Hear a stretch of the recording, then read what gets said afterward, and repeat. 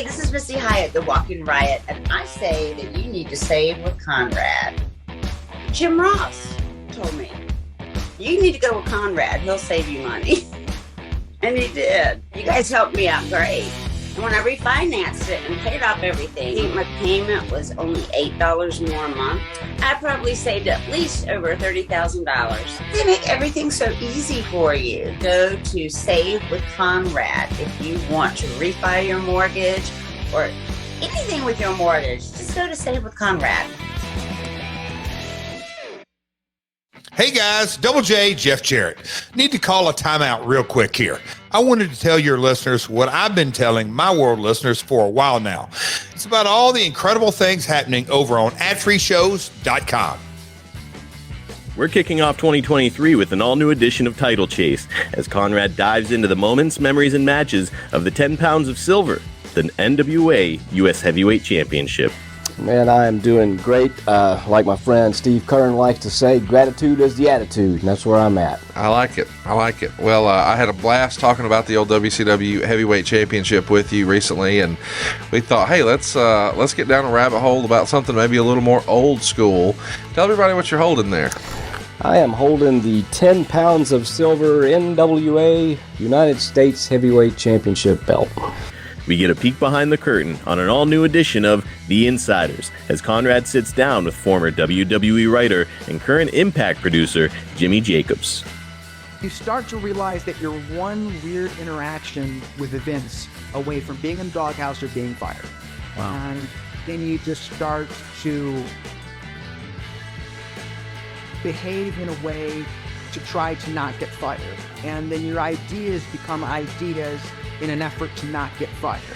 And pretty soon you have a whole bunch of people that are playing to not lose. No spray tans necessary on our latest premium watch-along event, as Eric Bischoff and Nick Patrick sat down for the first time ever to discuss what really happened in one of the biggest and most infamous main events in history, Starrcade 97. It's been 25 years since it happened, and this is the first time that we've ever talked about it. Nobody came to me that night after the match in the locker room, at the TV the next day. You know, it was just we just moved on from it. You know, and I did what I was supposed to do out of the deal. You know, I don't know what was told in the production meeting, what people were expecting, and you know, I was getting pulled from two different sides. Hey, that's just a small taste of what Ad Free Shows has waiting for you, including a brand new perk, getting to join in on the live recordings of the shows with 4 levels to choose from. See for yourself why Ad Free Shows is the best value in wrestling today. Sign up now at adfreeshows.com. That's right, sign up today at adfreeshows.com. From the territories to Titan Towers to TNA and all points in between, he's seen and done it all. And now he's here to share the real story behind wrestling's biggest moments, controversies, and characters. The MLW Radio Network presents Something To Wrestle with Bruce Prichard. Hey, it's Conrad Thompson, and you're listening to Something To Wrestle with Bruce Prichard. Bruce, what's going on, man? How are you? I'm doing great. How are you doing? Man, I love the big, long, pregnant pause, and then your name in a whisper. Makes me happy. Well, I'm glad it makes you happy. By God, you're the only one. Anything you want to clear up about the ECW edition? Anything that we said or covered or didn't cover? Because I know you got a little bit of heat for yelling the bingo numbers through the entire show. Lots of people thought that was a little contradictory of you to say, oh, I thought, you know, Paul was a genius and he was a friend. And then you're yelling the bingo number. You're just trolling me. You know my love of ECW. And just like I crap on Houston wrestling, I don't really mean that. I'm just doing it to get you riled up. Is that fair to say? That you rile me up? Yes, that's fair to say. Well, that's what the with your little tie downs there. Oh my gosh. Okay, here's what I'm trying. I'll try not to tie you down here. Okay. I'll let you speak openly and freely here. Why did you yell the bingo numbers the entire show last week? so people would feel at home, those ECW fans that would feel at home that miss the ECW bingo hall. I wanted them to feel at home, so I just tried to give a little ambiance to the podcast, if you will. And I do think Paul Heyman is a genius, and I think Paul did a great job. Are you late for algebra? Am I late for algebra? I wanted you to feel at home because in the mid-'90s, you ran shows with the WWF in high school gyms. So I just wanted you to feel at home. Yeah, sure. We all did. Okay. Just you wanted to act all fucking high and mighty there because ECW. Not acting high and mighty at all. I'm simply pointing a fact out, and it was a way to have a little bit of fun, Conrad. We're 3 or 4 minutes in, and I'm already pissed off. This is maybe a record. The only negative that I got was that people pointing out that I guess N and G and O are higher numbers, and apparently at some point I might have said G3, and apparently the 3 is only under the B. I don't know. Who knew that? Who knew that? I don't know. Somebody talked about the damn thing in there somewhere, but that was the only feedback I got on the damn thing. Other than how much they just love me and hate you. We did get quite a bit of follow-up about, hey, I thought you guys were going to cover One Night Stand. We're going to cover that on another show. I thought you should have covered more with Brian Pillman. We'll cover him completely on another show. Or what about Raven? We're going to cover him completely on another show. We had 2 hours, guys. We filled it up with ECW. There's not much else we could talk about, but I do want to talk about one little loose end that I regretted not covering with you. And that's when Paul started, Heyman that is, with the WWE back in 2001. I want you to kind of carry us through that because at the time they had not made a formal announcement to the guys, as far as I can remember, that ECW was out of business. And it was, of course, a foregone conclusion at that point, I think.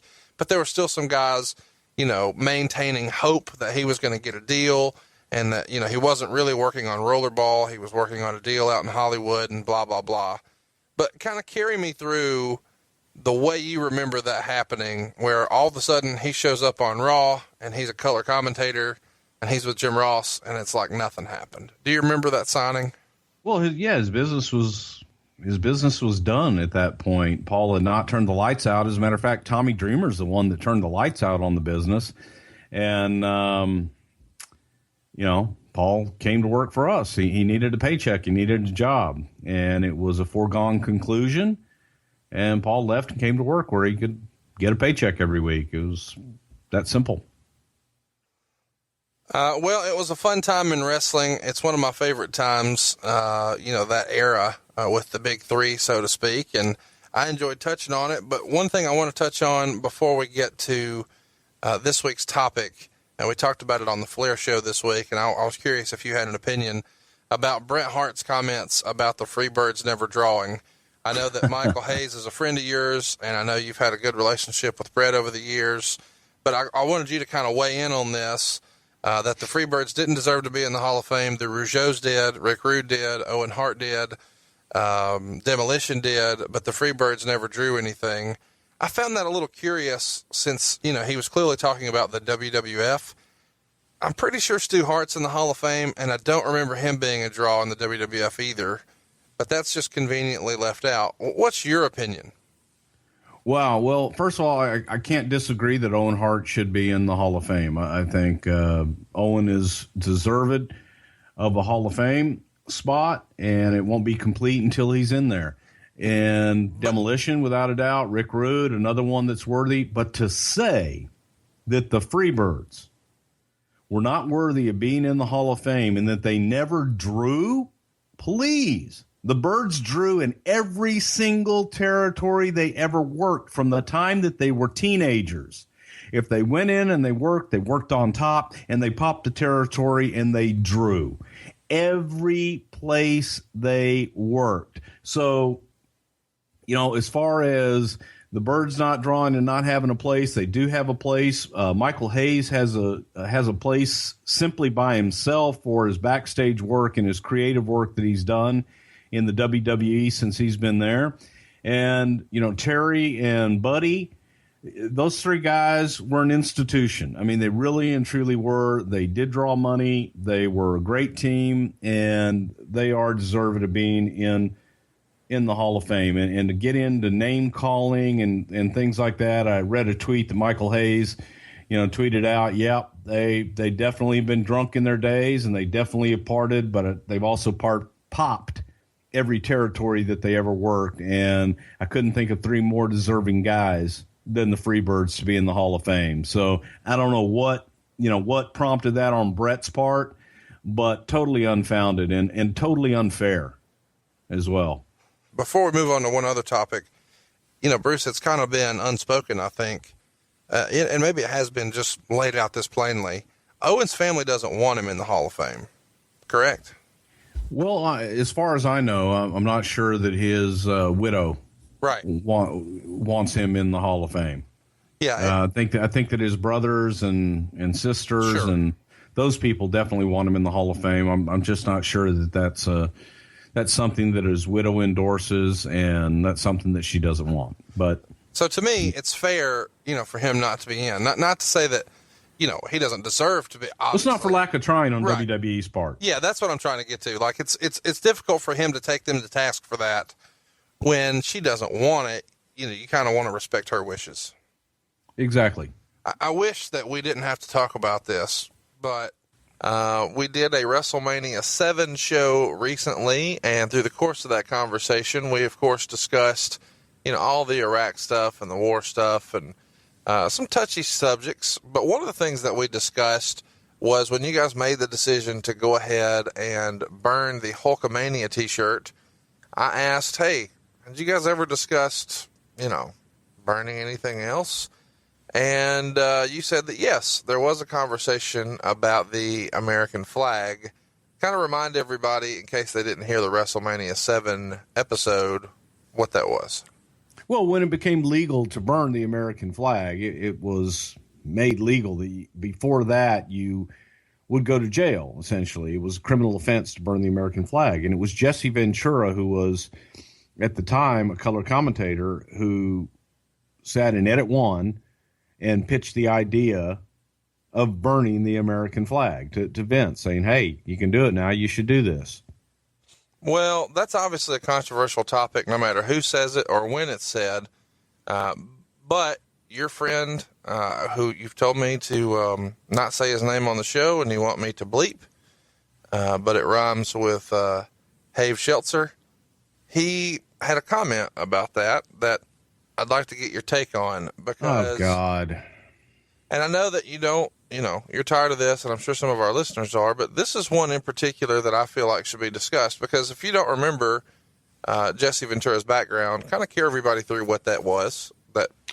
Well, Jesse was a Navy SEAL. Jesse served our country, and he was a Navy SEAL. Thank him for his service, but Jesse's got some outlandish thoughts and somewhat liberal or independent libertarian, whatever the hell he is. But, Jesse's Jesse. Well, Dave on his, or Shave on his Wrestling Observer message board says, in regards to this subject, I call 100% bullshit on it because Ventura told me personally that he felt the angle was disgusting. He continued a minute later, not only that, but Ventura was quoted in more than one media story saying the same thing. So, well, you know what I say to that? What's that? I say 100% fuck Dave Meltzer, because Jesse Ventura did suggest it in Edit 1 in Stamford, Connecticut, before a voiceover session while he was discussing politics with our director, Kerwin Silfies. I was there, Kerwin was there, Kevin Dunn was there, and when Vince came in, Jesse pitched the idea to Vince. So unless Dave Meltzer, or whatever we beep want to call him, was in Edit 1 or has it bugged or has something, he doesn't know. So yes, Jesse did suggest that. Yes, Jesse did say that. And he said it in Stamford, Connecticut, in Edit 1, because it was very controversial. It was very un-Jesse at the time, because I thought, here was this American patriot. But, Meltzer doesn't know what the hell he's talking about, as usual. He's going on rumor and innuendo on what someone decided to tell him, or other media outlets what chose to follow their narrative. So I call complete bullshit on that. And again, I don't care what the hell this guy has to say, but that shit pisses me off because it did happen. You don't have to get hot about it. I am hot about it. Okay, Bruce, I got to admit, this is something that I don't know a lot about. I remember primetime wrestling as a kid. I watched it. I didn't know exactly what was going on all the time, which I guess was probably the idea. I remember being very confused by Jameson and the Rosati sisters and all these crazy characters, and I'm interested to hear how this all came about and how you got tagged up with it. I know it started in early 85, and I know that the original hosts were not Gorilla Monsoon and Bobby Heenan, but man, those guys together were gold. So kind of lay the groundwork. You're Mr. WWF. I don't have to do the heavy lifting in this show. I'm just going to lay out and let you tell the story, man. Well, Primetime Wrestling is a show that aired on the USA Network, usually on Thursday nights. Well, okay, hang on. Tell everybody the character's voice that you're doing right now so they know what's up. This is Clint from Hershey, Pennsylvania, and I know everything that there is to know, and it's all fact because I read it somewhere in my friend's bathroom when I went poo-poo as a child. Okay. All right. No, Primetime was one of the cable shows that aired on the USA Network, and originally I believe it aired on Thursday nights. The original hosts was a gentleman by the name of Jack Reynolds and Jesse the Body Ventura. And what they did is they took footage that was recorded in Philadelphia at the Spectrum, where they had a local cable, and they would record the events at the Spectrum, and they would air on the local cable in the Philadelphia area. In addition, Madison Square Garden Network, they would record the shows at Madison Square Garden, and they had all that footage. Boston Garden, with the New England Sports Channel, they had footage that they taped there as well. So they would take matches from these different areas and they would put them on Primetime Wrestling. Essentially like house shows that they were just taping? That's exactly what they were. Okay. And, it was part of the deal with the buildings that they had a separate deal with the local sports cable, and those things would air oftentimes live as they took place in the local markets. So we would take that footage and put it on Primetime Wrestling. Eventually, Jack Reynolds stepped aside. Gorilla Monsoon stepped into the host role with Jesse, and then Jesse was eventually replaced with Bobby Heenan, and the team of Monsoon and Heenan was born. I don't remember exactly the year. I came in 1987, in the summer of 1987. And when I came to work for Titan Sports, the parent company of the WWF, I didn't actually have a job title. I didn't have a specific duty, nothing. Vince brought me up and had me sit in with the folks in booking. He had me sit in with the folks in marketing and promotions. Had me sit in with the guys in merchandising.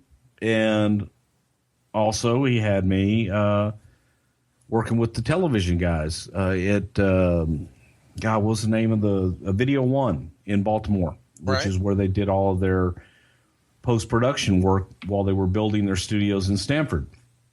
And I ended up in the TV side. I loved writing television. I loved producing television. And I came in when Joel Watts and I both came in at the same time. And Joel was in charge of syndication when he first came in, and I ended up taking over all of the cable properties as well as all the international programming. And Primetime Wrestling was one of those shows that I was in charge of. And so I would fly down to Owings Mills, Maryland, which is essentially a suburb of Baltimore. And we would go to Video One and we would record the ins and outs with Bobby and Gorilla. And how we recorded it then is Bobby and Gorilla would sit in the studio on the set and they would throw to matches and they would play the matches and you would sit there and you'd watch the match and then we would come to them and we would literally shoot the damn thing live to tape. Wow. And so coming out of the match, they'd cue them and they would have their shtick in between, either throw to a commercial or whatever else they were throwing to next. And we would do 2 shows, knock them out, and be on our merry way. But it was interesting because the gentleman that had produced the show before wasn't a wrestling guy. His name was Nelson Swegler, a nice man. Everybody that knows him is going, what? Nelson? Nice? No, he was an asshole. No, Nelson was Nelson. Nelson was unique and could be a little bit of a curmudgeon, I guess you could say. Nelson could be grumpy.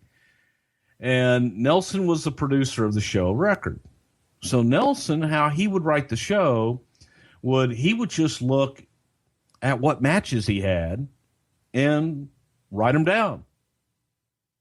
And then he would walk into Bobby and Gorilla and go, okay, throw in from the Killer Bees here. They're facing Dusty Wolf and SD Jones. We'll do an out of that one. I don't know, throw the commercial. And there wasn't a whole lot of thought put into it. There also weren't big pay-per-views with the exception of WrestleMania at that time either. But the storylines that were taking place on the Superstars and Challenge syndicated shows weren't really being followed either. He was just putting matches on. Wow. And without any rhyme or reason, and Gorilla and Bobby was the entertainment. And they had no production. They had no pre-production. They had no real, let's do this, let's do that. It was just, okay, you're coming out of this match, react. And that's what they did. So when I got a hold of it, I was tasked with making the show, forming the show so that we're telling the same stories across the board. All the same issues and angles are all carried across on all the cable shows, and the same stories are being told on all the shows. And this young 24-year-old kid is now in a studio telling Gorilla Monsoon and Bobby the Brain Heenan what to do. You talk about getting over like a fart in church. Now, Bobby I had known from Houston when Bobby would come in from time to time with Nick Bockwinkel, but it was a, hey, how you doing?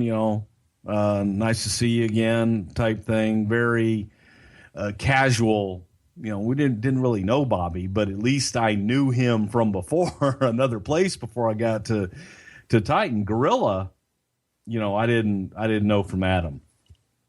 And so Gorilla had this idea, and I traveled. Gino had me travel with him and Bobby in between towns, and we would go do TV for a few TVs and got indoctrinated to Bobby and Gorilla really quick. And we became, we got an understanding. We all became friends. I grew to know and love Gorilla Monsoon. Wonderful, wonderful, sweet man. And Bobby and I became very best friends. So it was, I jumped in with both feet, and I tried to kind of grab a hold of it and suggest some things that the guys in Video One, they looked at me like I was crazy. Who's this kid coming in? That's Gorilla Monsoon you're telling what to do. And I don't think that they took to it too kindly. Give me an example. Well, it's just when they would come out of a match and we wanted to plug like an issue. For example, Survivor Series coming up, and you want to plug the very first time that Andre and Hulk are going to be in the ring again since WrestleMania 3. And there's a story, you want to plug certain things. And previous to me, Bobby and Gino were left to their own devices. So when I came in, I actually had notes in between the matches saying, okay, we're coming out of this match. Let's plug Survivor Series on pay-per-view. Let's plug this match, and let's talk about this issue. They're like, well, we know when to talk about what. I'm like, I understand that. I understand you do, but I'd like to do it here, and here's why. and I would write in where the spots would go, and the production guys were used to doing that on their own. And there hadn't been a lot of structure and a lot of thought behind telling the same stories across the board. They had a lot of autonomy. Is that right? Yeah. They were left to their own devices. So this kid coming in, and telling Gorilla and Bobby what to do was interesting. It was really interesting at first. And at first Gorilla would kind of do it begrudgingly, and he would do it exactly like I said. I'd say, okay, we're coming out of this spot, Gino. Let's hit, first time ever, folks. Hulk Hogan and Andre the Giant will be in the same ring at the same time since WrestleMania 3, and what an explosion this is going to be, and so on and so forth. And he'd come out, well, folks, Survivor Series, this will be the first time that Andre and Hulk are in the ring since WrestleMania 3. What an explosion this will be, and so on and so forth. And I would just kind of have to, can we try that again, guys? Again, something else. They didn't do a lot of retakes. Oh, I see. And I would ask them to do things over again. And I would ask them to plug things a certain way. And I would ask them, okay, we're coming out of this. What do you want? But I would get their input too, because they were great and they had a rapport. And all the years in the business and the expertise that they had, I wanted to learn from them. So I wanted them to be a part of the process. And once we kind of got that flow, then they were cool and they were great to work with. Say again what year you took over? 1987. So you the summer of 87. Okay. And so they were put together sometime in 86. I believe so, yes. I'm freestyling that based on my research. I think it was sometime in 86. And of course, everybody remembers Gorilla was the straight man and Heenan was the comic relief, and he was the heel, and he would primarily cheer on the heels. When they would throw it to the matches, who was doing commentary? I know you guys didn't always use just those guys. Occasionally you'd use other folks. Yeah, it would depend. We had different commentary teams. We would use Lord Alfred Hayes in Madison Square Garden.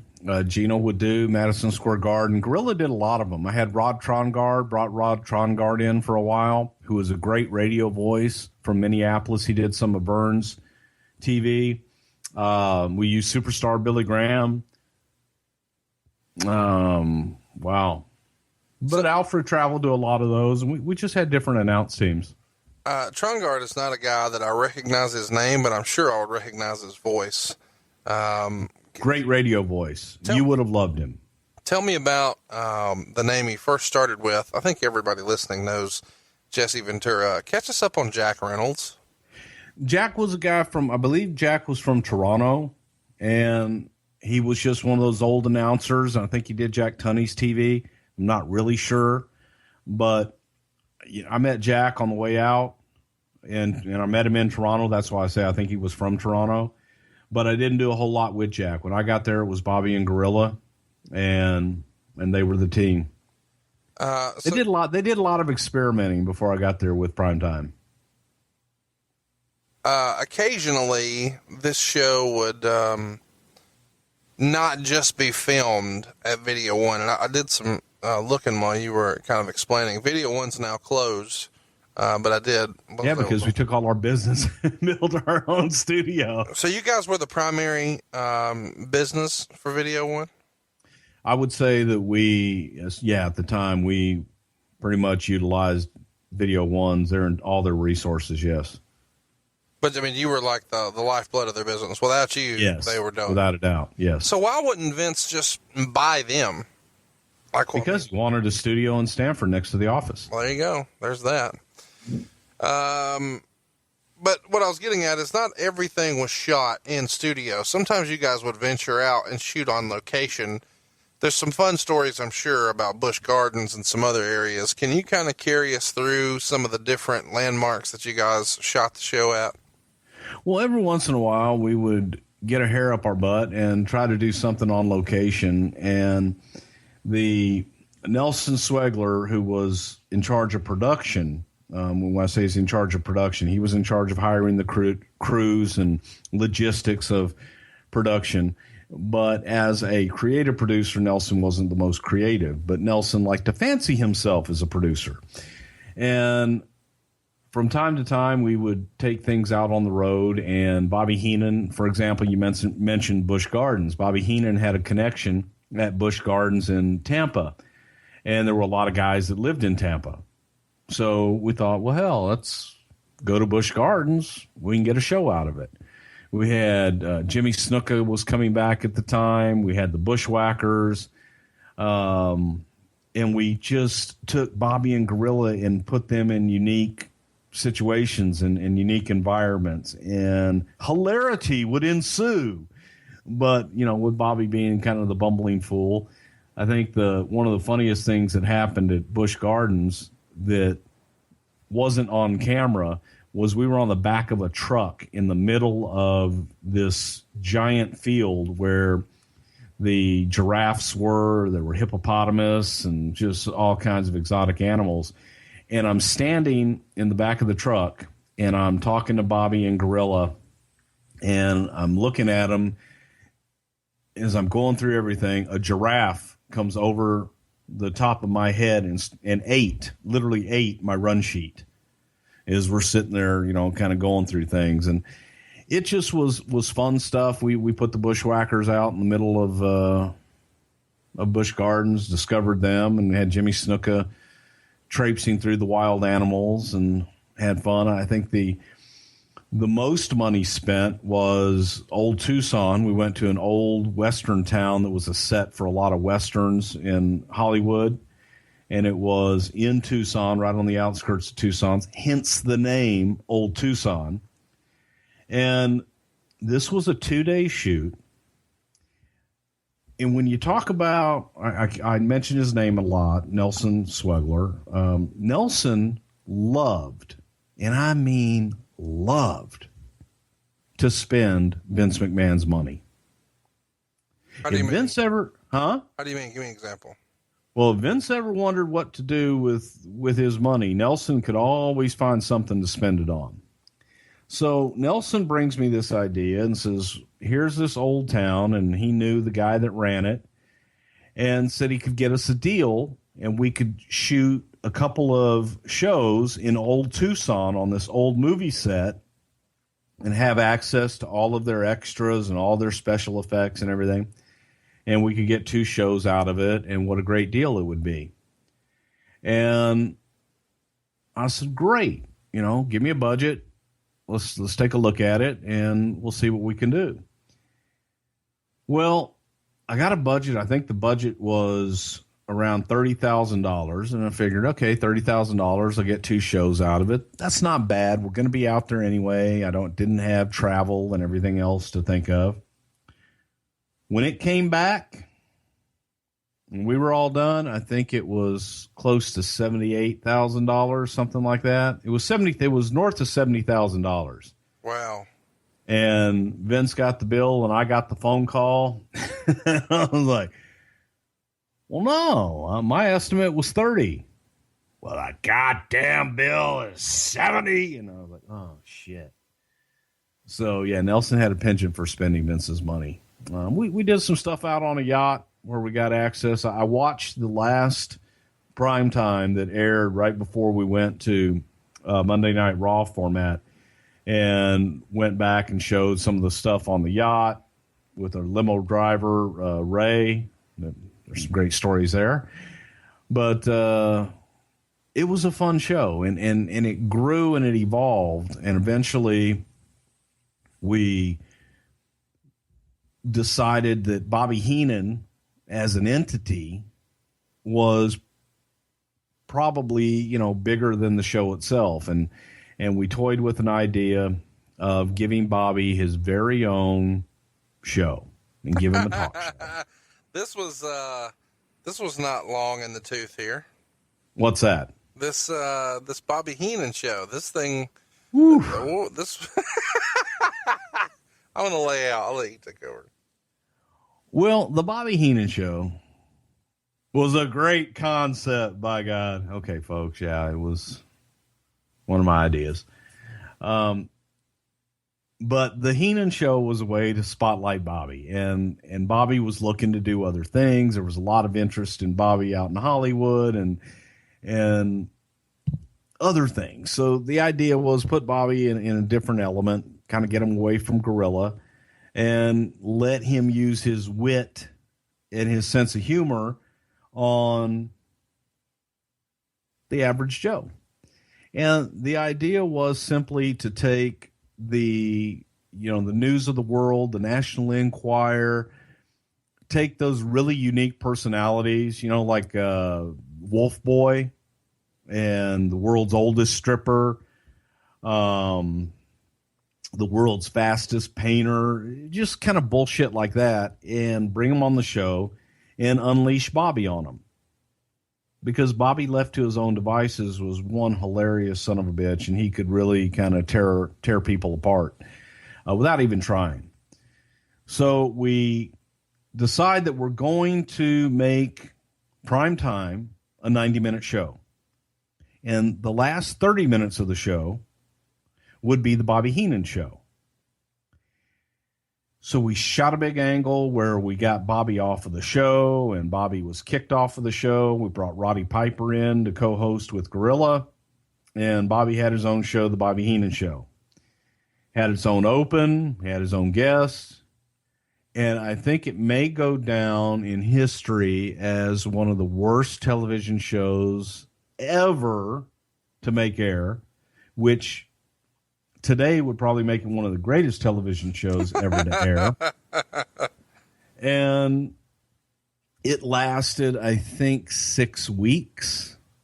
And I'll never forget the phone call. I was in the studio and I got paged, and I took the call in the voiceover booth, and it was Vince.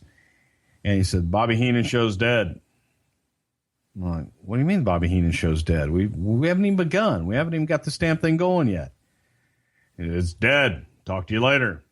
And I find out later that the guy that was our liaison with the USA Network never called our good friends at the USA Network to let them know that the 2-hour primetime television show that we had contracted for would now only be 90 minutes, and that we were going to do this new concept with Bobby Heenan for the last 30 minutes.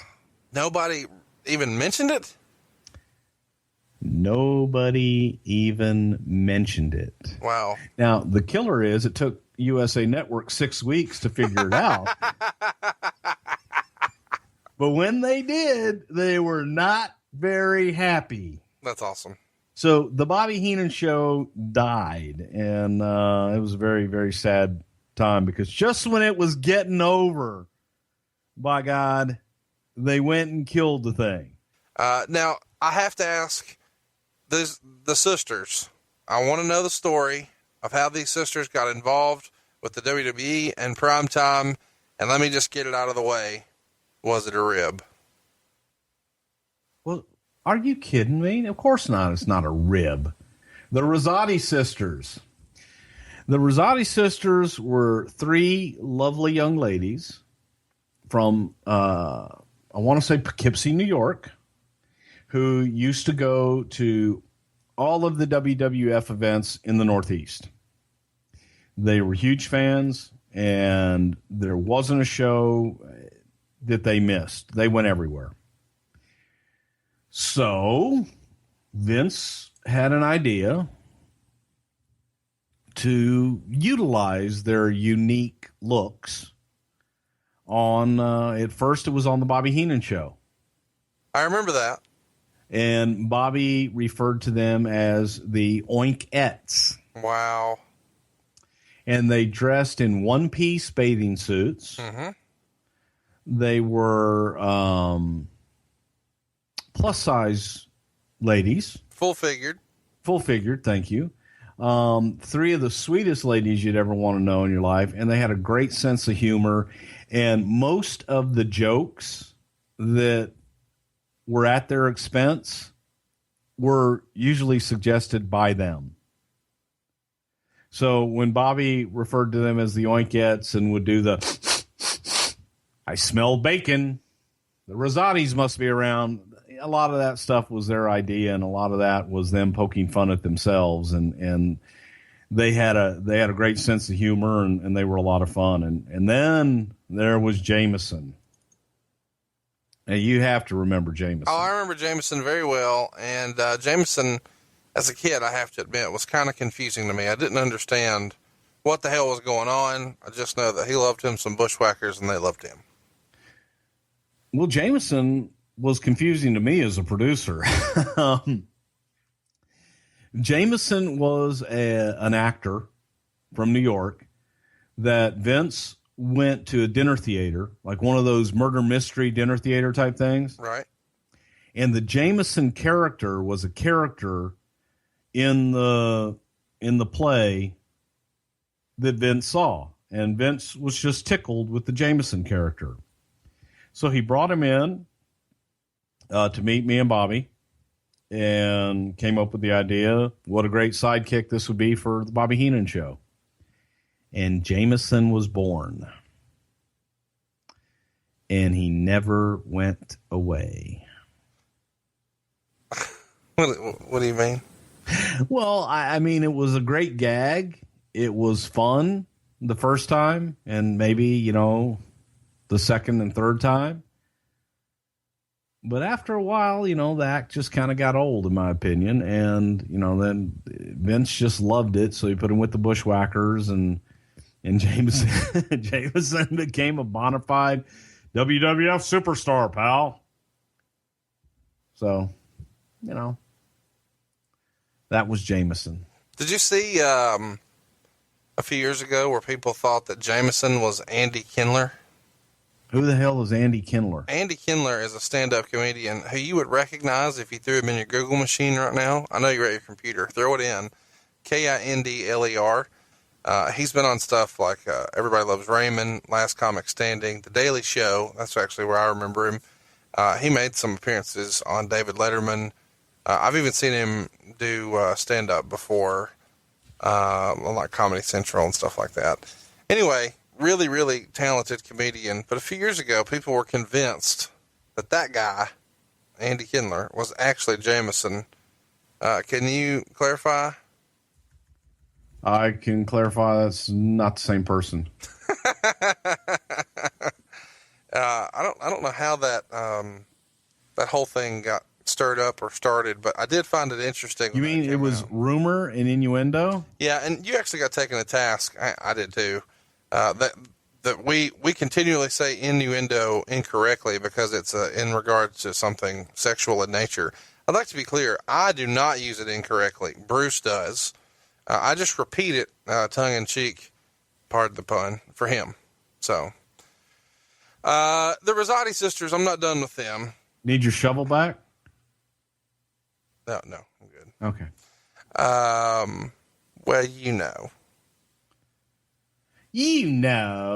huh? We get a request to have that in every show, so we got that one out of the way. Go ahead, Conrad. The Rosati sisters. Yes. How would they eat their chicken salad? Well, what you do, you dice up the walnuts, and and you put the mayonnaise in it, and you with the with the chicken, and and the grape, put grapes, and you chop them up, and and you just kind of mix it all. Huh? I struggle with the Rosati sisters because this is just something that I just don't see Vince McMahon being all for. Do you remember how the approach is made to get them onto the show? Yeah, I got a great idea. No, I mean to them. Like, did you pitch it, or did Vince call them? Or? To Vivian and all you? No, he brought them up and asked them if they wanted to be on the show. Got an idea, ladies. What do you think if you were the presenters for the Bobby Heenan show? We would dress you very, very respectfully. very nice, one-piece bathing suit, nothing trashy. And you would escort the guests onto the Bobby Heenan show and have a little fun with Bobby in the process. Cool. And they loved it. Made them big stars. They're huge stars in Poughkeepsie. How did it come to an end? Do you remember? I mean, if they're hardcore fans, it feels like something that they would be pretty devastated about to hear that, hey, we're moving on. We're done with this now. Well, from the Bobby Heenan show, when we went to Raw, we used them as the Raw girls. Right. Oh, yeah. I remember that. Yeah, so they stayed on for a while. And then when we just stopped using Raw girls, and it changed. What, I don't know, and I'm going to get to ask this, and I have to ask it in every show. Of course you do. What do you reckon you guys were paying the Rosati sisters? I don't know if we'd paid them at all. That's what I wanted to hear. There you go. I mean, why would you pay somebody who'd do something for free, right? That's what Court Bauer. That's what Court Bauer does with us, right? I'm just saying. There you go. Pretty much the same. If you're big enough, you and I sit here, we talk to each other. It's like, well, hell, push record. That's all this is, folks. This is like, hey, man, what time do you want to talk this week? I don't know. What time do you want to talk? Okay, well, we'll tape it and send it to Court, and he'll send us a check. It'll be great. Yeah. Court hasn't done his part yet, though. Damn it. Big behind the curtain. So let's talk about the Jameson pairing, because I know he did some stuff with the Bushwhackers. I mean, was he on the road with them for an extended period of time, or was this just a one-off for pay-per-views and television tapings? Or, I mean, it seems like Jameson got a little bit of a push, as crazy as that sounds.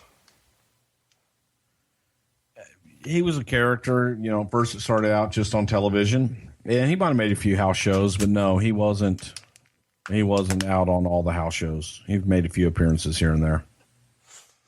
Okay. Let's talk, about somebody that is near and dear to your heart and probably everybody who's listening. Rowdy Roddy Piper.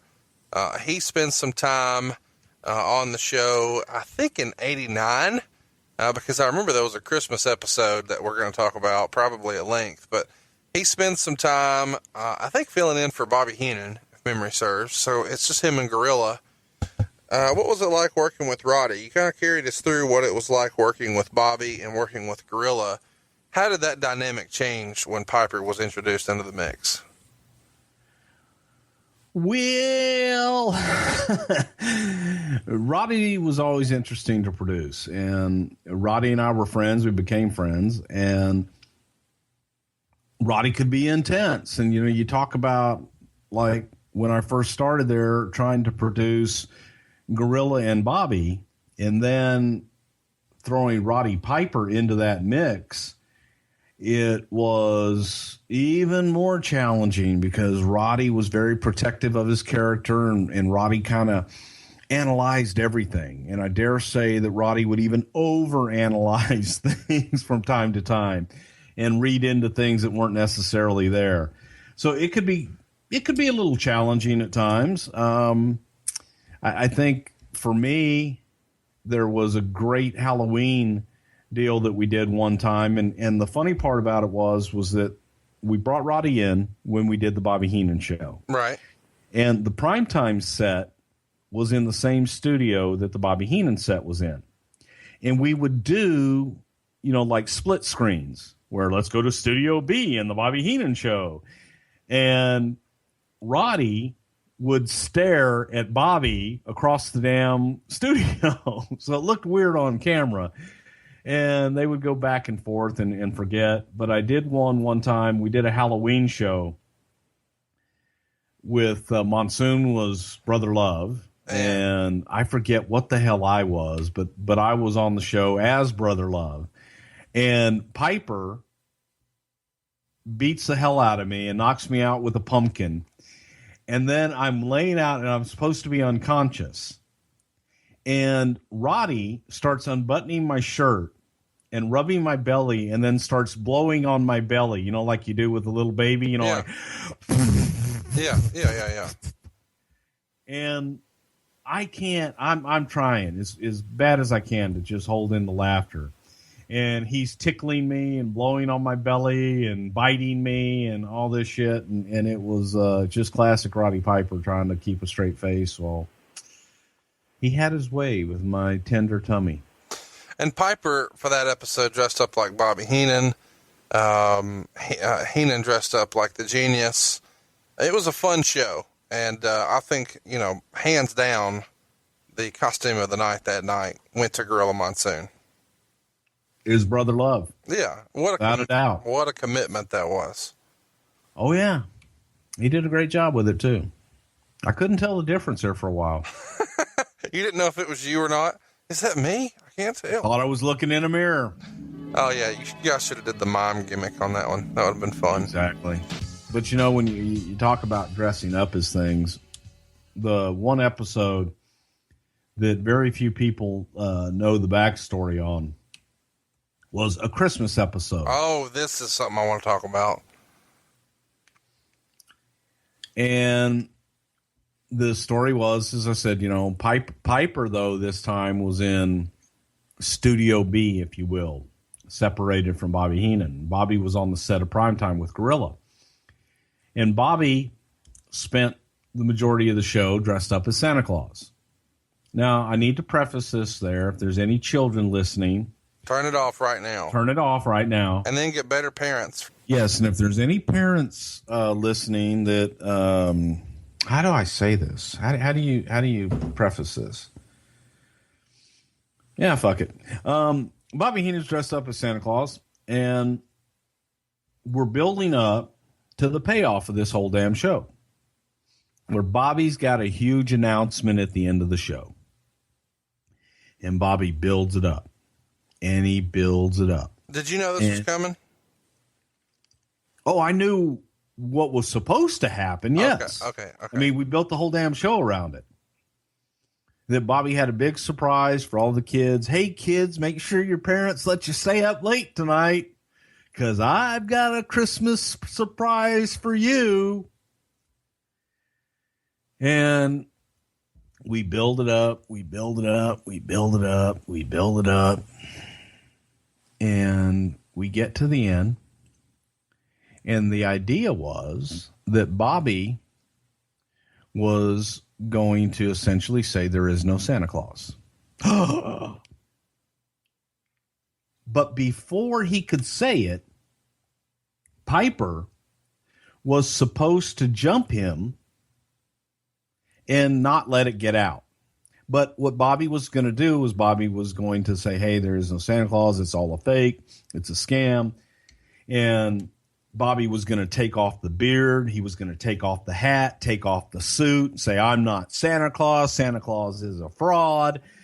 There is no Santa Claus. And then Piper would come in, beat the hell out of Bobby, and then bring out the real Santa Claus. Well, I think there is a good lesson there that if you're nice to everybody, you'll sleep better at night. And you'll sleep better at night if you're using Chili Sleep, baby. Yep. Come on now. We love our Chili Sleep around here. I got 8 hours of sleep last night. I give all the credit to Chili Sleep. Science tells us the best way to achieve and maintain consistent deep sleep is by lowering that core body temperature. Temperature-controlled sleep is going to repair your muscles after a hard day's work. It's going to improve your cognitive functions. You always start your day feeling sharp and alert. By the way, Sleep Me is the new home for Chili Sleep. Same great sleep, but under a new name. Sleep Me makes the coldest and most comfortable sleep systems available. They create the environment that meets the body's natural need for lower core temperatures, promoting deeper, more restorative sleep. Chili Sleep makes the Uller, the Cube, and the Doc Pro sleep systems. They're water-based, temperature-controlled mattress toppers that fit over your existing mattress to provide you your ideal sleep temperature. Think of it as like a smart thermostat for your bed. These mattress pads keep your bed at the perfect temperature for deep, cold sleep. Sleep Me systems are designed to help you fall asleep, stay asleep, and give you the confidence and energy to power through your day. And hey, y'all, listen up. They just launched the brand new Doc Pro system. This is fantastic. It has two times more cold power than the other models. It's whisper quiet. And it has a tubeless mattress pad design that allows for 5 times more cooling contact. Pair it with the new Sleep.me app for enhanced device control and sleep scheduling. My wife does that. She gets into a warm bed, and then it cools her off as she sleeps so she doesn't get all hot and sweaty. Then it warms her up to wake her up. How do you beat that? It's automatic. Head right now to sleep.me/wrestle to learn more and save 25% off the purchase of any new Doc Pro, Cube, or Uller sleep system. This offer is available exclusively for Something to Wrestle with listeners and only for a limited time. That's sleep, SLEEP.me/wrestle to take advantage of our exclusive discounts and wake up feeling refreshed every day. Well, what actually happened was Bobby starts with, "Hey, kids, come on in. I'm going to tell you a little secret. Santa Claus, he's a fraud. He's a fake. There is no Santa Claus. You see this right here? It's fake. Fake beard. Fake hat." And Piper is going, "No, don't you do that, Bobby. No, children, you don't listen to him. There is a Santa Claus." Bobby's like, "There's a..." Well, Piper jumps up. Next thing you know it, he's on top of Bobby. Well, Bobby doesn't have the shit off yet. Bobby's still in his Santa Claus gear. And Piper is on top of Bobby, beating the shit out of him. Beating up Santa Claus. Beating up Santa Claus. And I want to say that this show aired like on Christmas Eve or like 2 days before Christmas. Some ridiculously close proximity like that. And it was, you know, hell, I thought it worked. But our audience really didn't like it. Because like I said, it was in close proximity to Christmas. So kids were out of school. Kids did stay up late to listen to Bobby's big announcement.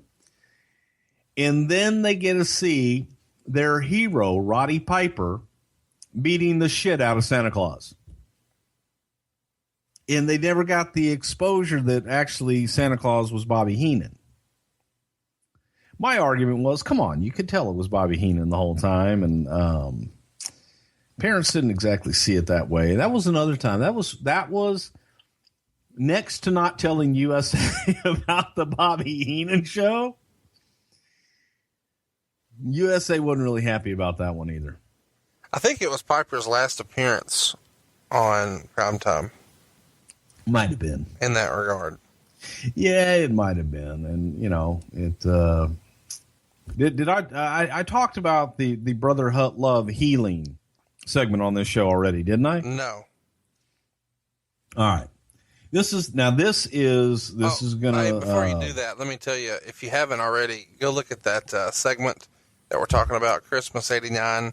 What I found funny about that I've seen it in recent years, is right in the middle of it. This is maybe the first time this was used on TV this way. Heenan says the word swerve in regard to Santa Claus. Like, kids, you've been swerved. There is no Santa Claus. And just to hear the word swerve on a WWF broadcast in 1989 was pretty fun to me. Anyway, continue. You were saying you healed someone. Well, Brother Love healed someone.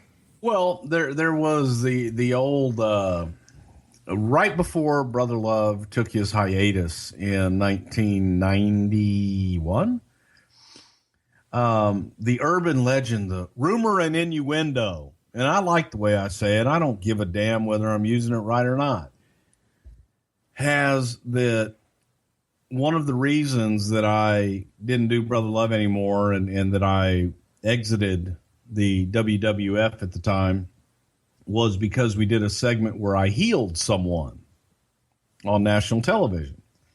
And what happened was we were at a TV taping. There was a lull in the event. I don't know if it was a broken rope or something happened, but the crowd was dead.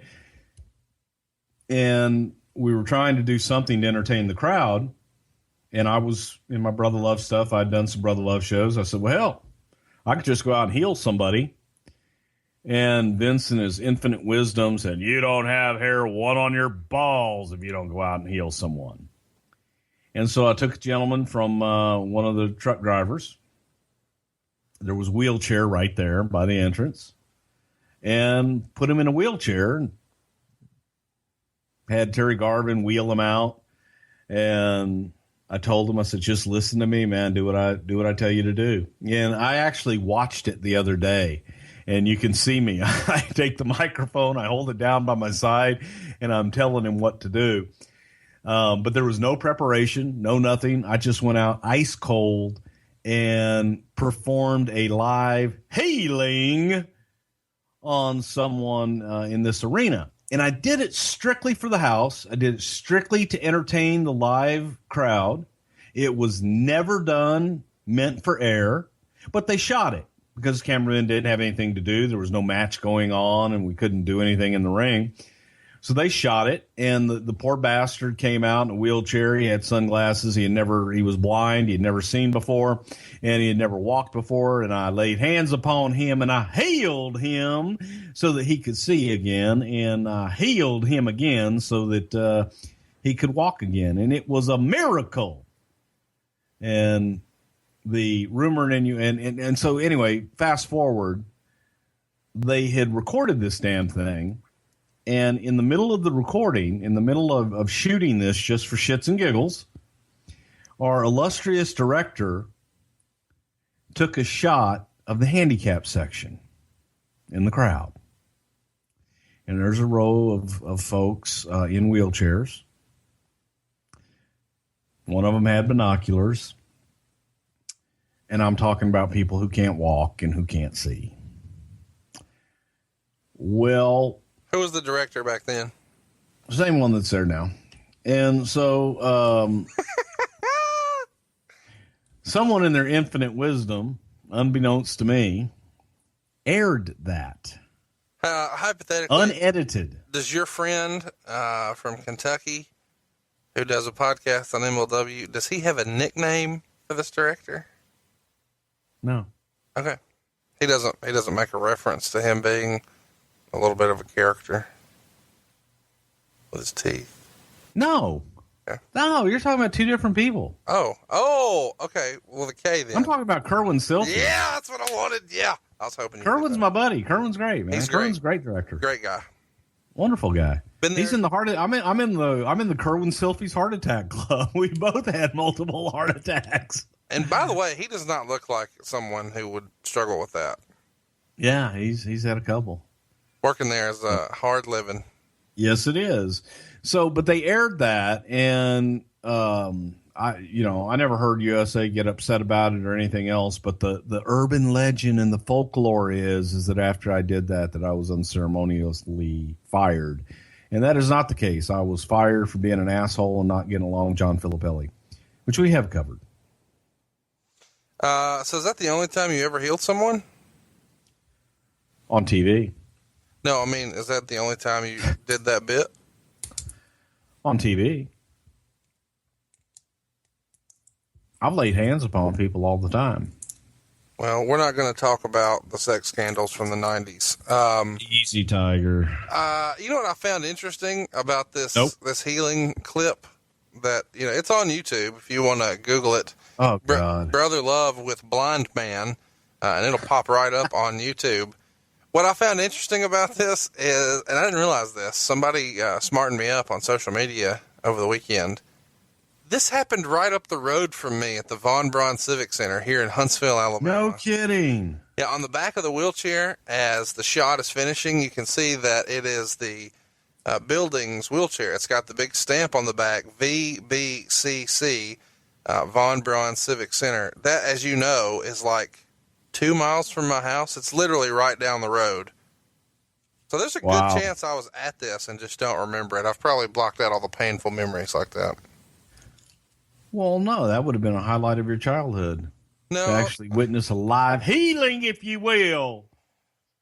Be healed. It's a miracle. Oh my gosh. I can't I'm actually watching this right now as I'm talking.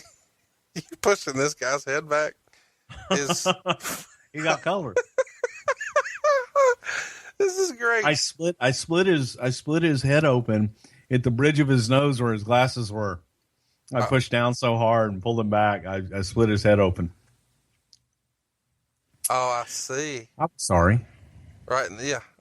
So here's the deal. Go throw this in your Google machine. Brother Love with Blind Man. And there it is. This is fun. Even now. Man, you were over the top. How much cocaine were you on right here? Oh, Conrad, you and your damn stupid questions. So a lot. None. A lot. None. But that was also around the time that they were doing, we went from prime time with Bobby and Gorilla to Vince, coming in and hosting the show. And then we went to a live crowd, a live audience in the studio. Okay. So before we get to that, I'm so fascinated by your healing. I got sidetracked. Let's talk a little bit about. I could heal you too, man. You need some healing. Well, I think I got all a heal. I got all the healing I need from the Dr. Carver shave butter at dollarshaveclub.com/wrestle.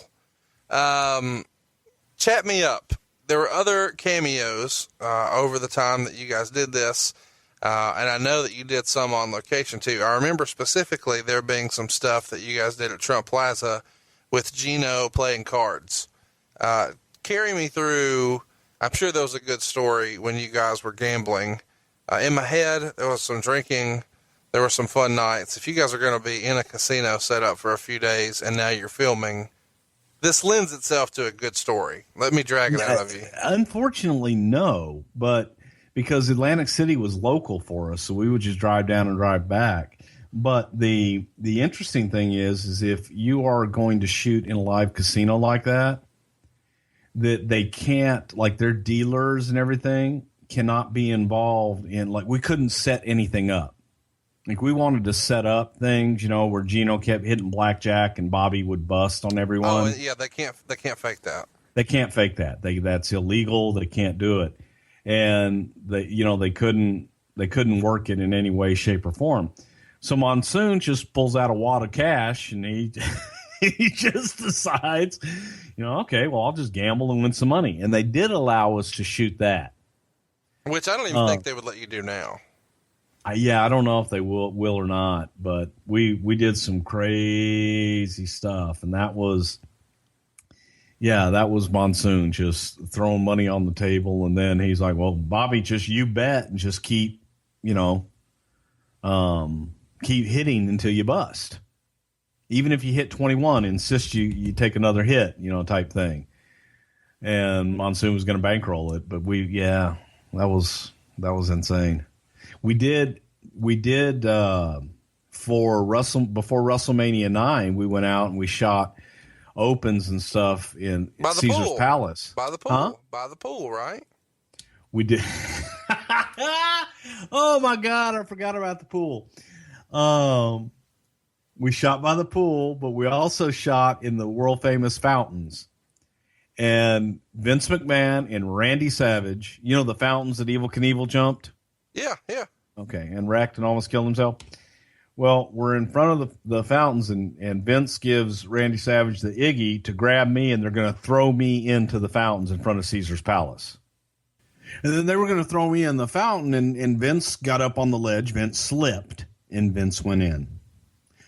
So Vince is in one of his multi-$1,000 suits. He's soaking wet. And my happy ass was dry. But there's that moment that you realize that Rutrow, Big Boy went in, so it was just a matter of time. I knew I was getting wet, and they made sure that I went in and got completely submerged in the fountains at Caesar's Palace in Las Vegas. Good times.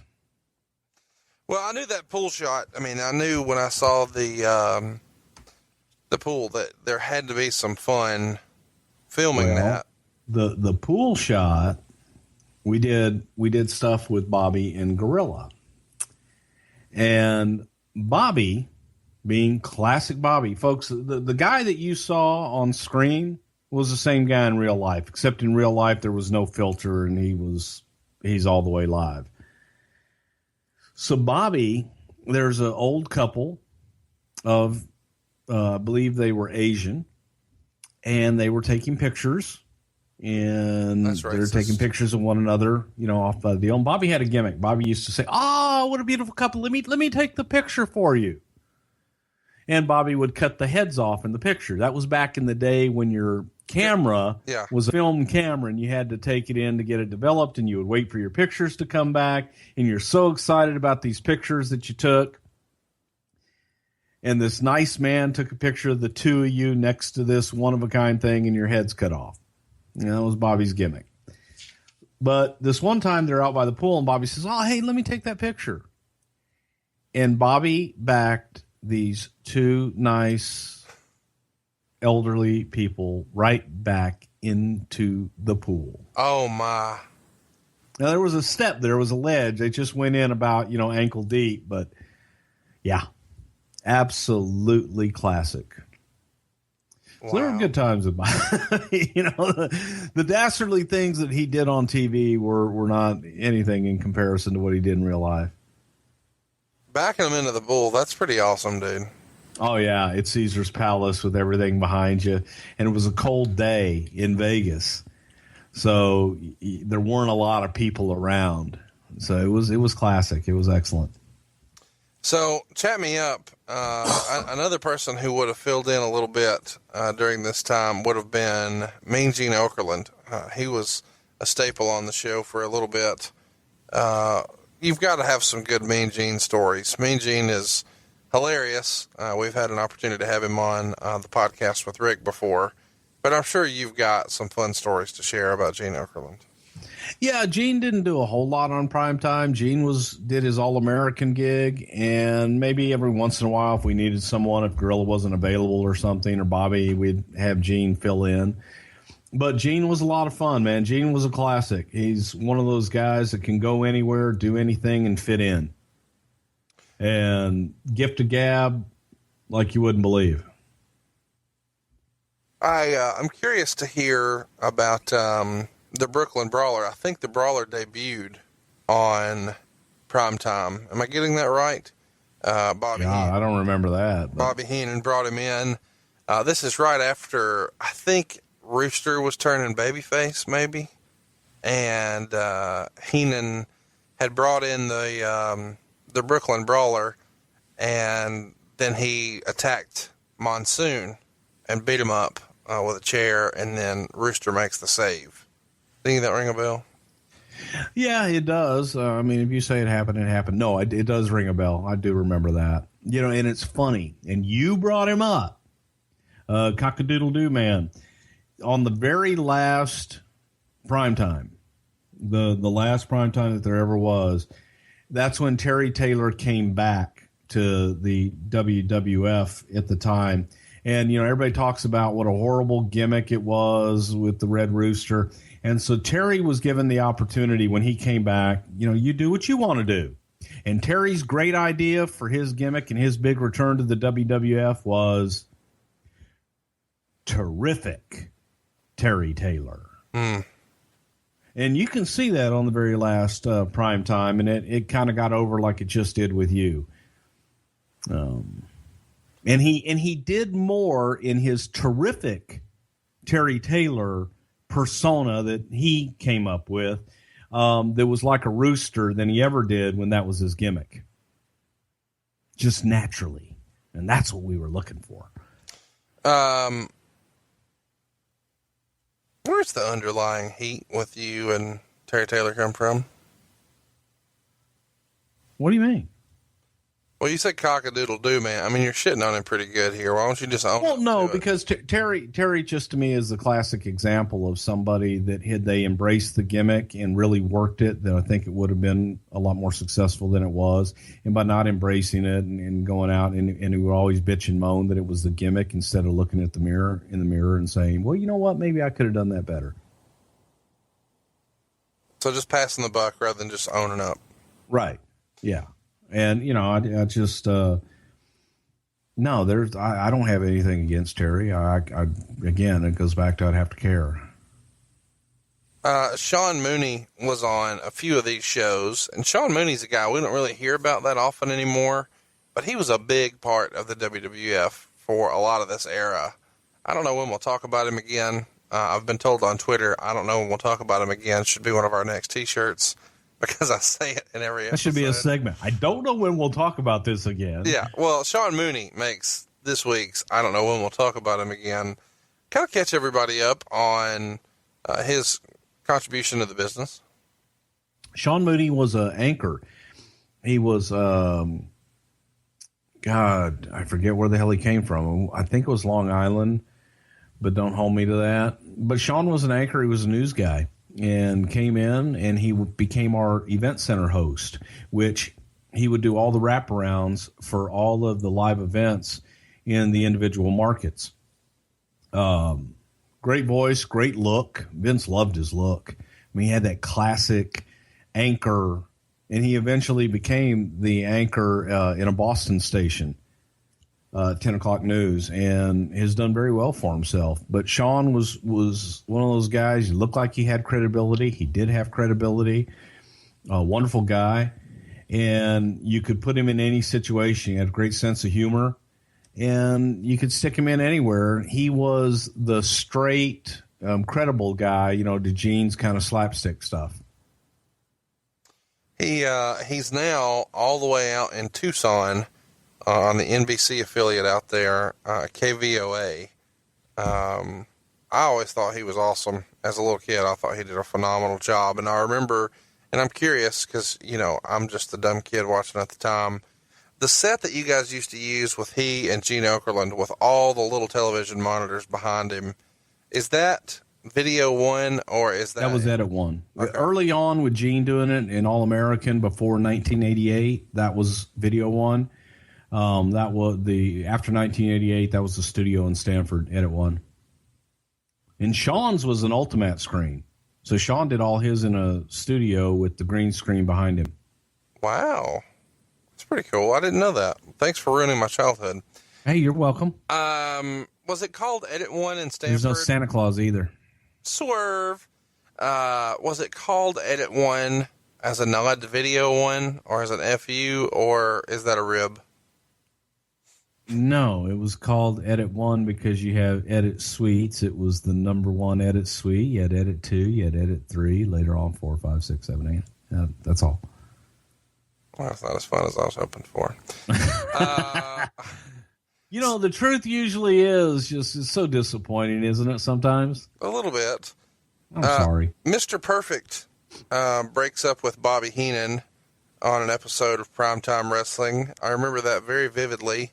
Are there any other famous angles that you'd like to cover that happened in studio for Primetime Wrestling? We've talked about the Brooklyn Brawler. We've talked about the Santa Claus thing. We've talked about the Halloween episode.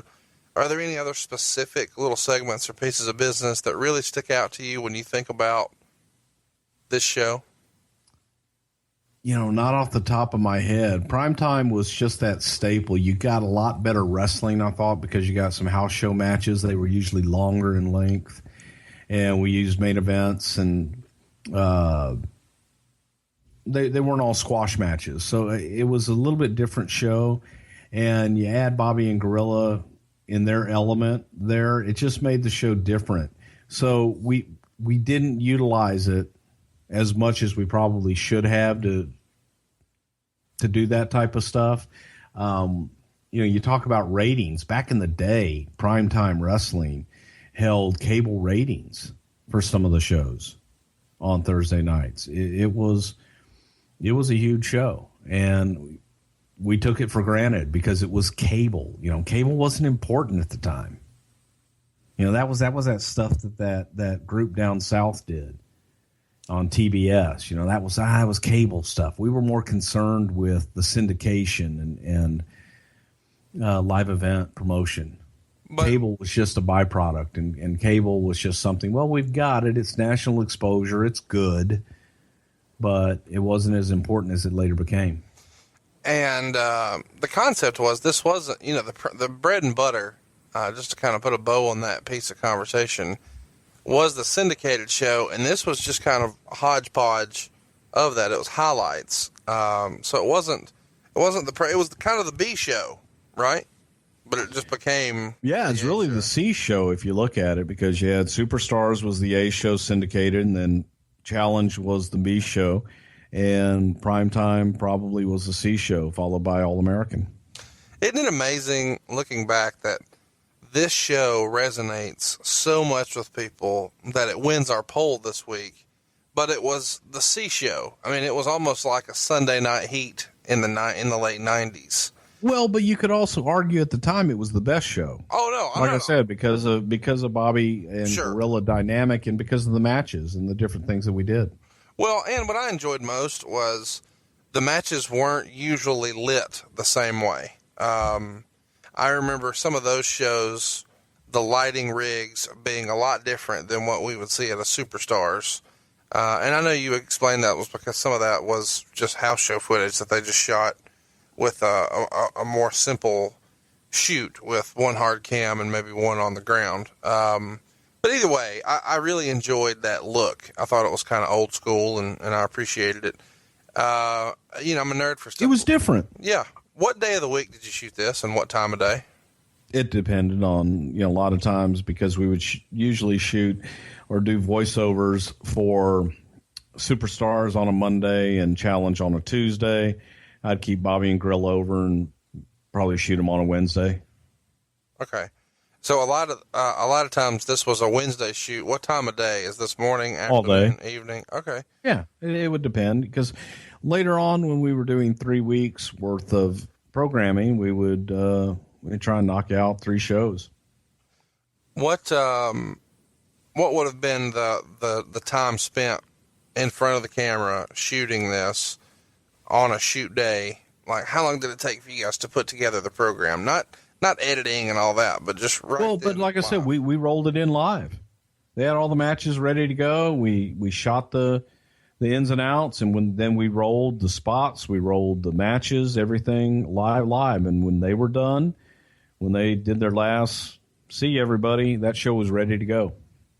So 3 hours-ish, 4 hours-ish, something like that? 2 hours. Okay. How different, compare that, because that's kind of, early in your WWF career, compare that to when you left WWE and just the amount of time and preparation and second guessing and editing and what if we did this and what if we did that. Wow. And debate. We never could have gotten away with the things we got away with then today. We let things happen. We let things happen organically. We didn't sit there and say, okay, you say this, you say that, you say, you do this, you react like that. It was organic. I trusted Bobby and Gorilla. They trusted me. The production crew was the best in the business. And it was a lot of input from a lot of different people, and it just flowed. You didn't have to write everything out for them. And once we got that flow that they knew, okay, here's what I want you to talk about this segment, they could take that, pick it up, and run. What do you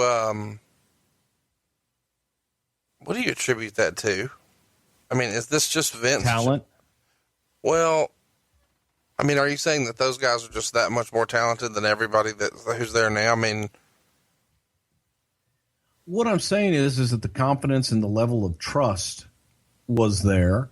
I don't think that the level of trust is there anymore. And I think that there has been people that they rely on the writers, they rely on the production, whereas before the production relied on the talent.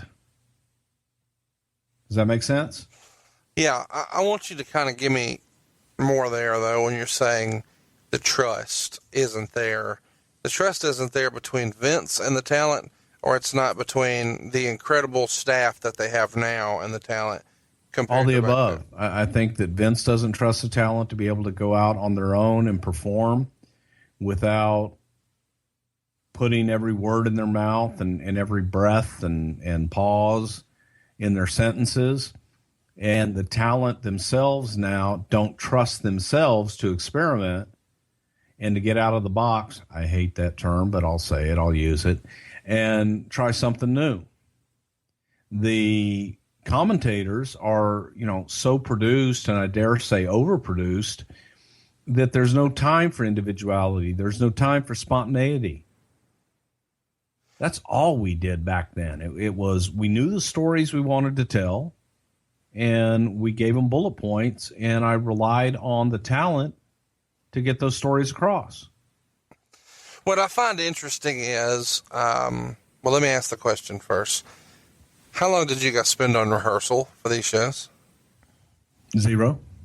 Because now the pre-shows, like the pre-shows for Raw, the pre-shows for SmackDown, the pre-shows for a pay-per-view, there's real rehearsal. Yeah, we didn't rehearse. I would meet with the talent beforehand. We'd have a production meeting that would last all of maybe a half hour. And I'd go over all the segments, what we wanted to get over in each segment, while the matches were going on, because it was, live to tape. They would have to roll, and we would have to wait for them. I would produce the next segment in between those matches. So while they're watching the match, I would tell them, okay, coming out of this is what you're going to do. But I didn't have every word written out. Right. It's like, okay, this is going to be a 30-second break. You're going to throw to this. You're going to throw to that. No, I get it. No, we didn't. Oh my God, they would have killed me if we tried to rehearse. Hang on, guys, I'd like to bring you in, and we're going to rehearse this 2-hour show 4 times, and then we're going to try and do it. How about you just do it? If it sucks, you redo it. But there's also something to be said for, reality and getting a true, when you have someone do something over and over and over and over again, it becomes monotonous, and you're not going to get a genuine read or genuine feeling versus, the first time when you're truly reacting. Well, I don't disagree. And I know we're going to get a lot of discussion on Twitter about that. He is at Bruce Prichard. I am at Hey, it's Conrad. I don't know why you'd want to talk to me about that, but either way, let's talk about the format change. It happened in February of 91, I think, and you guys started to go towards a more primetime feel, or a more late night feel, because you did like an in-studio audience type concept. Carry me through how that worked, whose idea it was, why you thought it was time for a change. If the ratings were doing so well, why make a change? Well, it was Vince's idea. He wanted more interaction, more audience participation. So the idea was to make a live studio audience and bring people in every week and do the damn thing live. Where would you shoot that? At the studio. Okay. In the actual studio itself. We built stands and put chairs in the studio and built the set, built it all out, and would bring them all in and sit them down and knock out live shows, man. And you gave it to him for free, TNA style. Gave it to him for free, yep. Any interesting interactions with regulars? Because I imagine there were regulars.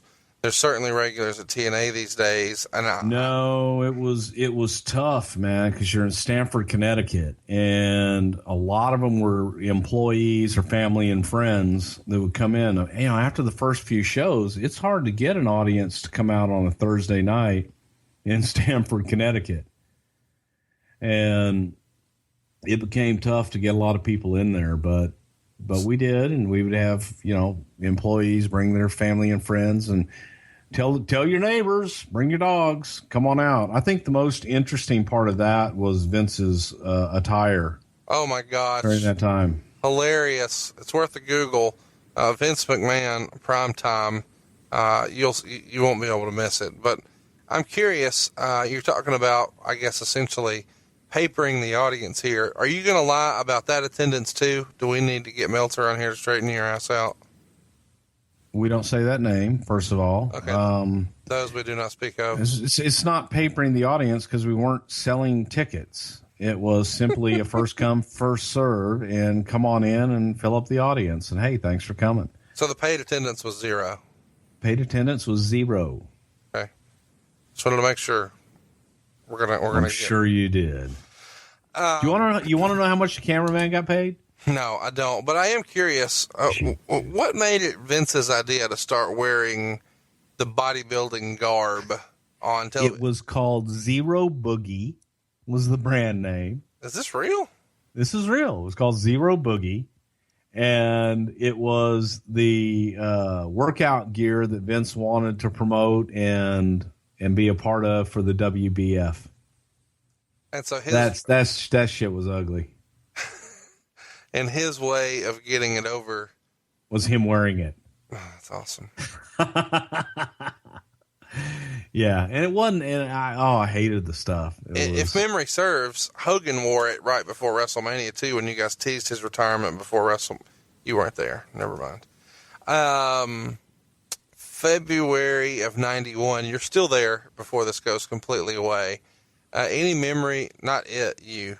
Any memories of the studio concept and version? No, it was just, for me, it was just the difficulty of getting that crowd there, every time, and getting the crowd to sit through all that. It just wasn't a great environment. And most of the time Vince would be late and you'd be producing him at the very last minute, and having him on the show was just challenging sometimes because he would show up at the last minute and change everything even then. So, that part was kind of challenging, and I was on my way out at that time too. So, I was frustrated with other things. So it was the frustration of, God, how are we going to get a crowd here every week, and dealing with Vince and dealing with John Filippelli, and, being at a maturity level where I thought I was the hottest thing that there was, and I clearly wasn't.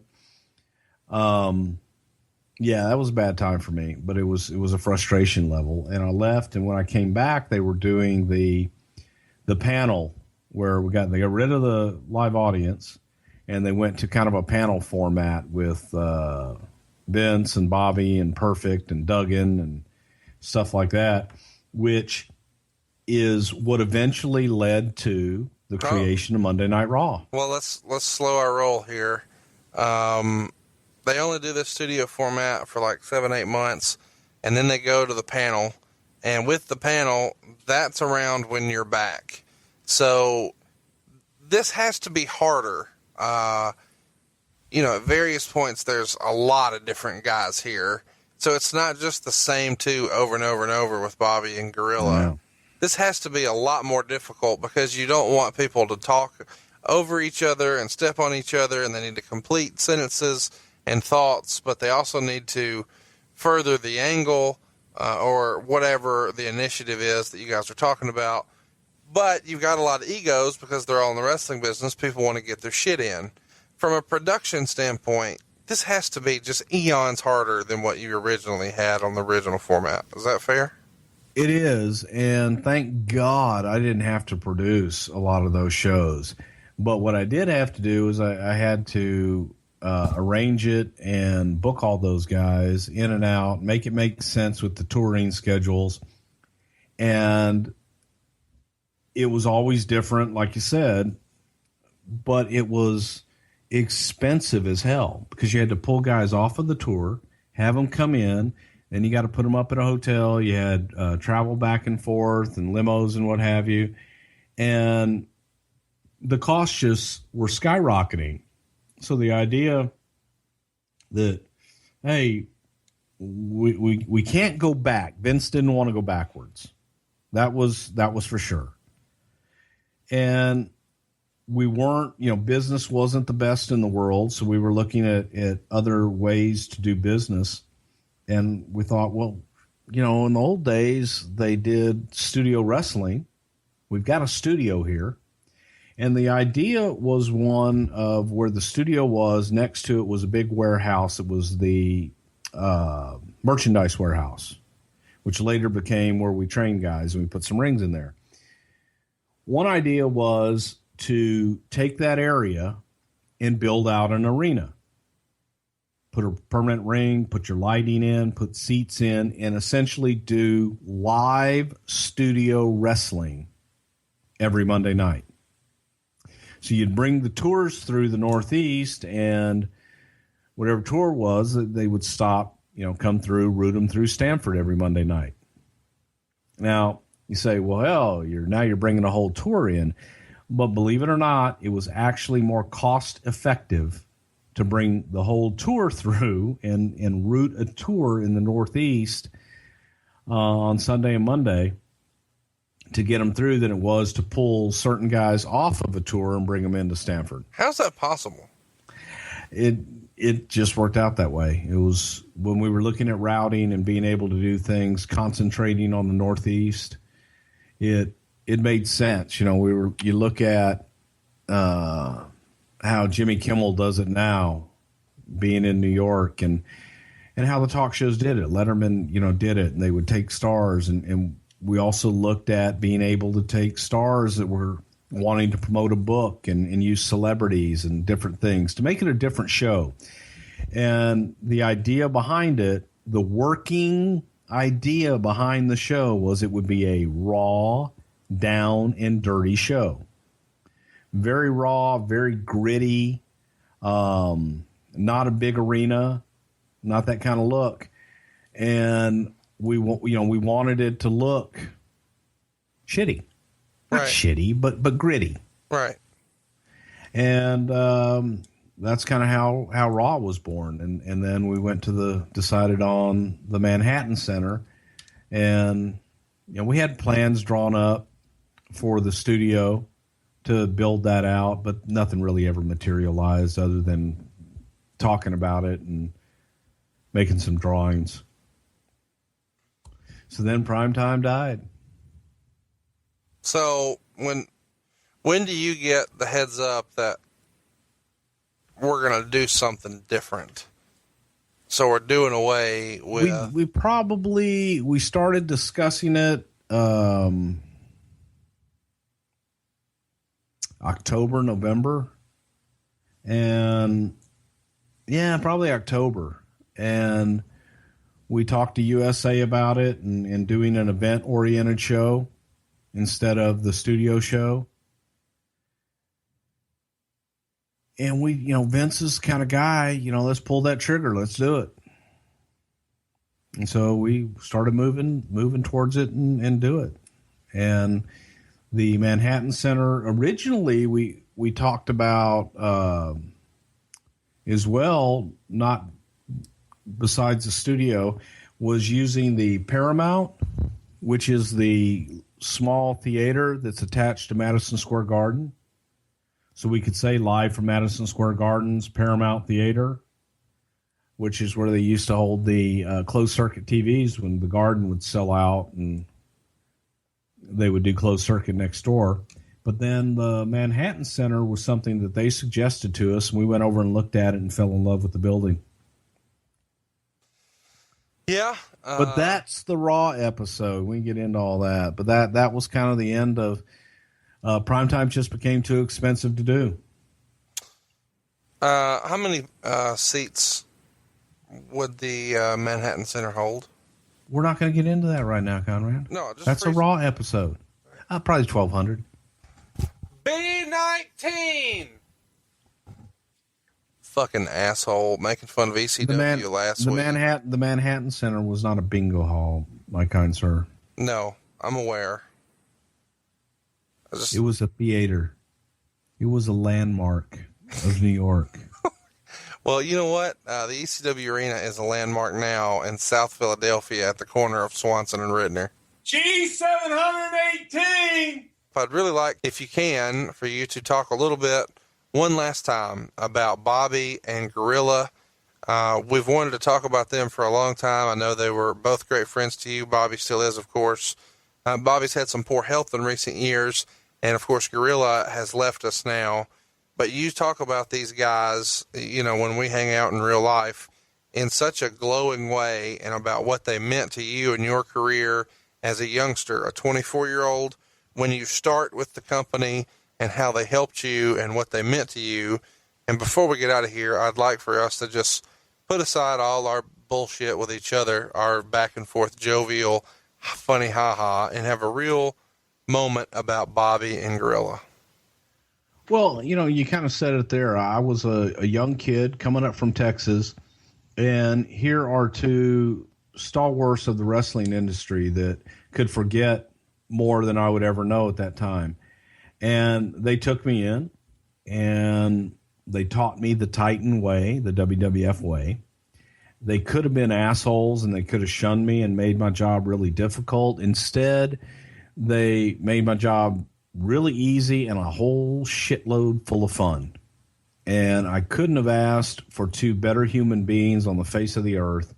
Gorilla Monsoon, Bob Morella, was one of the kindest gentlemen I ever had the pleasure of knowing. When I asked my wife to marry me in Atlantic City, Gorilla set up the whole thing and took us out to the Bacchanal, and it was, we would go and spend weekends with Gorilla and his wife Maureen and Arnold and Betty Skolin in Atlantic City. My wife and I would go down and spend weekends with them. And Gorilla would always make sure that everybody got beautiful suites and everything was comped and so on and so forth. But he was just a wonderful, wonderful man. And Bobby Heenan's one of my best friends in the business. We were so close that we did a lot of, for a long time, we did everything together, so much so that I'll never forget a waitress asking Bobby one time, "Oh, is that your son?" And from that moment on, he became dad. He called his wife at home and say, "Honey, we have another son, or we have another child. It's a boy." And it was me, and I became a member of the Heenan family, and they were part of my family, and I love them to death. But it was, like I said, it could have been hard. They made it great. They made it easy, and they made it a whole hell of a lot of fun. And at Gorilla's funeral,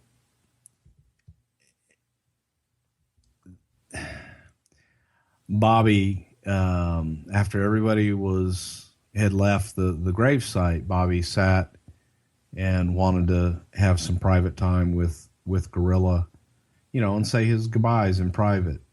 And it was one of the saddest things, that I can ever remember, having to go over and help carry Bobby away because he was just so shaken. And we all were. It was a terrible, terrible time. But, I always remember the good in Gino, and he was just this godlike figure to me. He was larger than life, figuratively and literally.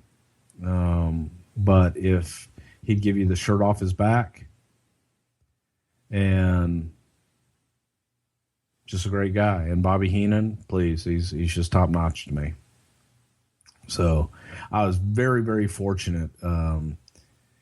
I didn't know, when I first got there what to expect, but I was very fortunate that those guys made it easy for me.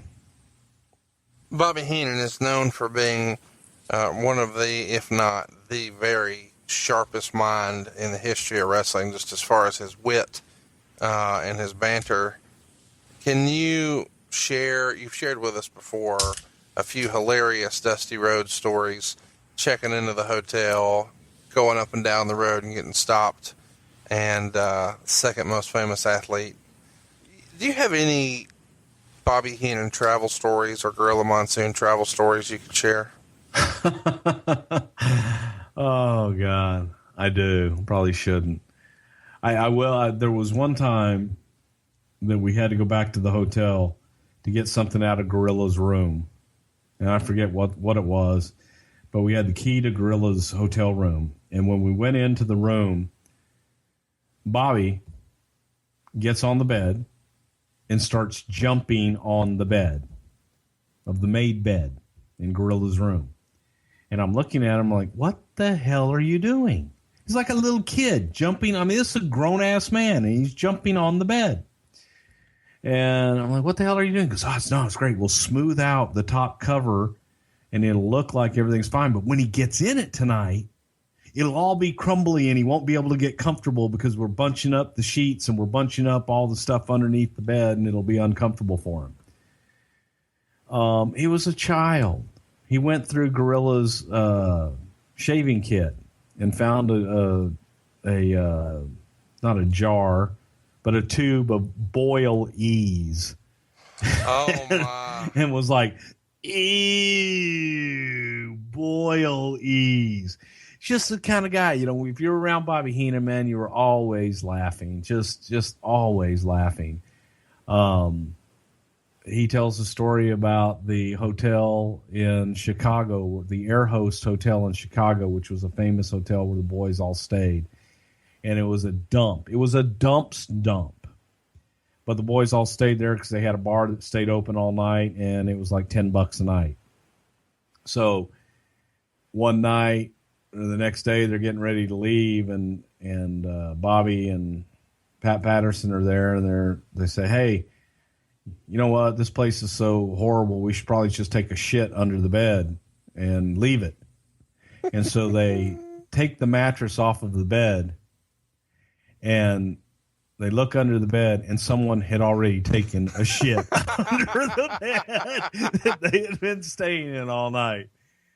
So, yeah, I mean, there's just a lot of classic stories like that with the Wheeze. And he blames me for so much. But, Bobby got passed out one time on a plane, and they arrested him for like some minuscule amount of marijuana. And of course that was my fault because I let Bobby smoke marijuana and allegedly showed him how to smoke marijuana. So half of his Hall of Fame introduction speech is talking about me getting high. And so when he got out of jail or whatever they did to him, out of the hospital, he's like, you son of a bitch, it's all your fault. I'm like, hey, I just shared. I didn't tell you to leave it in your bag. So, but I love Bobby Heenan to death. I always will.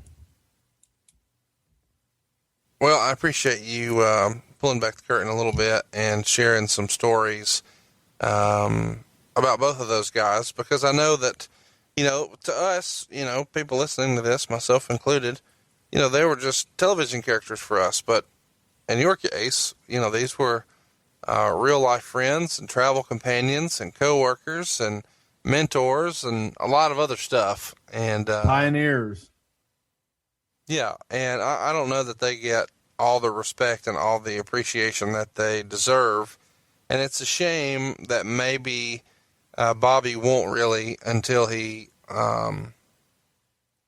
passes away. It's like everybody wants to, when someone dies, then they want to come out and celebrate how great they were. But if you ask anybody who's really been paying attention to pro wrestling, I think it's pretty much unanimous at this point that Bobby Heenan is the greatest manager of all time. Would you agree with that? No question. And I think you could even go a step further and say that, and Rick has told me, Mr. Flair has told me this, he believes Bobby Heenan to be one of the all-time greatest talents because he literally did everything from being, behind the scenes and a manager and a commentator and, an actual wrestler. I mean, he literally did everything that there was to do in the business, and he wasn't better at some than another.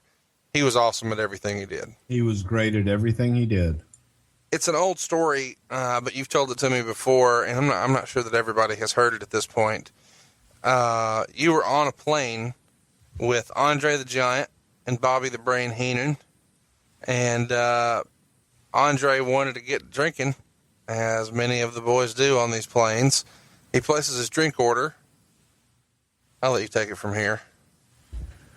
Well, Andre was seated in first class, and Andre had put his bag up over his head because that was his space, by God. And it didn't matter if there was someone else's bags up there. Andre would take them out and put them in the aisle, place his there, and then go sit down. Well, Bobby was seated in one chair, and Andre went to sit down in the other. He was kind of messing with the centerpiece of the chair when the flight attendant came up and asked him, "Can I get you anything, sir?" And Andre thought about it for a second, and he said, screwdriver. That's how Andre talked. And Andre finally sat down, and he's sitting in his chair, and takes a little while, and the flight attendant comes back, and she hands Andre a screwdriver, a flathead screwdriver, the tool. And Andre looks at it and takes it and says, "What's this?" And she says, "Well, you asked for a screwdriver." He went, I wonder what you would bring me if I asked for Bloody Mary. That's my favorite Andre story. True story, too. But I'm sure there's some wrestling expert that writes something or other that will tell me that never happened. Did Andre used to take dumps in the tub? Yeah. In Japan, he couldn't fit. So he would just do a tub plop? Yeah. Was that normal? I mean, did a lot of guys do tub plops, or was it just Andre? Well, there weren't a lot of guys that were 7'4", 500 pounds. But there were other big guys who maybe couldn't Yeah, fit. that probably did, yeah. So was it just, what was the, I mean, like, if that wasn't an option, it's tub and then bed, or bed then tub, or... Well, you lay newspaper down and you go in the tub, and then you crumble it all up and throw it away. Wow, that's a lot of detail I did not expect to hear. Have you done a tub plop before with newspaper? No. How do you know that? Because that's how the big guys had to do it. But who smartened you up about the newspaper? They did. Oh, okay. Oh, you have newspaper? Andre need to see it.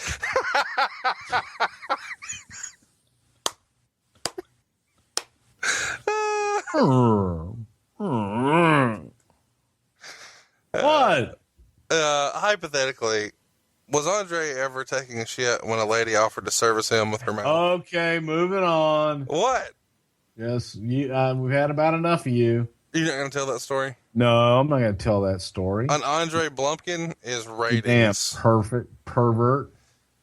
Tweet at Bruce Prichard and use hashtag Andre Blumpkin if you'd like to hear the story. And you will be blocked. That's great. Well, I'm glad we got to spend some time on Gorilla and on Bobby Heenan. I know that this is something that you've wanted to do for a long time, and I have to admit, I wasn't sure what all we'd be able to cover in this one, but I appreciate you carrying us through it and talking about primetime wrestling. Anything else we want to mention before we get out of here this week? No, I don't think so, because, Conrad, I love you. Now, that doesn't mean I like you, but I do enjoy doing this with you, and I appreciate you, and I appreciate all of our fans that tune in, download us, and listen. So keep doing it, man. Keep downloading, keep leaving us reviews, tell your friends, and we'll see you right here next Friday on Something to Wrestle With. Bruce Prichard. Hey guys, I'm pumped to brag about a brand new sponsor here on the program, and is a personal friend of mine for many, many years. I'm talking to you about Camper Max, specializing in max discounted pricing on travel trailers and fifth wheel RVs that can be delivered anywhere in the lower 48. That's right, from your office, your cell phone, or your couch. Click or call and find out how easy it is to start enjoying that RVing lifestyle. Now, how easy is it? Well, the Camper Max discount will fit any budget, offering easy financing with extended terms. It's just too easy thanks to my pal, Rod Wagner. I've been personal friends with Rod for a long, long time, and he is now opening up to the entire lower 48. So if you're here in the United States and you're thinking about buying a travel trailer, you're thinking about buying a fifth wheel RV, or maybe you're thinking of selling yours, visit my buddy Rod at campermax.com. That's CAMPERMAXX.com, campermax.com. That's Max with 2 X's. Or give him a call, 256-320-7033. Either way, let the folks at Camper Max know that Conrad sent you, and they're going to give you that friend of a friend hookup that I've enjoyed for so many years. Camper Max is the home of the Max discount. That's campermax.com, campermaxx.com. By the way, if you're looking to purchase a motorhome, hang in there. My buddy Rod is working on that now. It's all going down at campermax.com. Let's get out there. Let's enjoy 2023. This could be one heck of a new year, thanks to campermax.com or 256-320-7033, and let them know that Conrad sent you. Welcome to Something to Wrestle With. Bruce Prichard. Well, you know. That's not a rib. She booted. What a rip. No, yeah, but there's no box of gimmicks. Rumor and innuendo. I don't deal in rumor and innuendo. And was he there? I was there. Say something about I don't give a shit. I ain't scared of shit. I ain't scared of shit. Fuck him. You, Bruce. I love You take the double cheeseburger. You take the break. Double cheese. Well, you know. And then double mayo. You know, it's called chicken salad. Double onion, motherfucker. You're nothing but an egg-sucking dog. Throw in your Google machine. Goddamn, kid. God damn it. What the hell show you got there? I need more. Ooh, yeah. What say you? Pronouns, pal. And now, something to wrestle with. Con Bruce Prichard. The second most recognizable athlete in the entire world today. Conrad Thompson. What happened when? What would Vince say about that? Well, hey, Vince, to the my sure arms look good tonight. Yeah. You're so big. Yeah. Let's go. Bullshit. Welcome to Wrestle. Man. Roll tide on that. Welcome to Something to Wrestle With. Something to wrestle with. Something to wrestle with. Bruce Prichard. Hey, it's Conrad Thompson, and you're listening to Something to Wrestle With.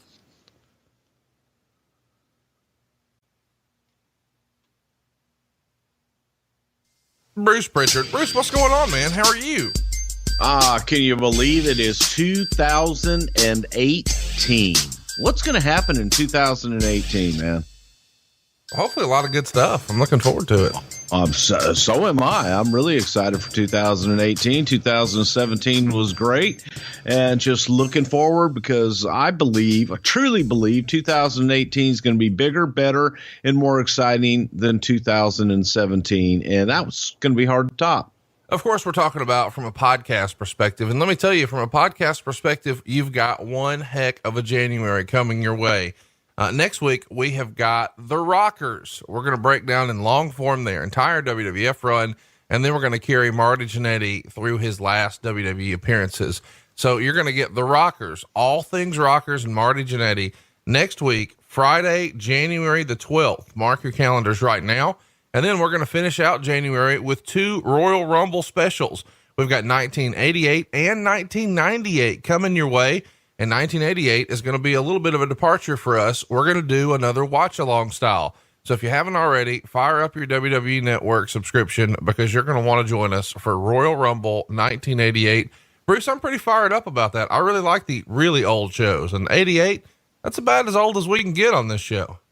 My first ever pay-per-view, my first ever live show that I did with the WWE on television, not pay-per-view, but on television. And the first one that I ever wrote with commercial breaks and everything. And the invention of Titan Time, developed by Dick Ebersol.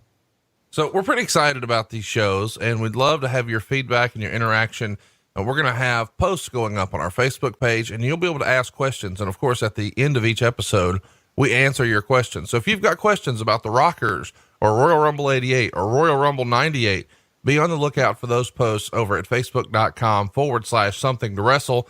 But before we look forward, I guess we should look back. I've had a good time interacting with folks about last week's episode, Vengeance 2001. I thought it was one of our better shows. I felt like he gave us a lot of content. I thought it was a pretty good deal. What'd you think of Vengeance 2001?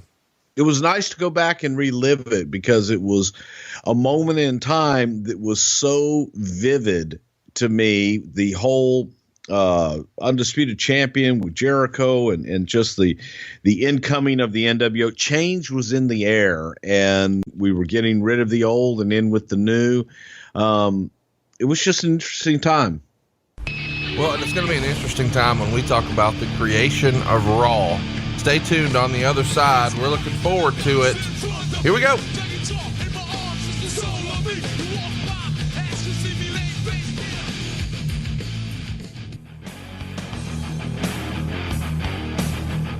All right, Bruce, now it's time for what everyone's here for. What happened when? The World Wrestling Federation created Monday Night Raw. And of course, we're doing this because later this month, the WWE is going to be presenting to you the 25th anniversary of Raw.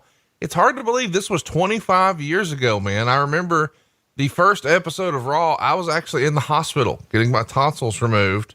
And I remember it being on TV. I don't know why I had to stay overnight. I guess there was some complication. Who knows? I was a kid. But I remember being excited about the first Monday Night Raw.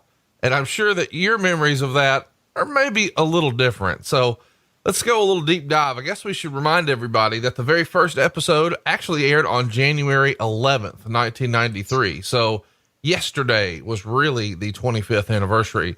And it replaced Primetime Wrestling, which aired from January 1st of 85 all the way until the week prior, which is January 4th, 1993. All told, they did 417 episodes, I believe, and we did a full episode specifically dedicated to Primetime Wrestling, which is available in our archives over at somethingtowrestle.com. But Monday Night Raw is a much different format from Primetime. The original hosts of the show way back when on Primetime were Jesse Ventura and Jack Reynolds, and Jack stayed until July 9th of 85. And then Gorilla Monsoon replaced him the very next week. And I think that's where we all started to fall in love with Gorilla Monsoon. Bobby would end up replacing Jesse in June of 86. And then for the rest of the run, it was Gorilla and Bobby until 1991. Occasionally we would see some guest hosting from Roddy Piper with Gorilla in 89. And that's when the Bobby Heenan show was doing the last half hour. In 1991, they changed the format a little bit, and Vince started to co-host with Bobby, and they did it in front of an audience, which was kind of fun. And I think my most vivid memory of that format is the debut of Ric Flair. The primetime show itself drew a 1.8 rating in September of 92, and it was the lowest cable rating for them in history. October 26th on primetime, they did a 2.0 rating. So as we head into the last quarter of 1992 and ratings are hitting an all-time low, that's probably what prompts the discussion for, hey man, let's try something different. Am I right? No, it was not the ratings. You know, we really weren't as ratings conscious back then. More than anything, what prompted the change was cost.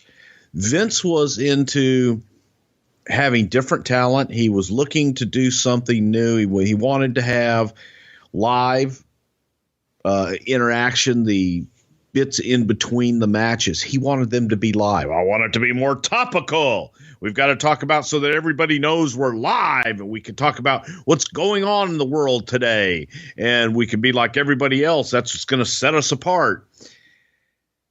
The problem is I think the people tune into a wrestling show to see wrestling, and they don't want to hear wrestling commentators doing news commentary and talking about the Columbine shooting or all of the other news that everybody else is talking about. So to me, I didn't see live as being that big of an issue. Plus, you add on top of that Vince wanted to bring in new talent, different talent, every single week to be live in the studio to add a different dimension, get more talent exposed on primetime wrestling. Well, this just proved to be a nightmare booking wise because we were booking all over the country, had live events going on all over the country. We had to bring talent in normally the night before on Sunday to get them in, especially if you're talking about the winter time in the Northeast. And the cost was just getting to be exorbitant. So we said, how can we cut the costs, but then make it a different show? And we started talking about doing a live studio wrestling show and creating our own, building our own arena, if you will. Right there in Stamford, we looked at different warehouses and different buildings, and we finally looked at the old warehouse merchandise warehouse that was attached to the television studio. So, man, let's just build it here. And we'll build the perfect wrestling studio arena that we could have people come through and route the talent through there. So, yeah, the initial idea wasn't so much about ratings, because for USA, they were happy with the ratings, and we weren't looking at them per se. So let me get this straight. The original idea was not to use the Manhattan Center, but to instead build your own, sort of like we saw, well, most wrestling in the 80s was studio wrestling. When I think about, Memphis, or I think about, Crockett TV on TBS, it was all studio wrestling. So Vince sort of wanted to go back to that format. He wanted to go do a live set. Now, he hated the studio setting. Now, when I say that we were going to build a studio, we were going to build a small arena that was going to look like an arena versus a television studio with a ring in it. So that was the general idea at first. And as we started having people come in and look at the merchandising warehouse adjacent, they started giving us costs to do that. And that was going to cost a lot of money. Vince still liked that idea, kind of liked the idea of having his own arena where we keep all of the funds. We could do free shows if we wanted, but it was another revenue stream as well. So then he starts talking about, do we really want to come from Stamford, Connecticut live every week? Right. The idea being that coming from New York sounds like a much bigger deal to the rest of the world than Stamford. New York. So we started thinking about different places in New York, and the idea came about because in the old days in Madison Square Garden, they used to sell out the Garden, and then they would sell tickets to the Paramount Theater next door to Madison Square Garden, and they would play closed circuit TV for people in New York. This was before cable and all that other stuff. So Vince started thinking about, what if we just went to the Paramount Theater? I think it held 600 to 1,000 people, in that range. And Vince thought, man, that'll be a really cool setting. It's in New York. Everybody knows Madison Square Garden. The Paramount, for years, we've been doing things there. Let's do it at the Paramount. So we started looking into the availability of the Paramount and what we could, what we couldn't do. As we started looking at the Paramount, the problem of basketball and every other event in the world taking place in the Garden, you're battling that. So it became, well, shit. If we do the Paramount, they have a basketball game, people are going to be confused. They have a concert, we're battling the concert. And out of nowhere, they being the Garden people, also manage the Manhattan Center. They suggested this venue. I said, go over and take a look at the Manhattan Center. So we walk into the Manhattan Center, and when we walk in, the first place that they take us to is that ballroom downstairs. And it looked like a bomb had gone off in this thing. Only half of it was there, shit hanging, and old chandeliers and everything. They would only let us go on the outskirts.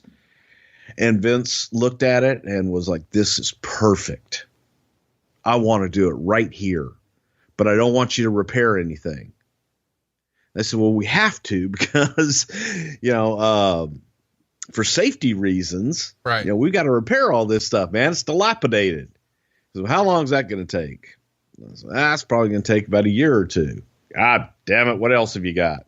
So, well, we've got the dance hall and the big reception room upstairs. I think it was on the 6th or 7th floor. And we take these old rickety ass elevators and we go upstairs and we walk onto a carpeted, really nice ballroom, lack of a better term, with a big balcony around it. And that was the Manhattan Center. From there, we walk out of the ballroom into a control room that was on the same level that they had. The place was completely already wired, and they had a state-of-the-art control room, so you don't need a truck. So it's like, hey, this is getting better every time we turn a corner, because we don't have to rent a truck now every Monday. We've got a control room right here. We can run everything from right here. And this is a neat looking building. Everyone fell in love. And we decided this is where we're going to do Monday Night Raw from the Manhattan Center. So the original idea of building in Stamford, how long was that floating around before you guys sort of shift gears to New York? I mean, it kind of all happened simultaneous, because we knew that wasn't going to happen overnight. We knew that was going to take some time, probably 6 months. And Vince makes a decision. I want to change. I want to go now. He wants to go now. He wants to go yesterday. Why the hell aren't we already there? So it was all taking place at the same time. So pretty damn quick that we were looking at New York buildings. We looked at Poughkeepsie, because he had done TV in Poughkeepsie for so many years. We looked at Allentown and Scranton in the areas. Nothing had the cachet of New York City in the Manhattan Center, though. No, I mean, if you were to say, it's a big deal, we're the biggest wrestling company in the world, we're live from Scranton, it doesn't have the ring to it. As a redneck down here in Alabama, New York, come on. So, yeah, you think of Scranton, and it's funny because people in the South always would associate Scranton with scrotum. And I'm like, what? No. Yeah, that's what I said. But friends of mine would say that to me. Who are you hanging out with where people think Scranton is scrotum? Well, that almost sounds like an opportunity for a t-shirt plug, but I'm going to resist.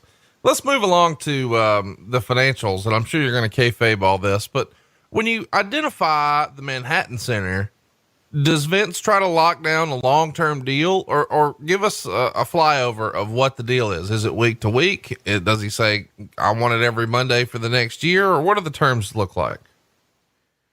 We didn't know, because it was an experiment, and we knew that we were going to have to change all of our booking, and we were going to have to change the way that we were doing business at the time to concentrate more on the Northeast. In Vince's perfect world, he would have loved to have had Monday Night Raw live every single Monday. The reality of it was we were booked, and we were booked several months in advance all over the country. So we had to logistically make it work. And we started looking at how many can we do live? And then we're going to have to tape some here and there to accommodate a West Coast tour, a pay-per-view on the West Coast. We can't just put everybody on a plane and jump back to do Raw live. Maybe we'll do it on the road sometimes, or maybe we'll just tape more at the Manhattan Center. There were a lot of questions that we did not have the answers to. So we had to go back and look at what was booked and look at the availability of the Manhattan Center, because it was being rented out at the time. People were still using it. And he just looked at, okay, let's book as many dates as we can that make sense for us, and we'll run in the Manhattan Center, and then we'll figure it out after the fact. If we're on a West Coast, we can't make it back, then we won't. But if we can, let's do it. So it wasn't necessarily something where Vince had exclusivity for Mondays for 5 years or some such.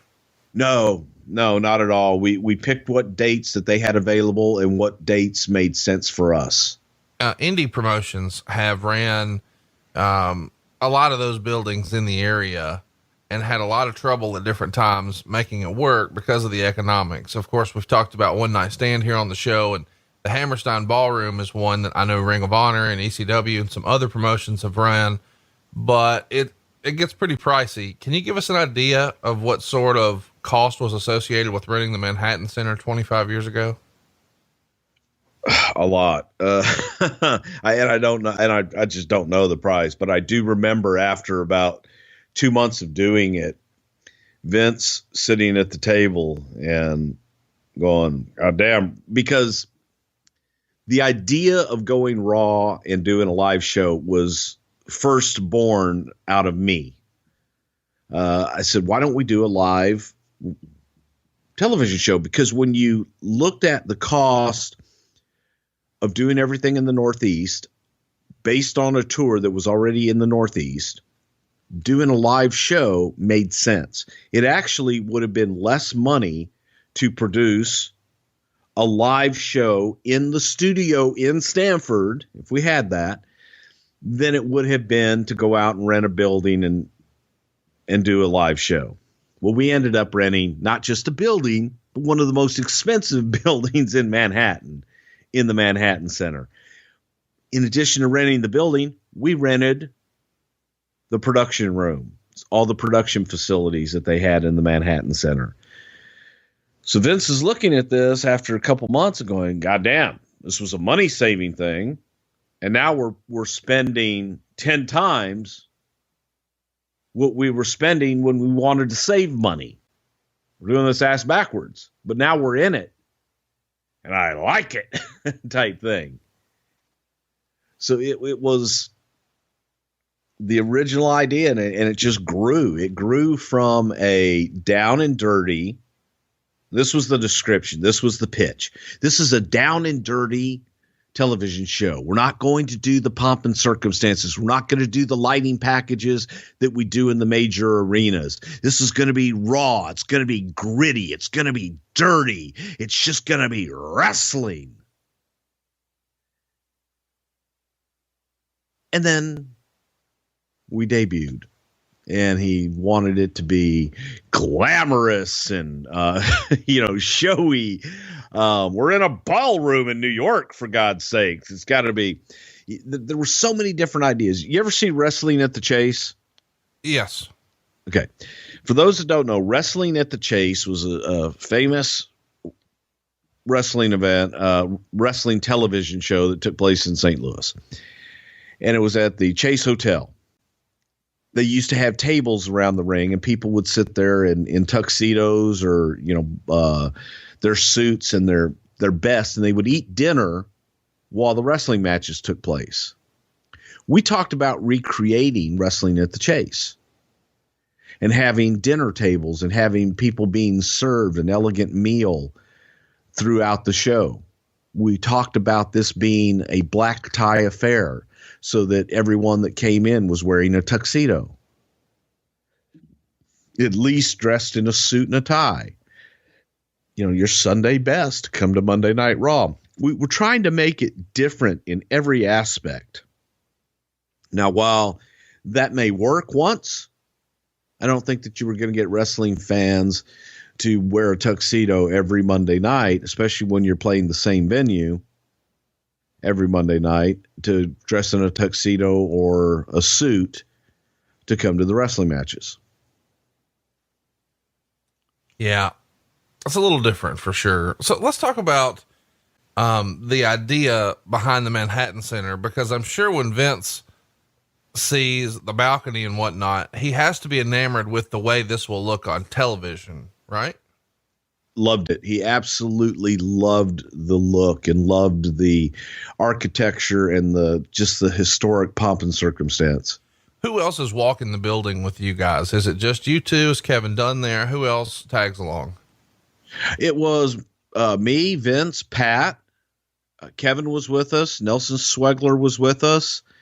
Basil DeVito was with us.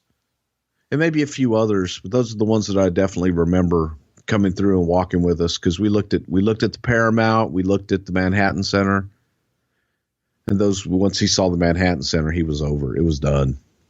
I know that this is the WWF show, but didn't TNA run in the Manhattan Center? Do you have any idea how that came about? Yes, I do. And that was after I was gone, but it came about from Steve Taylor, who was a longtime photographer and also production manager for the WWE, works at Madison Square Garden. He is the one who orchestrated everything with Hulk Hogan to do the Madison Square Garden Hulk Hogan press conference for TNA.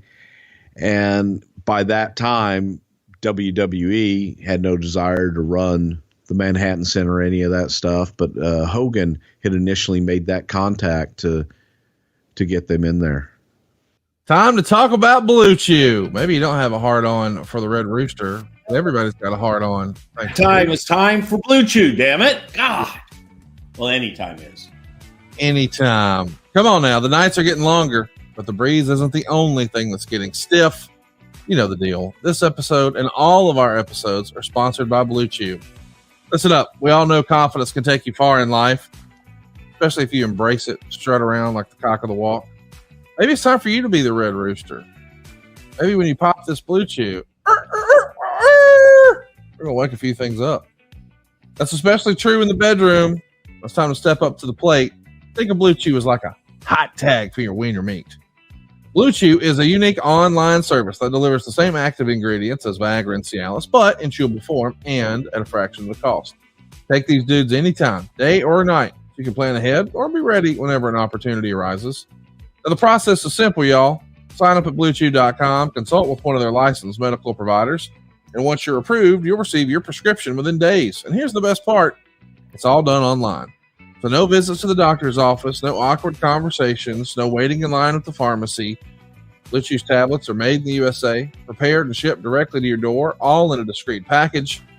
So if you can benefit from extra confidence when it's time to perform, chew it and do it. Have better sex, y'all. We got a special deal for our listeners. Check it out. Try Blue Chew free. It's sort of fun to look at just the layout and sort of compare and contrast it with the Hammerstein Ballroom. You ran both. Did you prefer one over the other? I thought Hammerstein just had a cooler look to it. Right. Just because of the balcony, it just looked cool. But Manhattan Center still is going to have that place because you have that brutal 7-floor ride in the rickety elevator. It was an experience. It was down, dirty, and an experience in the Manhattan Center. You know, I'm glad you mentioned the elevator again, because we've heard a lot of talk that setting up the ring was a real challenge because everything had to be put on this elevator and brought up all the floors, almost one piece at a time. What sort of extra layer of preparation or stress was added by this not being on the ground floor? Well, the argument was made that because we don't have to run a bunch of cable and we don't have nearly as much setup as we would normally in an arena with the television production end, that we could deal with the little extra stress and the little extra time of loading the ring in this damn elevator and taking it up one at a time. They didn't have a big freight elevator. They had just the gigantic, and they were big, but they were passenger elevators and they were slow. So once you got it off that, you still had steps you had to go up and down. It wasn't a friendly building to run for big sets. Do you remember anybody on the television side griping about this? God, everybody griped about it because it was a pain in the ass. It wasn't your normal, and you didn't have nearly as much control because of the unions in New York. And not just the unions in New York, you had an in-house production team that ran everything at the Manhattan Center. So you're having to combat them. You're bringing in your own people to run a lot of stuff, but you still have to work with the folks within the venue. So it could get tough sometimes.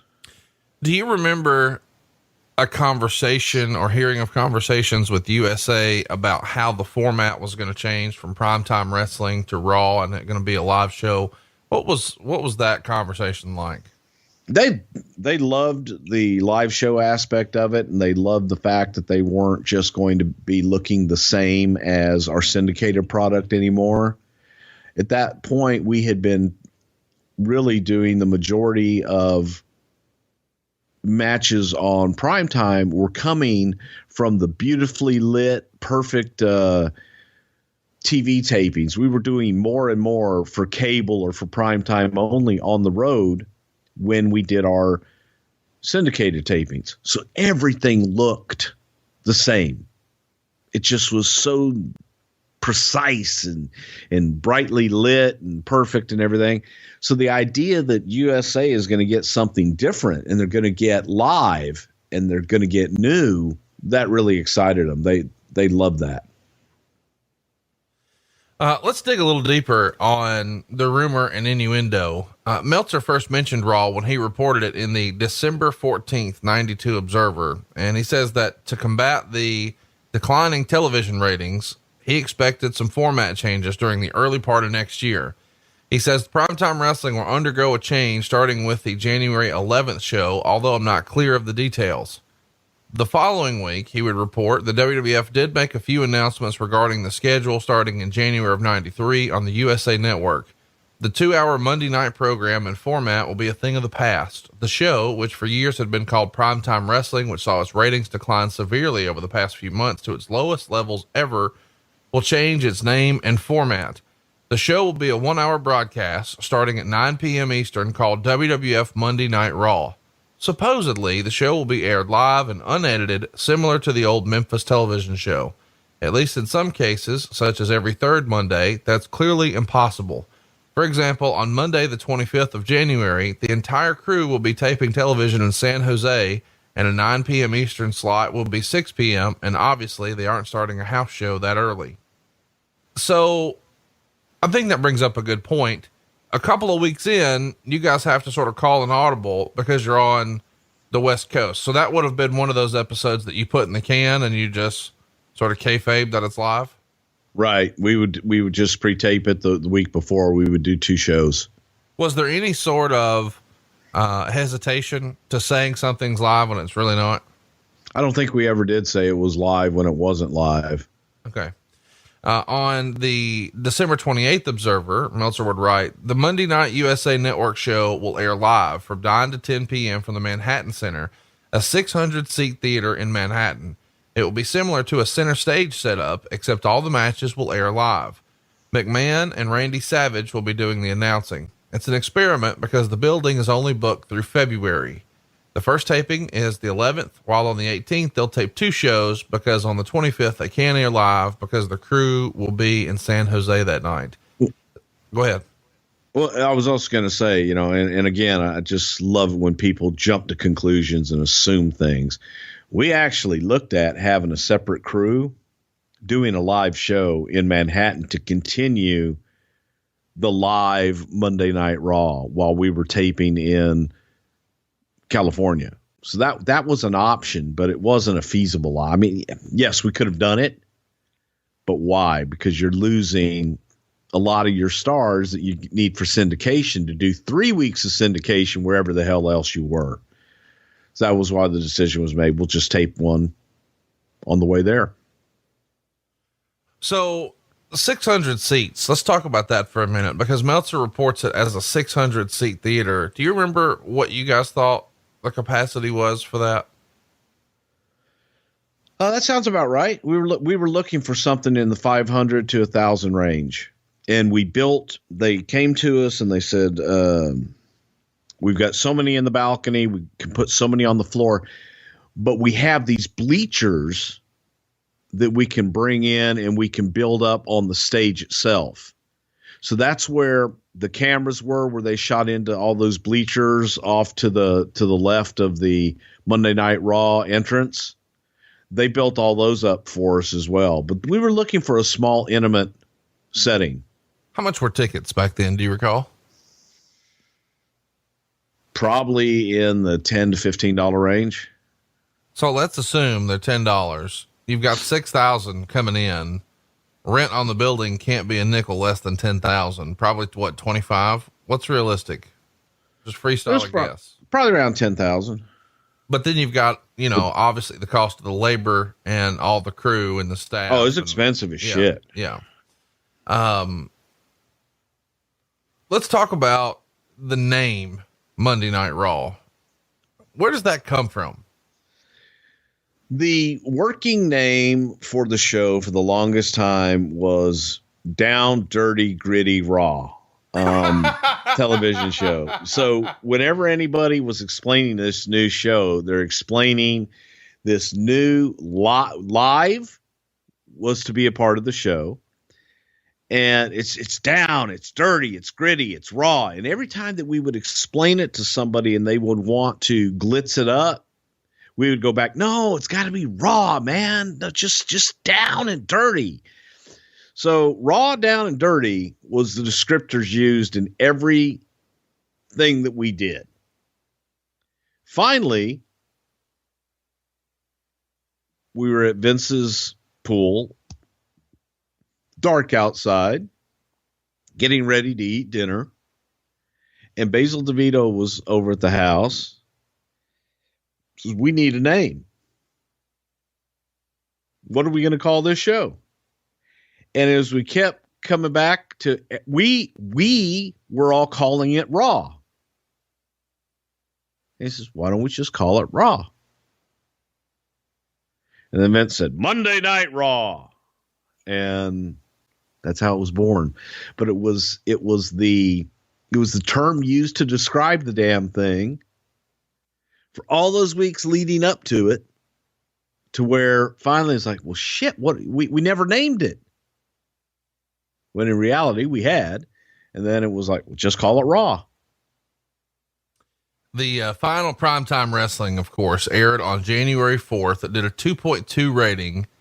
And, this had to be quite an adjustment. Were the boys looking forward to this live format and moving away from primetime, or was this something they dreaded because now they're working on a Monday?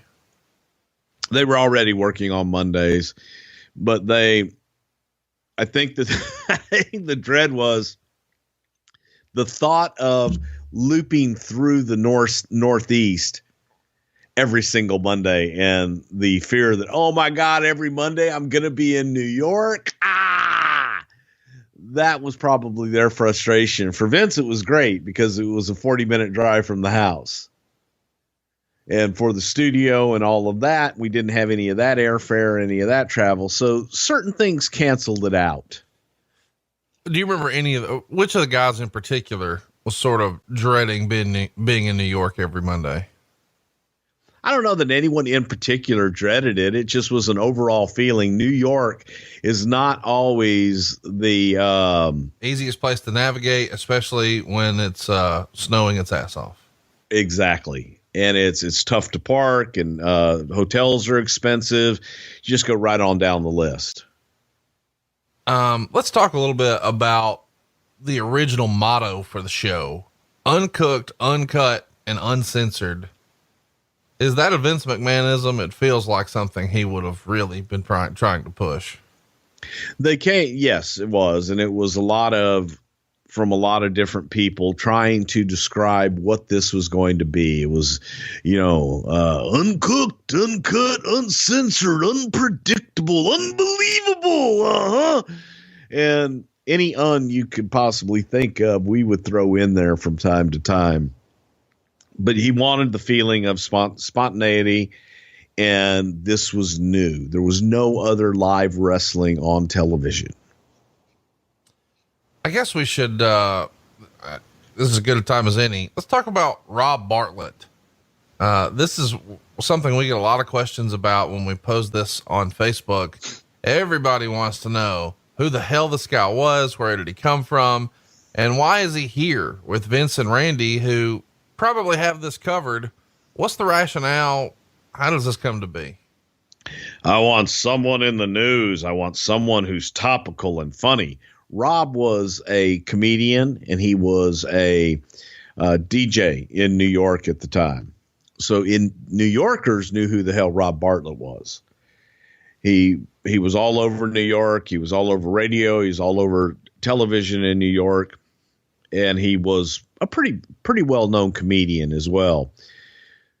So Vince wanted to put someone, a fish out of water, in the commentating booth, in the play-by-play booth, to ask the questions, to be basically Conrad Thompson, to look at it from a fan perspective, ask the questions that the people at home are wondering, and hopefully provide some humor to the broadcast. Rob is a great guy, funny as hell. I mean, he's one of those people that you sit and talk to. It's like Cassio Kid. You just laugh when you talk to him because he cracks you up. Right. But then it went from having Rob be Rob to producing Rob. And I'm not a comedian. I can't give a comedian jokes and write his stuff. I can tell him how to do wrestling stuff, but not funny, haha, comedian stuff. I guess we should mention the reason he was on the radio in New York and was such a big part of that culture at the time was Imus in the Morning. Did Vince listen to Don Imus? Yeah. Was Vince, obviously the New York ratings war wasn't just television. It was also radio, and Howard Stern was a big deal. Don Imus was a big deal. There's lots of radio in the 80s and 90s that people are competing for. And that's back when radio was a really, really big deal.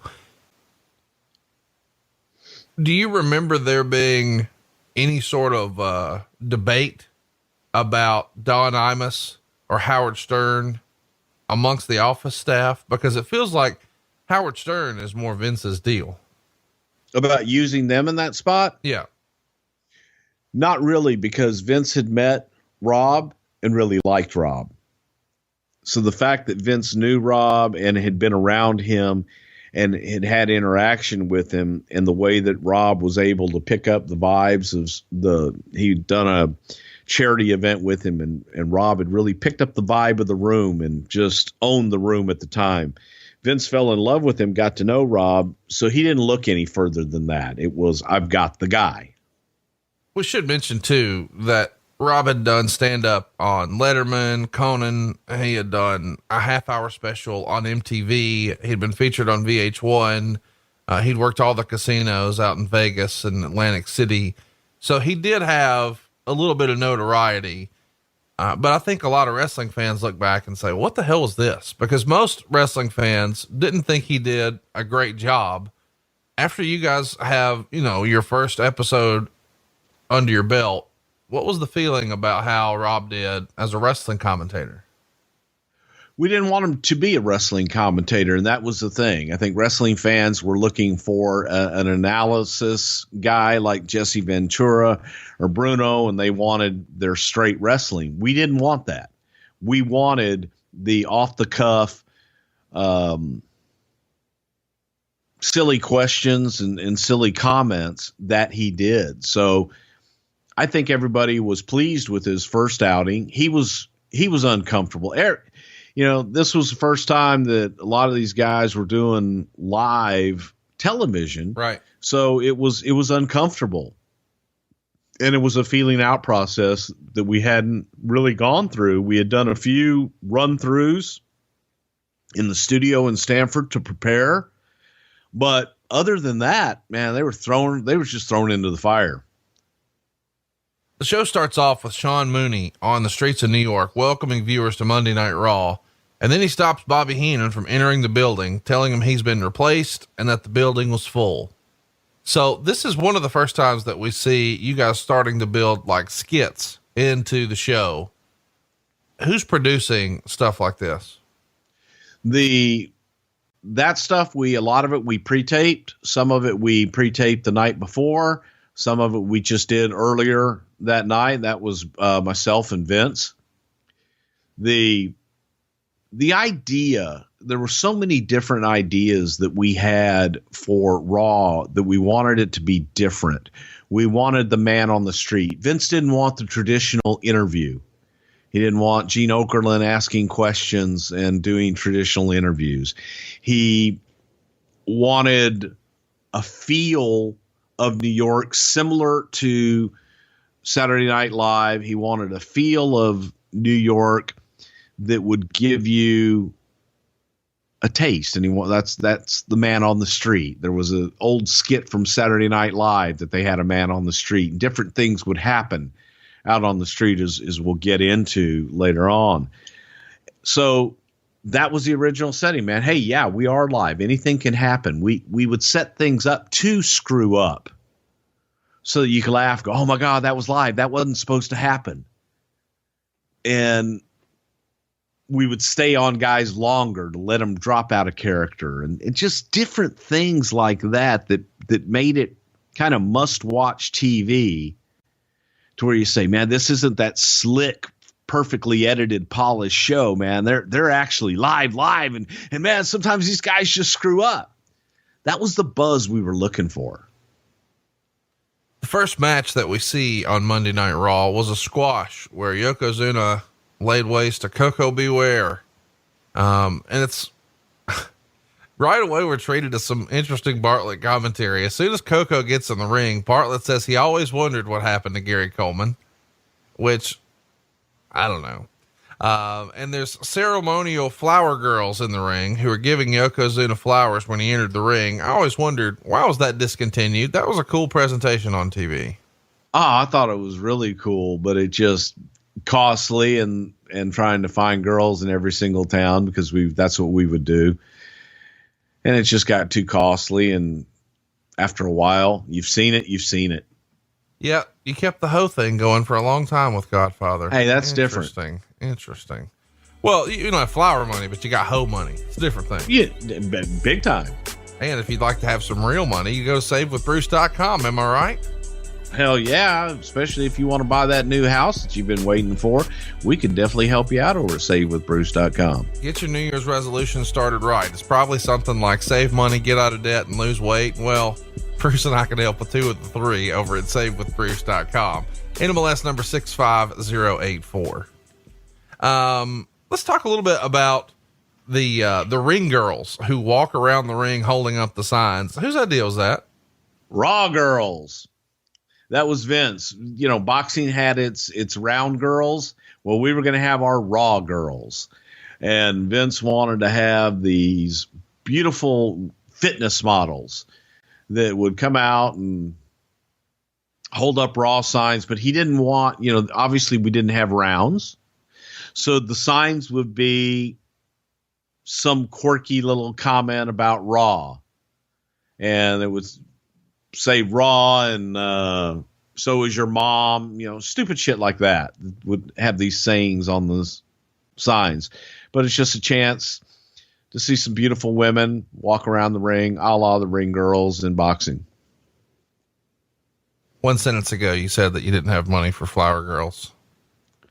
No, you asked why we didn't continue it. I said, yeah, I just didn't. I'm just busting balls. So who, do you help pick out the ring girls, or who's helping pick out the ring girls? Now I'm trying to, okay, this became a big issue.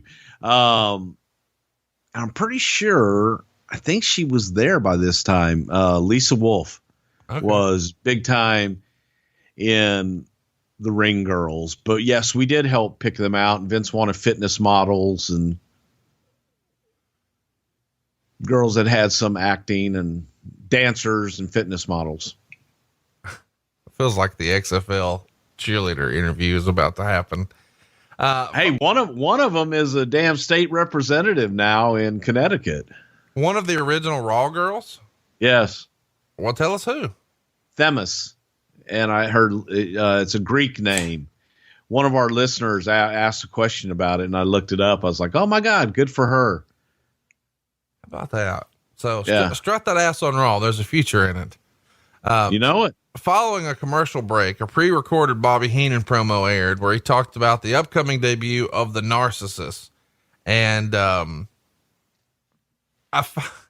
don't know why, but I enjoyed the way Vince always tried to pronounce this word. And, we've talked about Vince on commentary a lot, and hopefully we will a little more here today, but I love that you're using this as an opportunity to introduce new characters And Lex Luger is obviously going to be a central figure on the show. And we talk about his run with the Lex Express in our archives at somethingtowrestle.com. But when you guys start formatting your very first show, is the idea Yokozuna's our top guy, so let's get him out there pretty quickly, or he's our top heel, and now let's introduce a new character? I mean, are you trying to pull out all the stops, sort of like the way we saw Nitro try to do? Somewhat, yeah. We wanted to present a completely different product as much as we could with a lot of the same guys. The idea behind Raw was that it would be different than the syndicated product. Well, it's different because it's live. We had different camera angles. There was just a necessity because of the way that the room was set up. We had less cameras, so you saw things shot in a different way. Probably didn't notice it as much at home, but when you compared the two side by side, you could see this is definitely a different product. We also wanted to give the illusion, hence the man on the street and not doing the set interviews. We wanted to have the illusion that cameras were everywhere, even though we had less cameras, and just more gaga going on in general. One of the original ideas when we were conceptualizing all of this was to utilize legends. Okay, to go back and take some old WWF legends and maybe have one a month.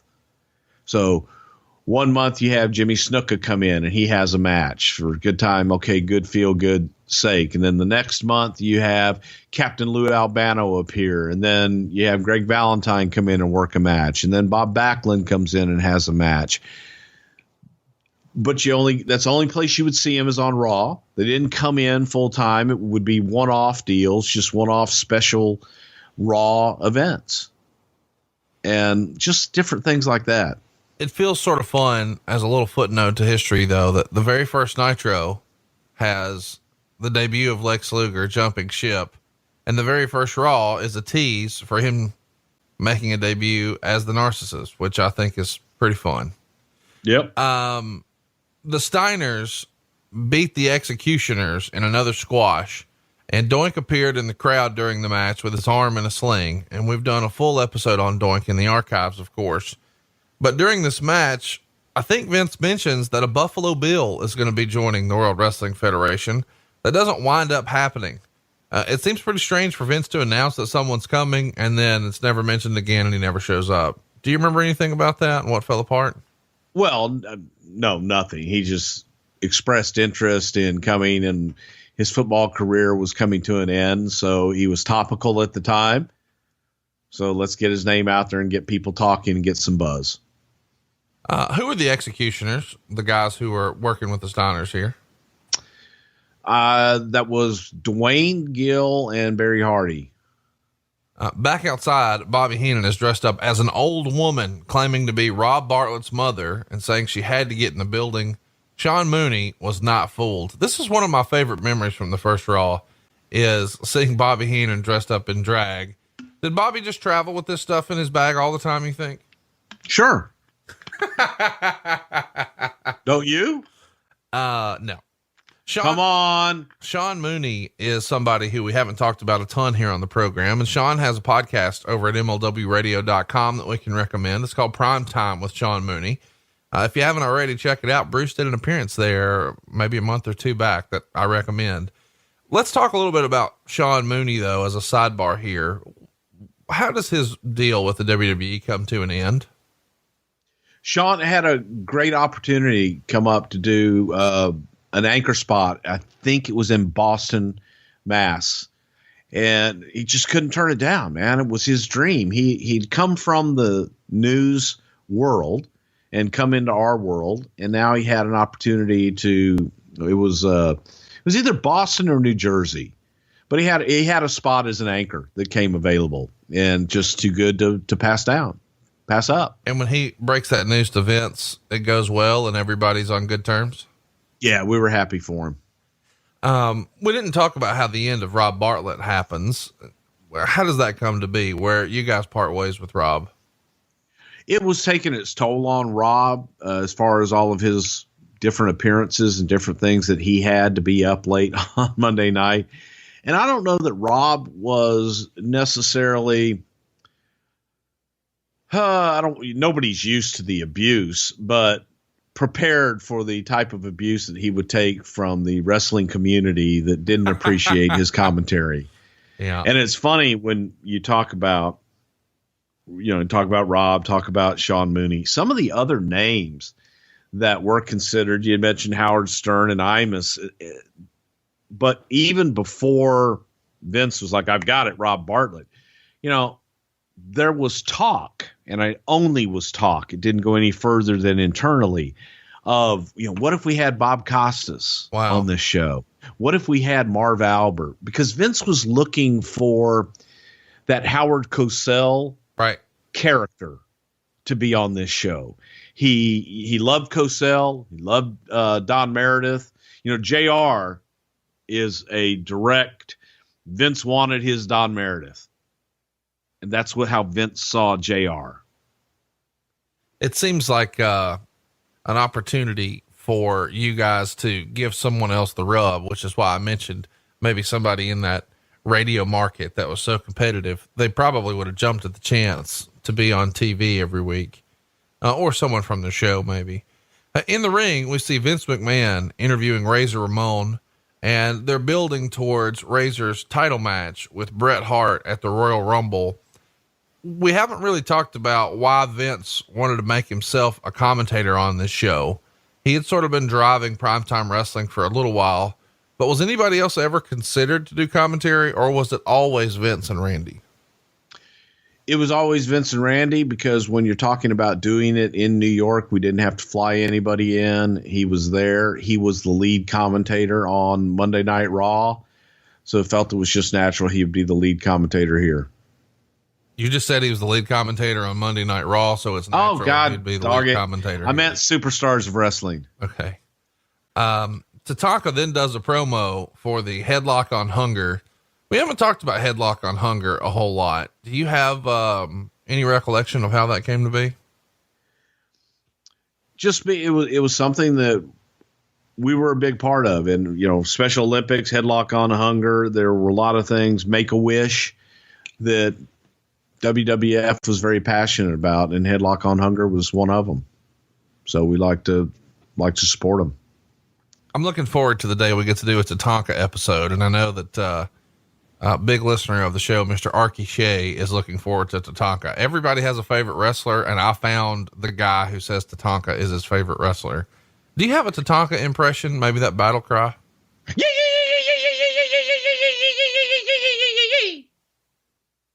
This is real life, fellows. Next up, we've got Shawn Michaels and Max Moon for the Intercontinental title. It's the longest match of the night, but still somewhat of a squash, I guess. Bartlett is pretty annoying in this match. He's doing a Mike Tyson impersonation, and he keeps doing it as Vince is just feeding into it, which probably sounds as forced as some of my requests for impressions here. What'd you think of Max Moon here? Max Moon was Paul Diamond, and man, the match was good. Here's two guys broke in together, both in San Antonio, and funny little tidbit back when Max Moon, Paul Diamond, and Shawn Michaels were breaking in, people all thought Paul Diamond was going to be the star. Right. So they had history together, and they had been a tag team together as well through different periods of their career. But I thought it was a pretty damn good match. It's funny. I was looking at some of the comments on Facebook over at Something to Wrestle, and people thought that it was Shawn and Conan. No, Conan was not Max Moon. Yeah. I think people get into, hey, we made the outfit for him and then assume that he was there for that, but that just didn't happen. What I found interesting about this Shawn Michaels match is that Shawn doesn't use the super kick as a finisher. He's using his side suplex move, and it doesn't really feel like a strong finishing move. And it's kind of funny because Shawn did the super kick right before the suplex. Obviously he's trying to work some things out, but do you remember a piece of advice that maybe somebody gave him? Why did he come down and just decide, okay, it's the super kick, I'm scrapping the suplex? Okay, because the super kick looks so damn good that when he did it, he's got to pick a guy up from his kick to do his finish. Right. Just eliminate that, do the kick, boom, be done. It's hard to imagine Shawn Michaels with anything other than the super kick as a finisher now. It really and truly is. Then we get a quick commercial for the new Saturday morning show, Mania. You guys are launching a lot of new shows here in the first quarter. What was the thinking behind the show Mania? Live. Got to do live. And Saturday Morning Mania was a live show from the studios in Stanford. We had Stephanie Wyand, who was a new hire. Charlie Min, who was another new hire. And Charlie had come to us from San Francisco, I believe. But it was just a way to introduce new young talent and kind of create our Saturday morning show to create and or recreate what they had with the rock and wrestling cartoon back in the day. Let's talk a little bit about Gene Okerlund, because we do a cutaway here for the Royal Rumble report, which at this time is 2 weeks away. We've got pre-recorded promos from Shawn Michaels and Marty Jannetty hyping their match, and we run down the 30 superstars who are in the Rumble. And we have Mr. Perfect doing a promo talking about how he's going to win the match, and one from Mr. Fuji and Yokozuna, Hacksaw Jim Duggan. These report segments were always great, but it does feel like a bygone era here. At this point, you know, you said a minute ago, we didn't want Mean Gene doing an interview, but he's here doing the report. Is it fair to say that Vince had sort of fallen out of love with Gene? No, not really. But you know, the other thing, and I fought against this, but it was, you know, some things have to stay the same. It was the way that we did. It was like our event centers, and it was the way. Yes. And it was the way that we promoted the pay-per-views going forward. And it's still, you know, still in its infancy stages, but I did not really care for using the event center style, or the Royal Rumble report, as it was called, in this show. Would like to have just done something else. I love those old event centers, those reports, the cutaways. It takes me back to the childhood. I wish they would do them now. Outside, once again, Sean Mooney approaches a Jewish man who is telling him he has to get inside to see the building. His nephew is inside, Rob Bartlett. Sean Mooney, of course, figures out it's Bobby Heenan. Whose idea is Bobby coming back as all these different characters? This is great stuff. Is this something that Vince books? We were talking about what would happen, and Bobby came up with the ideas like, what if I came in drag? What if I came in as a Hasidic Jew? What if I, you know, one of them was to come as a cop and go to, you know, arrest Sean Mooney and all this different things. So that part of it was Bobby Heenan, and it just kind of grew and manifested itself as time went on. On commentary, we see McMahon, Savage, and Bartlett do the tagline of the show: uncut, uncooked, and uncensored, which maybe we should make our tagline. And then they talk about what happened this past weekend on WWF Superstars. And McMahon even dropped the line, this past weekend on the WWF Network, which I think is pretty awesome that he was calling it the WWF Network even back then. You know it. They play a video from Superstars showing Kamala being verbally abused by Harvey Whippleman and Kim Chi, and then being saved by Slick. Slick gets decked, and then Kamala turns face and turns on Kim Chi as Whippleman escapes. It feels like this is another era where we still have Kamala here. Is this 1993, 94 era like the epitome of growing pains in the WWF? Yeah, a little bit, but this was the turning of Kamala babyface, which to me was the most entertaining that Kamala had ever been. And I'm not taking anything away from Kamala's heel run, because man, when Kamala went around and did the territories early on in his career, he was all the way live. People believed Kamala because he was huge and he lived the gimmick. So this to me was some of the most fun stuff that we ever did with Kamala, and the part that I loved about his career the most. Hypothetically, if his shorts would have ripped during that skit and he would have been exposed, what would that have sounded like?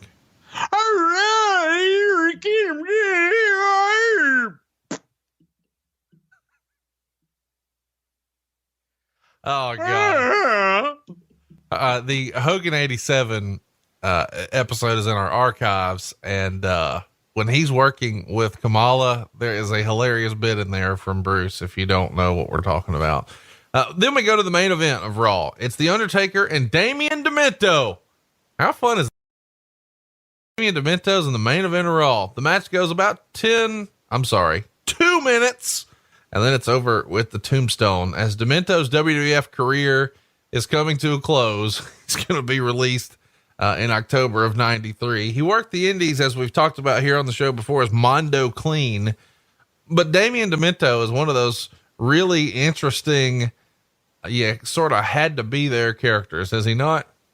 Yeah, he is. But, you know, he was ahead of his time. Damien Demento, to me, was one of the perfect characters for the WWF at the time. He was a larger than life character, lived his gimmick, and for whatever reason, just did not connect with the audience. They didn't buy it, didn't care, didn't want to know. Following a commercial break, Doink the Clown is interviewed by Vince McMahon. He's been all over this show. This is his third appearance. This brings Crush down, and Doink squirts Crush with a water gun, and then Crush proceeds to chase him around the ring, but doesn't catch him. And the show concludes with Sean Mooney finally telling Heenan he can go inside, and then the copyright info is shown to end the broadcast. And that's the end of our very first Monday Night Raw. At the end of the night, how was it received by Vince? What were his notes? What did everybody think about the first edition? Everybody was excited. I think everyone thought it was a success. It was a good show. It was a fun show. It was different. We still had a lot of kinks to work out. Sometimes the communication between the truck and me down at ringside could be a little challenging, but it worked, and it was a fun show, and it was good. You know, it's interesting when you think about it, looking at where Raw is now. We went from a 2-hour format on Monday nights with primetime to where Vince thought, you know, we can only do an hour. We don't want to do more than an hour. We don't want to overexpose anything. And the show on Monday night should only be 1 hour. So that was, you know, it's interesting when you look back 25 years ago that an hour was just right. Well, the third hour these days is because USA is paying big money for it. And I'm all for it. What was the relationship like with USA? Were you guys receiving television rights fees even here for Monday Night Raw? We were, and it wasn't anything like what it became in later years, but we had been receiving rights fees for years, you know, for Primetime and All American and all of the shows that we had on the USA Network, but it wasn't anything like what it became. And that was the reason that we were losing money on Primetime, because what we were getting in wasn't balancing out what it was costing us to produce it. So that's my question. Raw is going to actually become more expensive to produce than Primetime. At some point, because the show is live, does Vince go back and sort of renegotiate that deal with and try to get some more money out of USA to offset the costs? Not until it was time to renegotiate. And because again, the thought was original thought for doing all this was by doing a live event, you're going to get revenue from the house. When we limit it to only 600 people, you ain't going to get that kind of revenue to offset those costs. Then when you rent an expensive building with expensive production rentals and everything else, it became a losing proposition. But Vince felt it was an investment to get it going. And then once we prove it to be a success, then he could go back in and ask for a bigger rights fee. How long do you think Vince let Raw run in the red? Probably the first year. Wow. So were there any tweaks as we head into week 2 on Monday Night Raw from week 1? Were there any lessons learned in that first taping where you said, okay, now we got it. Next time we won't do this, we'll do that. Do you remember something like that? Vince felt that, I needed to be more on top, and I'm going on my stuff, that I needed to be more on top of him and getting topical information into the show. And so it was always a constant argument with Vince and I, because I didn't want to talk about the news, but we would sit with the USA Today newspaper with the format and read the headlines and write in where we're going to talk about in Iowa yesterday, Councilman Jim Noble. It's like, nobody cares. Right. Nobody cares.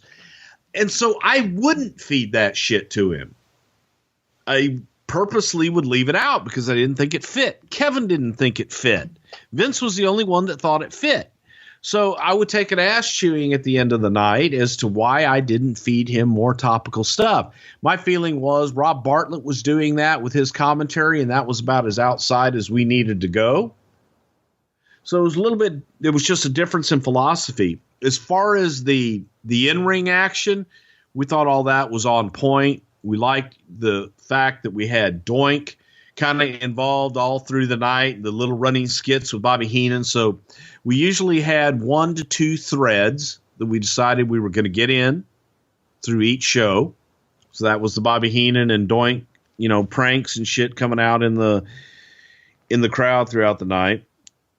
We didn't want Raw to become like Superstars or Challenge. That was still, in our opinion, that was still our bread and butter. That was the syndicated shows that everybody got that promoted the house shows. That was still the bread and butter. This is before television was creating this kind of revenue that it does now.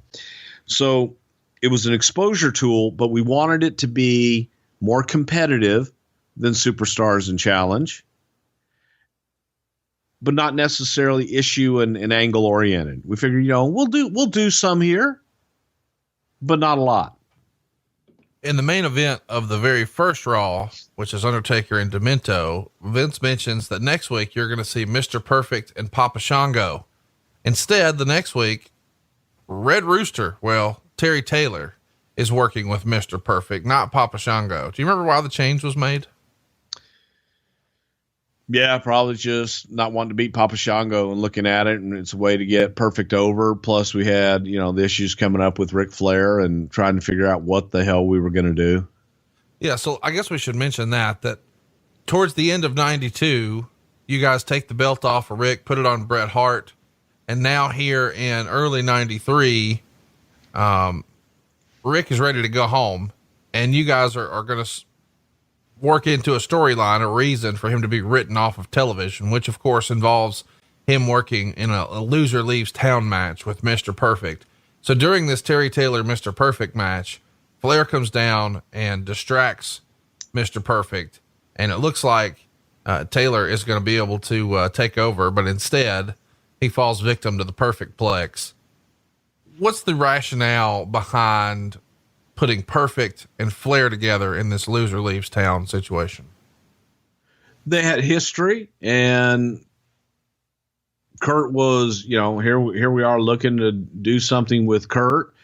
Let him get the rub.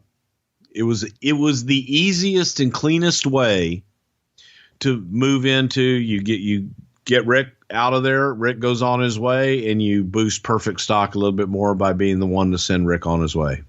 Well, I'll tell you something that's over with all of us, and that's jimmysfamousseafood.com. I am so pumped that they are sponsoring our show, because now we get to remind the world that they have the best crab cakes in the world. It's not even a secret. Everybody in wrestling knows it. It is the most famous wrestling restaurant of all time.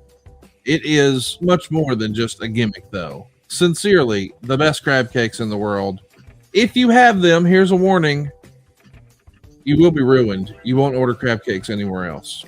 Now, here's what's cool about jimmysfamousseafood.com. You may not have known that they ship food nationwide, not only for guys like me and you, but the Bowies. They order their meals from here all the time. But here's a little pro tip. When you're ordering high quality cuisine like this, the tricky part is the shipping can get expensive. What if we showed you how to make it free? That's right. free 2-day nationwide shipping on orders over $125 when you use the promo code WRESTLE. Now, you can get the Maryland crab cakes, the best you've ever had. The soups, the chowders, the oysters, the signature steaks. Don't sleep on those. The best prime rib I ever had was from Jimmy's Famous Seafood. Plus, they got incredible desserts, even gluten-free items.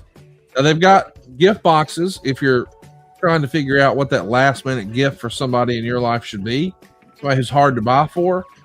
Nobody ever complains about the world's best colossal Maryland crab cakes. You'll get 4 of them in the famous gift box. You'll also get 2 different crab soups, a crab dip, seafood seasoning, and their signature bay sauce. Or maybe it's time for bowl season. Maybe you're getting ready for those playoffs. Why not a tailgate bundle? It's 2 pounds of wings, a full rack of ribs, a pint of crab dip, and even the crab cake mix. Or better yet, just create your own package. For over 40 years, this family, that's right, a family-owned business, don't you just love that? Has been featured on diners, dine-ins, and dives, Beat Bobby Flay, and so much more. Bruce Prichard and I have done shows here. We go every time we're in Maryland. And Bruce, you were going way back when in the 90s. But right now, you can have it delivered to your house with free shipping when you use the promo code WRESTLE. Was there ever consideration to let's just take him off TV and let him fade away? Or, I mean, the old school way of thinking is, hey, you got a big star here. Let's let him give the rub to a guy on the way out. Yeah, we wanted him to give the rub to Perfect. And, you know, Rick was 100% on board with it and was like, oh man, I'll put him over. I'll put Steve Lamarty over. And it worked. Next up, we get Vince in the ring introducing Bret Hart, and they're going to do a promo about his match with Razor Ramon. Of course, Razor had beat up Owen Hart and then talked trash about Stu, and we're done with the promo there. The next match is Marty Jannetty and Glenn Ruth. Ruth would later become Headbanger Thrasher, but of course he looks totally different here. And Shawn Michaels calls in during the match, and he says that he's the better wrestler of the Rockers. Marty's nothing but a simpleton. Of course, Marty ends up winning the match with a rocker dropper that doesn't paralyze anybody about 5 minutes in. The calling in was an aspect of the show that I appreciated. Whose idea was that? It was another way to get talent on the show without having to fly them in and be able to get them exposure and allow them to cut a promo. So it was something that we talked about, and I forget who had done it. I want to say Pat was like talking about, how about when they get this guy and they get him on the phone? We can put him on the phone during the match and have him do commentary while they're watching at home. That doesn't work as well because of the delay, but it definitely did work as far as them getting to be able to cut their promos live on TV. Kind of fun considering what you just said about the threads in the shows, because the thread of the second show is at the start of the show, the Repo Man steals Randy Savage's hat. And later on in the show, Sean Mooney is interviewing Repo Man, who's cutting a promo on Randy Savage. And, then Savage threatens a Monday Night Raw hangover. This is all over a hat. Eventually we see a Rumble report from Mean Gene, and then Savage is outside with Sean Mooney looking for Repo Man and his fucking hat. Vince is on. My head is cold. I need my hat. Freak out, macho hat. Where's my macho hat? Dig it? Who booked this shit? This is the silliest shit ever. It's Monday Night Raw. It's uncut. Uncut. Unbelievable. Yeah. Dude, they're feuding over a fucking cowboy hat. No, it's not just any cowboy hat. It's a macho hat. So as we cruise on down memory lane here on these early Raws, the main event of the second Raw is Ric Flair and El Matador Tito Santana. This is pretty fun stuff here because I don't know that Tito Santana may have ended a lot of Raws, but I like that he did it with the Nature Boy Ric Flair. Flair's in an argument with the ref, and Vince says that Flair has problems with authority figures, and which is kind of fun because he'd be gone the very next week. Perfect comes down to the ring, attacks Flair. They brawl and are separated by security, and the match ends after about 6 minutes. We come back from break. They're still brawling. And then Flair is interviewed by Vince and challenges Perfect to a loser leaves town match the very next week. Of course, Mr. Perfect accepts, and outside we go live to see, as the show is coming to a close, the Repo Man steals Rob Bartlett's car. Is this Repo Man shit the worst shit of 1993? Repo Man. Repo Man was fun. I didn't get the gimmick, but it could be fun sometimes. Vince loved the gimmick. He's a Repo Man. He repossesses. He steals things. The next Raw was also from the Manhattan Center. It's the 25th. This one is taped though. It does a 2.6 rating, and the Repo Man is once again all over the fucking show. This time he says he's going to repossess Savage's career, just like he did the hat. And he runs into the building. It's just awful. It's a macho career. Dig it. Give me my hat. I got more, but I want that one. Yeah. So since Savage is going to be working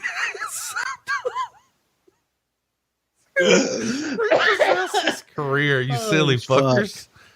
So since Savage is working a match with the goddamn Repo Man, who comes out with Savage's hat, they work about 9 minutes. Of course, Savage wins with an elbow drop off the top. The hosts this week are Vince, Heenan, and Bartlett.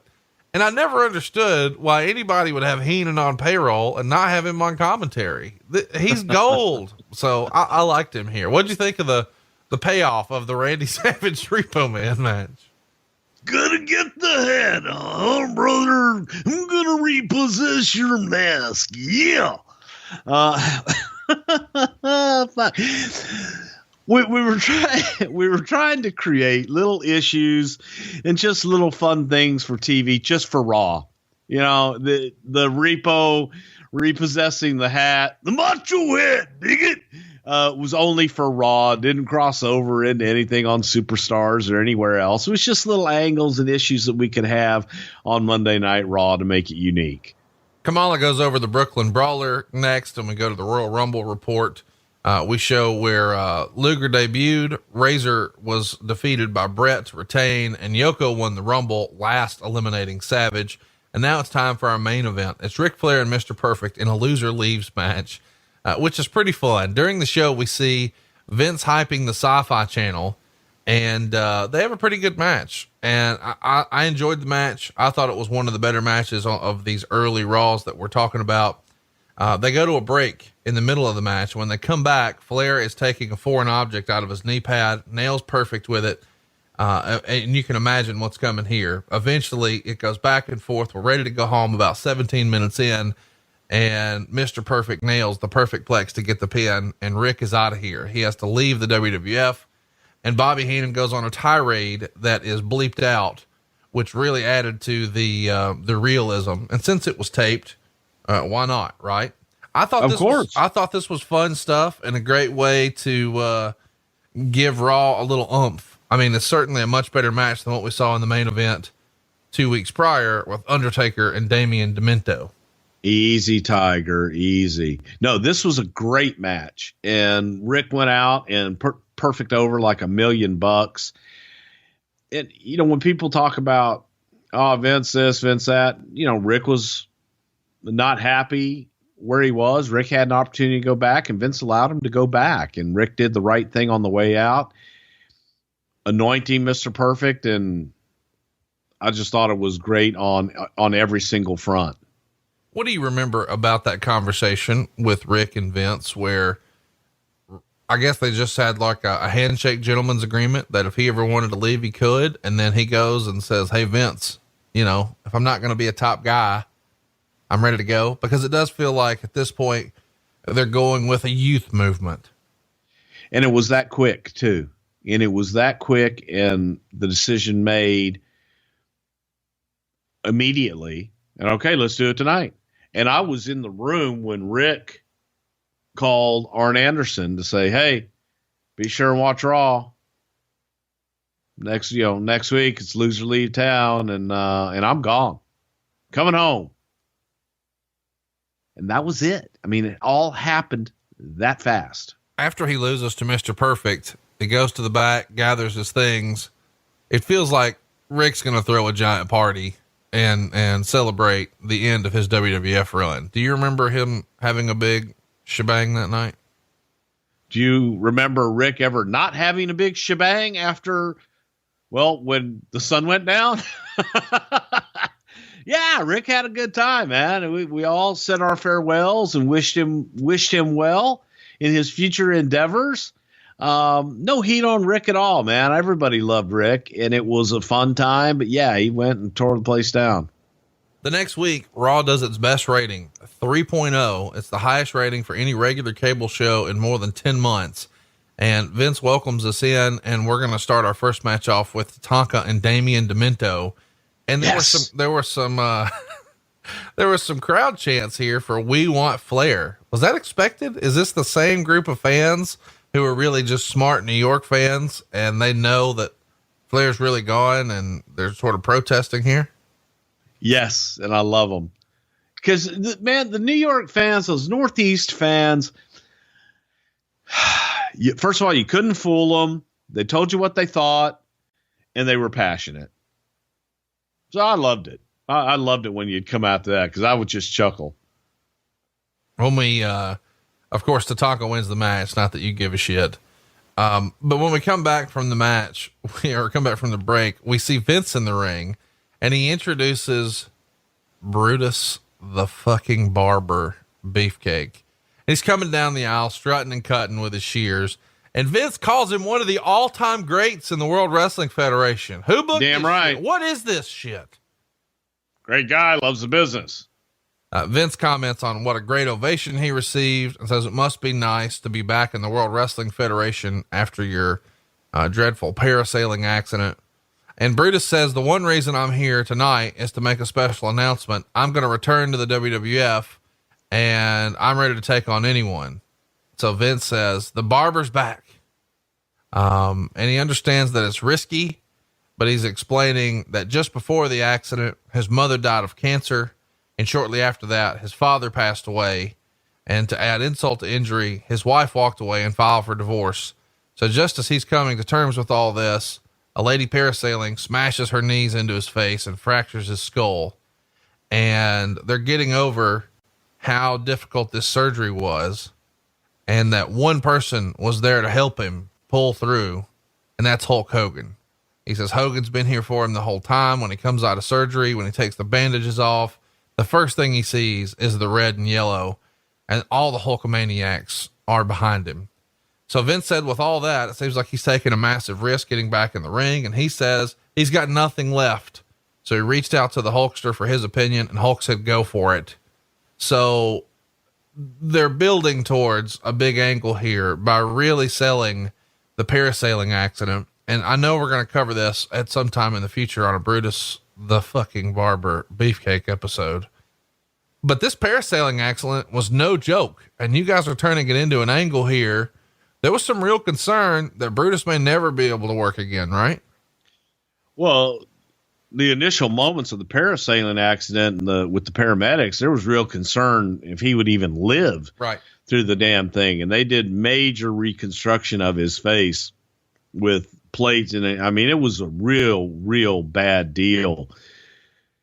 But they had built an apparatus that would fit around his face to protect his face in the ring. And Vince was convinced that this would kind of be something that he could work in, and we could have the best of all worlds. You'd have Brutus the Barber Beefcake, and you could also have a gimmick to sell that would kind of be like the Ultimate Warrior masks and all this different stuff. But it was iffy. It was iffy at best. Let's talk a little bit about High Energy, because they're going to be out here next. And that's Owen Hart and Coco Beware taking on Iron Mike Sharp and Skull Von Crush. I guess we should say that Vito actually has a podcast over on your boy Vince Russo's podcasting network. Owen teaming with Coco Beware. How does this come to be? High Energy. Isn't that how the song went? But it was, dude, it was two guys that had nothing going on. Let's make them a tag team. Let's put them in some checkerboard taxi cab looking pants. And one's got a bird, and Owen will put in suspenders, and it'll be great. The fuck. Awful. High energy wins in about a minute. Owen pins Skull. Next up, we get Doink and Typhoon, and the finish sees Typhoon whip Doink into the corner, tries to follow in with a splash, but Doink moves, so Typhoon goes into the turnbuckles, and then Doink takes him down with a bulldog, grabs a handful of the tights, and gets the win. Doink is over like Rover here. You guys are pushing his ass hard on these early shows. Oh, hell yeah. Doink was red hot, man. He was a great heel. Everybody was into him, and people were buying his shit. Sort of the most touching moment on Raw in these early days is next. After the break, Howard Finkel is in the ring and announces that the great Andre the Giant had passed away, and he asks everyone to stand for the 10 bell salute, and they show pictures from Andre's career during this little ceremony. Andre actually passed away on January 27th. How does everybody react to Andre passing? I know that Vince has a lot of love for Andre, and I don't know that we have enough time that you spent with Andre to do a full episode on him, but what can you tell us about his passing and how it affected Vince and what Vince's relationship was like with Andre?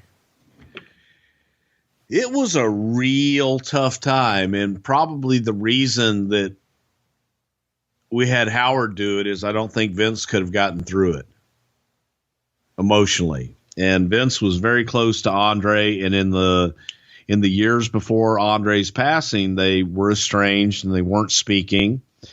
Andre had gone and been on WCW for one of their big TBS shows. Vince felt betrayed. Andre felt betrayed. So they just weren't speaking, and it was a really bad scene. And when Vince learned of Andre passing, I think there was a little bit of regret that he had never been able to talk to Andre, one more time. And that's what he was really feeling and going through at the time. They were the same age, and had been through an awful lot together. So it was like losing a brother. And it's weird, that, they weren't able to be on better terms towards the end, because I know how much love Vince has for Andre. I mean, he got the first bronze statue, of course, that they released, and in Vince's office, he's got the giant cast that was around Andre's leg and foot. He's got Andre's old Halliburton. This is all in his office, like as of a few years ago, just as like decorations or props for the room. And this is for a guy who's been passed away at this point, 25 years. Right. And there's only one Andre the Giant. He was the first true giant in the business. But even more than that, to Vince, he was a very close friend and confidant. And Vince looks at the things that Andre did, the surgery Andre had on his back, WrestleMania 3. That could not have been without Andre the Giant. And Andre agreeing to do the job for Hulk Hogan. Didn't have to. But Andre giving back to the business the way that he did, that was a tough one. That was a really tough one. The next match on the show is Yokozuna and Danny DeVito. Yoko wins in about 2 minutes. I'm curious because this is the second ECW guy we've seen as an enhancement talent. Vito or Skull Von Crush and Danny DeVito would both go on to work there, and they're both Northeast guys. How are you guys finding enhancement talent in the area? Because I know they're both local to the area. Who's in charge of sourcing those talents? Wow, at this time, it was probably still Chief J Strongbow, but we were also using Walter Kowalski in the Northeast to get a lot of our talent from and bring guys in. So, but you just go to Enhancement Talents R Us and kind of go through the Rolodex. Do you know Dave Silva still has a Rolodex on his desk? I believe it. I mean, he lives in Mexico. He doesn't have a calculator. He uses an abacus. It's just what they do. This is true. Vince was back with a mic in his hand as we come back from commercial, and he introduces Money Inc. And Money Inc. are the tag team champions of the world, of course. It's IRS and DBS. And Vince says something like, well, gentlemen, you asked for the time. What do you have to say? And Ted said, Humpty Dumpty sat on a wall. Humpty Dumpty had a great fall. And of course they're talking about Brutus the Barber Beefcake telling his sob story about losing his mother, his father, and having his face smashed in. And they're challenging him, saying, hey, we'll give you a match. Why don't you start with the champions? Ted and IRS flip a coin, which Ted calls his heads. Without showing IRS the coin, he puts it back in his pocket, and he declares that he won and would face Beefcake. And at this point, the manager of Money Inc., Jimmy Hart, comes out, and Vince asked him where he'd been. And Jimmy tells Money Inc. was a waste of his time because they're the tag team champions and they don't need to do this. IRS cuts a promo about how when Brutus was laying in the hospital, he wasn't paying taxes. This is just ridiculous. But now a match is set, and we're going to get Ted DiBiase taking on Brutus the fucking Barber Beefcake. Lex Luger makes his entrance, and Vince reminds us that he made his debut at the Royal Rumble, and he's pushing this narcissist angle. Lex, of course, has a mirror set up in the ring and starts to pose. There's the ring girl, and then there is someone advertising Raw again with the Raw signs. Was one of these early, like, Raw card women, were these the Oinkettes that we saw from back in the day? We use them from time to time, yes. Another ECW guy does the job for Lex Luger next. It's Jason Knight, who would go on to be Jason in ECW. And before the match, we see the now famous vignette with the Minnesota Vikings, Steve Jordan, working with Mr. Perfect, and Mr. Perfect throws a pass to himself. I kind of forgot that was on one of these early Raws. Absolutely. Some of the best. Sergeant Slaughter, Big Bob Remus, but Sergeant Slaughter produced a lot of these vignettes the second time around with Mr. Perfect. Because a lot of it was done in Minneapolis, and Sarge had ties there, as did Perfect. But we were able to get a lot of the different stars in the NBA, the NFL, Major League Baseball to do stuff with Kurt, and they were so ridiculously over the top. They may have been, I don't know if they were as good as the original Mr. Perfect vignettes, but they were pretty damn good. Sort of fun deal here. I guess we should note the week prior, it's Ric Flair and Mr. Perfect in the main event. Now we've got Lex and Jason in the main event, and that's the end of Raw. There's no Raw on February 8th. It was preempted for the fucking dog show. So we're back on the 15th, and we start with a promo with Beefcake and then one with DiBiase, and you have an idea what we're headed for. The first match on the show is Glenn Ruth and Bobby Who taking on the Steiners. Total squash, 3.5 minutes. Glenn Ruth would go on to be one of the headbangers. Who was Bobby Who? Who? We go to WrestleMania 9 report. Mean Gene starting to run down the card, and then we get Yokozuna versus Ross Greenberg. Ross Greenberg sounds like a rib. Ross Greenberg was actually a hell of a hand and a really good dude. He was an extra from the Northeast. Savage is still having trouble with his microphone. He's had it the entire show from the first match on. Is this a shoot where he's having these issues with his microphone, or is this a gimmick that you guys are trying to work here? Unfortunately, no, it's a shoot, and it was one of the inherent problems of using an in-house system. Vince is throwing to clips of Superstars the past week where we're seeing Yokozuna destroy Jim Duggan, and Savage just takes Bartlett's headset, and that ends Bartlett doing commentary, which is probably a good thing, right? Poor Rob. That was so mean. But Randy was frustrated, as was Vince. Back on Raw, Vince announces all the participants in the upcoming 16-man battle royal, and he says they've all heard that Giant Gonzalez will be one of the entrants, and the other 15 refused to be a part of the match. So now, for the sake of the battle royal, Gonzalez will no longer be involved. That's a pretty fun gimmick. And they show clips from the 13th of Superstars, where we see Giant Gonzalez destroy a young Luis Piccoli in a 3-on-1 handicap match. The other two guys run away. Now it's time for the battle royal, and this is sort of fun here. Listen to this cast of characters: Owen Hart, Kamala, Kim Chi, Tatanka, El Matador, Razor Ramon, Shawn Michaels, Coco Beware, Iron Mike Sharp, Damian Demento, Bob Backlund, Typhoon, Berserker, Terry Taylor, and Skinner. What a main event anywhere in the world. I was ready for you to say that. Towards the end, you know what's coming. Giant Gonzalez comes out and he pulls the Tonka and then gives him the double headbutt. While Razor rolls out to the floor, Gonzalez throws the other two and hops over the top rope himself, thinking he's won. But since everybody else is completely out of the match except for Razor, he wins by default. In our main event, here we go. Ted DiBiase and Brutus the fucking Barber Beefcake. It doesn't take long for IRS to blast him from behind with the briefcase in plain sight of the ref for the DQ. Here's what we're really looking forward to. They put the boots to Beefcake and then DiBiase holds him up for IRS to hit Beefcake in the face with the briefcase. And Jimmy Hart is begging IRS not to do it, but he gets shoved away. And of course, Beefcake gets nailed in the face with the case. So Jimmy jumps on Beefcake to protect him. DiBiase wants to hit him too, but Jimmy begs him to stop. As Money Inc. starts to walk back towards the back laughing, Jimmy Hart stays in the ring with Beefcake until he's taken out on a stretcher. And once he's out, Savage points out that there's a bunch of blood on the mat. This is the first time we see Jimmy Hart as a babyface in his entire WWF career, right? I think it was the first time Jimmy Hart had ever been a babyface, period. And it was during this time that Jimmy had become the shoot manager of Hulk Hogan and was traveling with Hulk and doing a lot of the Hulk appearances.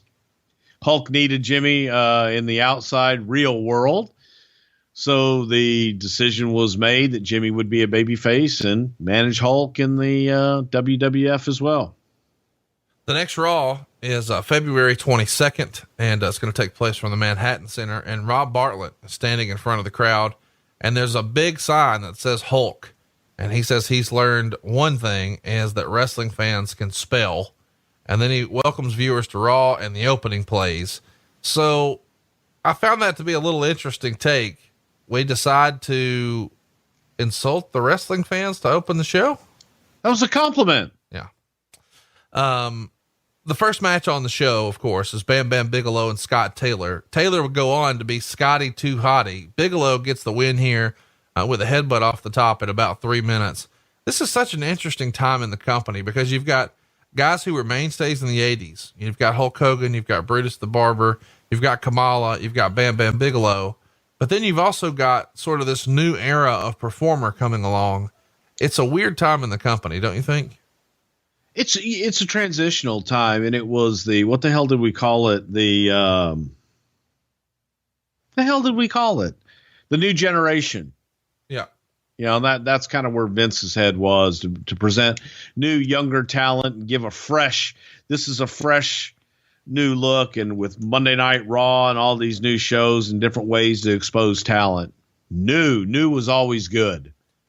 So next we see Hulk in a pre-tape with Vince McMahon. Hulk is dressed in all black and wearing jeans, and he's with Vince in a studio that has pictures of Hogan all around. And Vince started by saying the whole world was awaiting his big announcement on Monday Night Raw and hoping that he would say he's returning to the ring. What is the future for Hulkamania? Hulk referred to Vince as Mr. McMahon here and said the future of Hulkamania is so exciting. He sat back in the last year and watched the little and big Hulkamaniacs continue to train, say their prayers, and eat their vitamins and believe in themselves. And he says those people aren't just his friends, but they are his heroes. And those are the people who continue to set the example for the rest of the world. And Hogan says something like, when you're at the top of your field, whether it's business or sports, people are going to go digging around in your personal life. And when they did that to him, they found out he's a human being. He says he's not afraid to admit that he's made mistakes. And during the 60s, 70s, and 80s, he bowed to peer pressure and made some mistakes. He stated his father once said, "Don't do as I do as I say." But he wants to change that. He says the age they're living in, there is legitimate media, but there's also what he called tabloid terrorism. He says those folks are going to dwell on the negatives, dig up all the dirt they can, and even if the allegations are false, they don't care who they hurt, they still report it as if it were the truth. And he says, thank God the Hulkamaniacs are not like that, and all they want to focus on is the positives. And he knows that the Hulkamaniacs, and with that attitude, that the future of America is all in the youth, and he wants to be their leader for the 90s. And he says, now it's not do as I say, it's do as I do. And he has 5 rules he wants the Hulkamaniacs to follow. Train, say your prayers, eat your vitamins, believe in yourself, and now believe in Hulk Hogan. And he finished by saying, wait until you hear what he would say on Monday Night Raw. And Vince says he couldn't wait. So Bruce, this is really a PR piece to sort of combat lying on Arsenio about taking steroids and all that, right? Yes, it was. There had to be. They had to address it, right? And to ignore it would have been bad. And Hulk just needed to come clean and say, "Hey, man, I made a mistake." Didn't want to come out and say, "Hey, I lied on Arsenio," but you say, "I made a mistake and I'm trying to fix it. Not going to dwell on the past. Move forward." And that was his way of addressing it. Who wrote that? Did he spend a lot of time writing it? Did Vince write it? Nothing was written. It's just what we discussed. Were his words and how it all came out. So it was all just sort of ad libbed. You had an idea of what you wanted to cover, but he just freestyled it. Yes. When was that shot? Probably, I want to say the week before the show, or it was a few days before. So at that Monday point, Night Raw. And I know we covered WrestleMania 9 in our archives. Check it out, somethingtowrestle.com. But at this point, the plan is to just get him on TV, work on the big angle with Brutus and DiBiase, and go from there, right? Yes. Okay. The next match on the show is Shawn Michaels and the Beverly Brothers against the Nasty Boys and Tatanka. I hope you're as excited about that as I am. Tatanka wound up winning about 15 minutes in when he pinned Shawn Michaels. Tatanka and Shawn would go on to wrestle for the Intercontinental title at WrestleMania 9. And this is obviously to set that up here. Why was Tatanka put in this spot here? Was Vince high on Tatanka? Yes, he was very high on Tatanka, and Tatanka was new. He had a great look, Native American, the real deal. So Vince was kind of getting behind Tatanka here and felt that he had a hell of a future. The next matchup was Crush versus Terry Taylor. Crush wins by submission in a little over 4 minutes.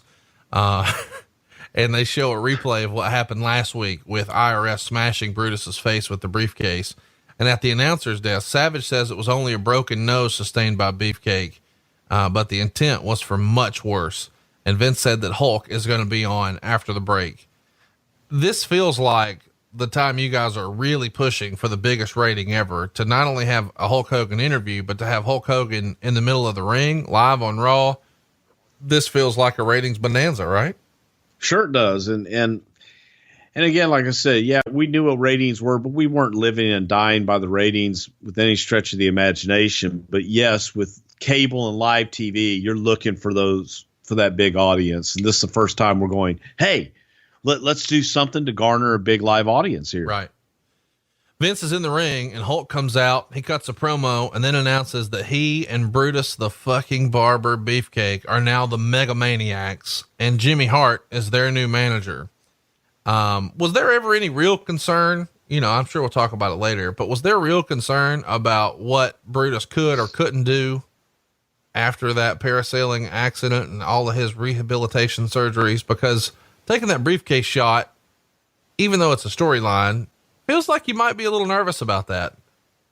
Beefcake was very nervous about it. We all were. And probably why DiBiase and Mike Rotunda IRS got the nod, because you couldn't ask for two better professionals to take care of you. And there were a lot of precautions made so that he was very well taken care of from camera angles and everything else to make sure that the briefcase was safe and that he wasn't getting hit in that deal. And then the apparatus that Beefcake wore on his face was to further protect him in matches. But yeah, we were a little shaky. Didn't want to pay for another new face for Beefcake. Chat me up about Hulk Hogan and his return here. How far in the works was this? Because he had obviously been laying low for a long time. Who reaches out to who pitches it?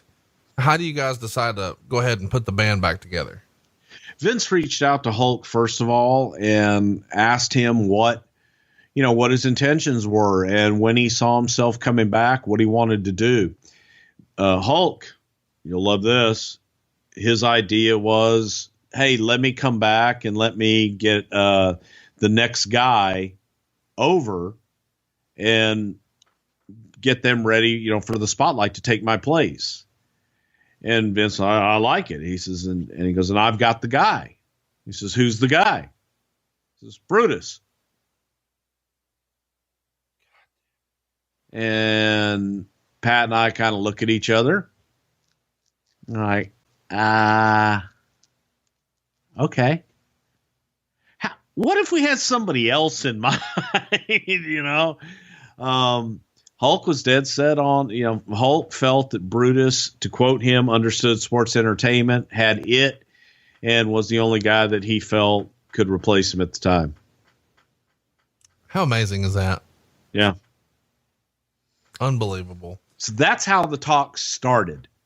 Then I got into, okay, what if we bring Brutus back with you as a team and do this thing, and let's see what we've got there. So Vince just thought, hey, let's get Hogan back working and we'll figure it out. But if he wants to put over his buddy, let's just put them together. Right. Yeah. Did you guys always kind of feel like Brutus was the tag along that you had to sort of take care of? I mean, much like Randy Savage is to the Genius, Hulk Hogan is to Brutus Beefcake. I don't mean as far as talent, and I don't mean, because by the way, I like both of those guys. I know I've had a lot of fun here shitting on Brutus the Barber Beefcake, but when I was a kid, I was strutting and cutting. I was into it. I get it. The whole reason this became a thing on the show is I didn't think he should be the guy to beat Mr. Perfect. And I can't help but feel like some of that is Hulk Hogan's influence. So some of go ahead. No, because it was Brutus was over. I mean, Brutus was over. And so was the honky tonk man. Yeah, he was. Yep. So, they did draw, they did have a strong following. But I will make a promise to everybody that comes to the Brooklyn show. I will tell a never before told story. This is a story that even you, Conrad, have never heard about Brutus the Barber Beefcake and Vince McMahon. I'm all about it. And if you want to hear that story, join us on January 19th at Barclays Center. And there's only one place to get your tickets. It's boxofgimmicks.com. And Lord knows Brutus had a bunch of fucking gimmicks, but you will not believe the tricks that we have in store for you. And I wanted to ask you here, because live on this show, you've got lots of smart fans in New York, and a lot of them are the same fans over and over and over. I mean, these guys are the passionate fans who are showing up every week, the hardcore wrestling fans. Was there a concern that when you cart Hulk Hogan out, maybe he wouldn't get this awesome reception because they're smart fans? It's funny. Yes. There was always that concern. However, believe it or not, that's what we wanted. That's kind of what we loved, because it was the unpredictability of the audience, how they were going to react. And Vince would always go back to, if the New York audience buys it, everybody else is. And if they don't buy it, that should be a sign to you. New York loved Hulk Hogan. They did. The last match on this episode of Raw, it's Undertaker and Skinner, and Vince tells us that we're running out of time. Skinner jumps on Taker at ringside and has the claw wrapped around his throat. And Vince yells, "They're out of time. We'll see the conclusion next week." Of course, Undertaker wins. Here's my question. Was that the design, or did the Hogan shit run long and that sort of ruined what the main event plan was? Oh my God, no, that was 100% the plan. Back in the olden days, and especially on Mid-South, we used to joke about it all the time, was every week is, folks, we're out of time. We got to go. We'll see you next week here on Mid-South. It's a Donnybrook. It's breaking down in Tulsa. So I'm laughing and I'm saying, hey, we're live. Well, we don't have the finish. We'll show it to them next week. And it gives them a reason to tune in next week. And they tune in next week and they get the finish of the match from the previous week, but we leave them with a cliffhanger. Every good television show would leave you with a cliffhanger, wondering what's going to happen next week, and soap operas and shit. So that was done by design to see how it would work. Vince hated it. So we wanted to run you through a handful of these first few Raws to sort of give you a flavor of what the show was like and, just sort of stroll down memory lane. Eventually you guys move away from all live and you start doing a lot more taped. That's just a financial decision at that point, right? Yeah, we had to, and we were doing things on the road, and it just, we had to do them. We had to tape some. So we were even taping, 2, 3 at a time sometimes. When do you remember some of the thinking behind the way the storylines were integrated into Raw changing? Because you mentioned a little while ago that sometimes they wouldn't necessarily have storylines that carried over into Superstars. This would just be for Raw. When do you remember that changing? Probably, when syndication started to die. We went from a time of paying to be on the air to being paid to be on the air to going back to a barter system, and everything was coming full circle, and syndication just wasn't what it used to be. And we were realizing that we had this great audience watching us live on Monday nights that we're in a better time slot. Let's concentrate on cable. Let's concentrate on the Raw show.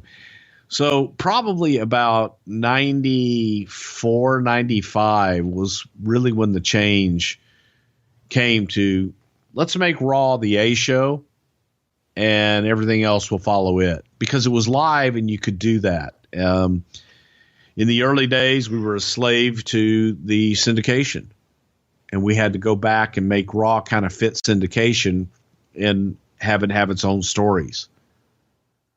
So yeah, 95 maybe. When do you think you guys sort of settled in to what Raw would be? We talked about the genesis of the idea and how it all came to be, and the nervousness of putting together the first one. When do you think you really started to hit your rhythm? 97 maybe, 97-ish. 98. Wow. So you're years into it before everybody's really comfortable, you think? Well, because we were constantly changing and it was constantly evolving. And really, I think that's part of the problem. I don't think that it's evolving anymore and changing enough as it, we changed every couple of years. We were changing sets. We would, Raw's War, the format would get flipped a little bit, and you've seen the same thing on Monday Night Raw and SmackDown now for the past 10, 12 years? I don't know if it's the exact same, but you do see similar. It starts with a long promo. I mean, and there are things that are fairly predictable. If you're in the middle of a match and someone gets thrown to the outside, here comes the commercial. I mean, but some of that stuff does become a little bit of a formula that you can predict. It is formulaic, cookie cutter. And when we were fighting for our lives, we were constantly evolving and constantly changing, trying to make the product better and different. So it's, but I would say we really settled in 97, 98 in that time. It's sort of fun to see how it evolves too with, we're going to do small arenas, then we're going to go to big arenas. We're going to do lots of pre-tapes, then we're not going to do any pre-tapes. Everything's going to be live, and we're going to phone people in. Okay, now we're not phoning people in. Maybe we'll satellite them in. There's not going to be any ring card girls anymore. Vince McMahon's going to move away from the desk. We're not going to have any outsiders doing the announcing. It's all going to be wrestling people. Did you prefer Vince on commentary or Vince on a headset yelling at the commentators? For me personally, I preferred, I don't know. I probably, it was better for the product for Vince to be backstage and being able to help produce things backstage and be able to talk to the truck and talk to the commentators throughout. For me personally, especially in those early years, once I got those first, probably several months of Monday Night Raws, I was sitting at ringside next to Vince. and producing him there. Later on, I got a wireless headset where I could go back and I could run the backstage and I could still talk to Vince. I had his commentary in one ear, had the truck in the other ear, and I was all over the place. I preferred that just because I could say I didn't hear you, Vince. I was doing something. When you're sitting right next to him, you get the fist in the knee. Was Raw always the number one show? Like, was there ever anybody who was sort of old school and still thought the syndicated network and the weekend shows, Superstars and whatnot, was still more valuable? Or does everybody think right away, oh, this is the deal? No, it took about a year or two, maybe, before Raw really got to be the number one show. Why do you think that is? Obviously if it's live and it's prime time, it feels like everybody would go that way. Is it just old school wrestling? Your shows are on the weekend and the syndicated network is sort of what brought us to the dance. Yes. And that was the model to promote live events, and a live event was still, that's where the moneymaker was. So you had the syndicated shows to promote those, and you had to have that to make the live events work. That was the thinking. I know that you get weird whenever I bring up money, so I'll try to be as friendly as I can here. But I'm glad you mentioned that live events were the moneymaker, because I think a lot of times fans assume with all the glitz and glamour of TV that that's really where the money is. But we've also covered how expensive a show like this was to do compared to a house show, not nearly as expensive. You don't have the production, you don't have the satellite time, et cetera, et cetera. From a compensation standpoint for one of the boys, let's say it's a middle of the card guy, not a top guy, not a curtain jerker, middle of the card guy. What's he make on a house show? On average, let's say it's a sold out house show, 6,000 fans. Compare that to a payday for a Monday Night Raw here, which is running in the red because of all the overhead, and there's only 600 seats. Well, for Monday Night Raw, especially during this time, man, you're still getting TV pays. You're getting $25. Process that. Now, yeah, on that same house show, 6,000 fans sold out, you're middle of the card. What do you reckon one of those guys would make? Maybe probably about $1,000. Is that not crazy? Yeah. I mean, when you really compare the amount of money percentage wise, $25 to $1,000, but from a business standpoint, man, it makes total sense. It really does. And it just, things change, and we weren't making the big money off TV, and now they are making more money off TV, but they're also drawing a lot larger gates for their television tapings as well. Well, let's get to Facebook. We've got some questions over there and we want to get to those, but we also want to tell you all about when we're coming to Philadelphia. Come see us the day before the Royal Rumble. It's going to be on the 27th of January. You don't want to miss it. Tell them all about it, Bruce. Well, it is going to be a part of the Icons of Wrestling Collectors Fest on Saturday night, January 27th at the old B19 ECW Arena. And that night we are going to be a part of a doubleheader with Jake the Snake Roberts. Jake goes on stage at 8:00 with his one-man show, and then we will go on right after him. And it's all for one price. It's only $75. You get Jake the Snake's one-man show, and you get Something to Wrestle with live with Bruce Prichard and Conrad Thompson. Hey, and if you're going to NXT, don't worry, because we're not going to be going on until after NXT finishes, and it's just right down the street. So come on out and join us on Saturday night at the old ECW Arena in 42. And we are going to entertain you, and we are looking forward to that, having a great time. I'm going to be at Icons of Wrestling Saturday and Sunday, so stop by and see me there as well beforehand, and make sure and see us Saturday night with Jake the Snake. Where are tickets, Bruce? That's real simple. Go to pronounspal.com to get all your tickets. That's right, pronounspal.com. All right, so let's get to Facebook. We got tons of questions here, and we asked you, hey, Creation or Raw, you got questions? We got answers. Hit us up. If you have a question for the Rockers, you can ask it right now over at facebook.com/something to wrestle. Bruce, are you ready? I'm ready. Armando wants to know, was it difficult to fill up the arena, or did it sell out fast? Sold out fast in the beginning. Matthew wants to know, who came up with the Raw logo? That was something Creative Services did. We just wanted it to be, raw, down and dirty. And when they drew it up, we liked it. Mark wants to know, since there are early episodes from the grand ballroom of the Manhattan Center, was there ever a worry that you guys wouldn't be able to fill an arena on a Monday night?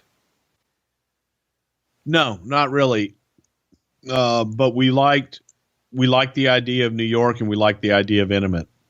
Steven wants to know, did Vince ever truly envision what Raw would become? I don't think so. I think we were looking at originally. Look, Vince, talking about the WWF network on the show. Vince has envisioned a lot of things. And I think that at the time we had a vision for what Raw was, and it was this down and dirty show that would be different than the big arenas. So in the early days, that's not what we wanted for it. Ryan wants to know, what was the reaction behind the scenes to the New York crowd chanting Sean's blank, an F word, and let's go sailing to Brutus? It's New York. You got to love them. I mean, we would be entertained by that. Steven wants to know, why was Damian Demento in the opening for the show for 2 years? Look at him. That was good God. I mean, man, that catches your eye and you're asking that question. Thank you for noticing. Lots of questions like this. Matthew says it's a silly question, but we got it a lot, so I don't think it's that silly. Why Monday night? More than anything, because that was the night that Primetime Wrestling was on at the time, and we were just replacing Primetime. It happened to be on Monday. It was the end of a tour where you would finish up. You would start your tour usually on a Wednesday, Thursday, go Thursday, Friday, Saturday, Sunday. It's the end of a tour on Monday. Zachary wants to know, what was with the annoying siren at the beginning of the early Raw tapings? Whose idea was that? Just to annoy you. Really? No, just to annoy that one person that asked that question. Well, I mean, here's the deal. It does get your attention. Do you remember somebody saying, God damn it, get me more sirens? Yes. No, no, it just was it was cool. It gave you an uneasy and a New York feel, because every time you walk down a street in New York, usually there's a siren or the police light or fire engine light going on somewhere. This is just me talking. How cool is it that they're doing the 25th anniversary from both Barclays and the Manhattan Center? I think that's pretty neat, man. I think that's pretty neat. What other names got thrown around to do commentary for the show? That comes to us from Robert. Well, we talked about, obviously we talked about Bobby, we talked about Savage, we talked about Monsoon, and as we spoke earlier, just some of the different New York icons in sports, from Marv Albert to Bob Costas. So there was talk about doing some different people, and then Vince just settled on the team he settled on. Lots of armchair quarterbacking about this, but I feel like we should mention it because it feels like something he would have brought up. Why was there nothing with Bret Hart on the first episode? There's no match. There's no promo. It's your opportunity to introduce your champion in a post Hogan era, and he's not there. Instead, it's an interview with Razor. And I get that you're doing Razor one week and then Bret the next, but on the debut show of Raw, in hindsight, maybe the champ should have been there. Did Bret have an issue with being left off of the first show? No. And I don't know the answer to that question, but I am going to assume that we might have had a live event book somewhere else with Bret on it. Dave believes that Raw lost something when you guys left the Manhattan Center in September, and he felt like it wasn't nearly as special after that. Do you agree with that? I think if we had continued to do the Manhattan Center and that be the only place, I think you'd be saying the same thing, that, Raw had the same look at the Manhattan Center. I'm tired of it. So it evolved is all it did. And I enjoyed the Manhattan Center, and the Manhattan Center had a great ambiance to it. But I think the same would be said if we had stayed there for a long time. John wants to know, how much acid was involved in the creation of Max Moon? Wasn't as much acid as it was heroin and crunk. Crunk. Seth Webb wants to know, how long did construction of the ring take, and how long did setup in general take? I'm sure he's referencing how difficult it was to get it up the elevator and all that. God, probably it took like about 3 hours to get the ring and everything up there, to get the ring up alone, which normally it should take about 40 minutes. David has a great question. If the business was doing better at the time, would the Manhattan Center still have been chosen, or would they have opted for a larger arena? No, because the idea of it was to make it different than all of our syndicated shows that were in a large arena, and we wanted it to be different and small and gritty. Raw. Drew Russell says, why even after WCW gave away the results time after time did it take so long to go live weekly? Strictly financial, right, Bruce? 100% financial. Yeah. We just weren't in a position to do it at that time. Aaron wants to know, hypothetically, how would Jim Cornette sound if he were to describe Shawn Michaels' mullet from January of 93? It's a beautiful mullet, just like beautiful Bobby's mullet and Dennis and Stan, motherfucker. And kind of like the bitch at Dairy Queen who fucked up my order of a double cheese, double mayo, double onion, double shit. Sam wants to know, motherfucker. Thank you. Did Bruce use Ico Pro? I did for about a week. Hated it. What'd you hate about it? What'd you hate about it? God, it was gross. It gave you gas. They had these drops you put under your tongue that were the worst tasting things I'd ever tasted in my life. I mean, as you can tell, I'm a real gym buff. I prefer, I don't need all them supplements and stuff. Michael Hughes wants to know if there was a reaction to Rob Bartlett freestyling. Shawn Michaels pulled the knife during the break. Yeah, there was. Rob had a lot to learn, and sometimes he had to make mistakes before we knew what was in his head. Here's a fun one. I don't know when we'll talk about this one. Mario wants to know, what was the story with Friar Ferguson? Who created the character, and why was it dropped so quickly? Mike Shaw, who was Norman the Lunatic, Muck and Sing, and all those other Bastion Booger as he later became.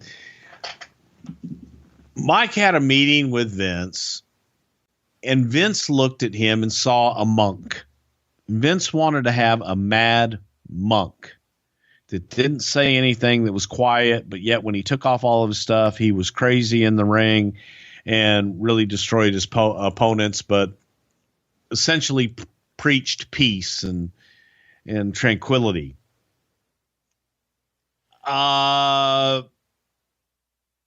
Just didn't work.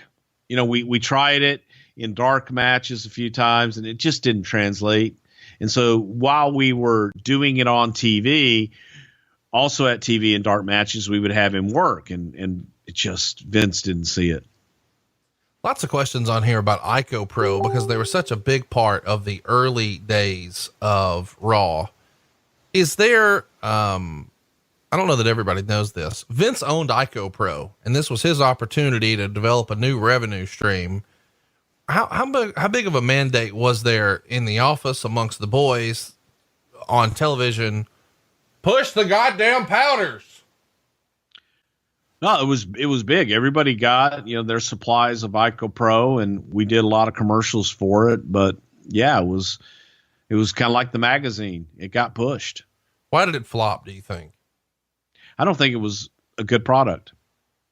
Who developed the product? Did Vince work with someone? Did someone pitch him on it that, hey, this is the era, you're into this, you have a natural fit for it. People who watch your show like this type of thing.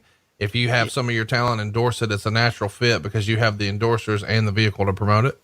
No, it was all a product of the WBF, the World Bodybuilding Federation, and it was used. That's was its original intent and how it came to be. But obviously, wrestling fans that work out, it was a natural fit. Dr. Fred Hatfield is the one who developed it. He was extremely passionate about it. Vince was passionate about it. I'm not a gym guy, so I wasn't as passionate about it. Kevin wants to know, did taped Raws have a different vibe as opposed to being live for you as a talent? Yes, I think they did. There wasn't the energy in the crowd. Chris wants to know, what would it sound like if Doot Doot Doot sang Shawn Michaels' theme song? I'm just a sexy boy. I ain't your boy toy. I'm just a sexy boy. Doot, doot, doot, doot, doot, doot, doot. Mike Palmer asks a question that I think we've addressed before, but you can give us a synopsis. Why was the show eventually divided into two shows, Raw is War and the War Zone? For ratings, because then it could be listed as two separate shows, and each show would have its own rating. Michael wants to know, with it being Bobby the Brain Heenan's final night, what was the going away party like for the Brain? It was very sad. A lot of crying. It wasn't a big party. It was sad. It was goodbye and I'll see you later. And it was a hard one for me. Lots of fun questions on here about Sean Mooney. Who would win in a shoot fight, Todd Pettengill or Sean Mooney? Sean Mooney. John Connor wants to know, why did USA always favor the damn dog show over Raw? You got me. I always thought that was stupid as well, because the dog show didn't do the kind of ratings that Monday Night Raw did, but they had a commitment to it. And the Kay Koplovitz, who was the head of programming at the time, loved the dog show, and she loved tennis. So tennis in the summer and the dog show would always get that preemption. Mike wants to know, is this place, the Manhattan Center, really that much better than the bingo hall that Bruce makes fun of WWE or ECW for? No comparison. One had class, other had N32. Jordan wants to know, did Vince intentionally want to run small arenas for the look of the show, or was it just the nature of the business at the time? No, we wanted a completely different look than syndication, which was large arenas. Christopher asks the same question that about 90% of our questions on Facebook are. Max Moon, what the fuck? What the fuck, man? He shot shit out of his hands. We get tons of questions about Ass's guy, which a lot of people call Howard Stern fan. The Straw Hat Man and the Hawaiian shirt guy get special treatment in WWF shows like they did at ECW shows. The idea being is they were allowed to buy the same seats every single week. In the Manhattan Center, could you sort of go old school and reserve a certain seat every week as long as you paid in advance? You know what? Vince actually asked that question. How did these guys get the same seats? No matter where we were. Whether it was, like the Garden, Manhattan Center, Philadelphia, Long Island, every place we went, these guys seemed to be in the same seats in the front row every time. So they had to know somebody. And I'd love to know if anybody out there knows them. Please tell us how, because I was on the inside and we didn't even know how. Here's a fun question. And I think this is a fair question. Andy wants to know, what else goes on in the Manhattan Center? I mean, that's a real question. What else would they use that for besides Raw? We wrestling fans don't know. They used to use it for recording the New York Symphony. The acoustics in it were phenomenal. Okay. So they did a lot of music recordings for big bands and things like that. And then they would also host large parties. Aaron wants to know, when did you decide to move away from enhancement talent and go with established stars having matches exclusively on Raw? Well, that was the idea with Raw in general at the very beginning. Even though we didn't do it, we tried to make them more. We had more competitive matches on Raw than we did on syndication. I would say that move probably was made once we started getting competition from WCW. Interesting parallel drawn by Andrew here. Raw's first show felt a lot like Shotgun Saturday Night's first show. Was Raw meant to have that shotgun feel forever? Yes. Is that why you brought back Shotgun, you think? I think so. Yeah. When you are live and things happen organically, there's a feeling to it, and it's an uneasy feeling. And as a viewer, that's an excitement. When you plan those things and week after week, when it happens every single week, because it is planned, it gets old, and it's no longer spontaneous. It's no longer exciting or edgy. It's, oh, what are they going to fuck up this week? Amon wants to know, why did you eventually get rid of the Raw girls? Cost. How much were you paying them? Sometimes $50. Oh my gosh. Listen, cash. Carlos says, do you agree with Mean Gene in saying that the Manhattan Center was a toilet? No, it wasn't a toilet. It was a pain in the ass, but it wasn't a toilet. It's a cool building. Justin wants to know, what kind of notice did the company get when Raw would be preempted for the dog shows and tennis? Oh, we knew a full year in advance. Pascal wants to know, did Jim Johnston come up with the Raw theme song here? Yes, he did. What sort of interaction was that like? Like, you know, with Vince and Jim Johnston, did Vince have a vision for what he wanted the song to be? Or did he just say, got a show, pal. It's uncooked. It's uncensored. It's an hour. It's live. It's New York. He wanted live and edgy, pounding. You know, I want a sense of urgency. I want a sense of unpredictability and just, pounding. David has a fun question. Did catering exist the way it does today for the initial Raws? Man, I'm trying to think. I don't know. I don't remember catering in the Manhattan Center. I think that we would always either get something to eat on the street or, like go somewhere real quick. I don't think we had catering there. We had drinks and all that, but I don't remember food. I don't know why this cracks me up. Somebody wants to know, did you guys pay the talent their $25 in cash or check? In the old days, they used to, but then it became just part of their check. Okay. So it wasn't something they'd get paid that day. No, but they could take a draw if they wanted to. There was some early, this is from Jake. What were some early 93 storylines that were scrapped? Anything involving nails that you remember? Well, the only thing that was scrapped involving nails was the angle with the Undertaker. Yeah. I mean, that was long before Raw. Yeah. He was fired a month before, I believe. Yeah. But what would the plans have been for the Nails Undertaker feud had we got to see some of it on Raw? I was going to WrestleMania. I believe we were talking about either doing a casket match or a cage match at WrestleMania. Ben wants to know, why did Hogan never work a match on the early Raws? Because he was gone shortly thereafter. And Hulk was somebody that you didn't want to see wrestle on TV a lot. You usually got Hulk wrestling on TV a couple times a year. What was the best era of Raw in your opinion, Bruce? Attitude Era. When do you define Attitude Era? Can you break that down from one year to another? I'd have to say 97 to 01. Well, I think that's going to bring us to a close here. Anything else that you can think of that you may want to share with us for the early memories of Monday Night Raw? Yeah, I'll give you, because it was asked to me on my personal page, what was my favorite memory of Monday Night Raw? And I have to go back to the fight that we had between Shawn Michaels and Kurt Hennig that went out onto the street in New York. And the idea was that we were doing an interview with Shawn Michaels live on the street in the middle of the day. This quote happened earlier. So we went out and shot it. I produced it.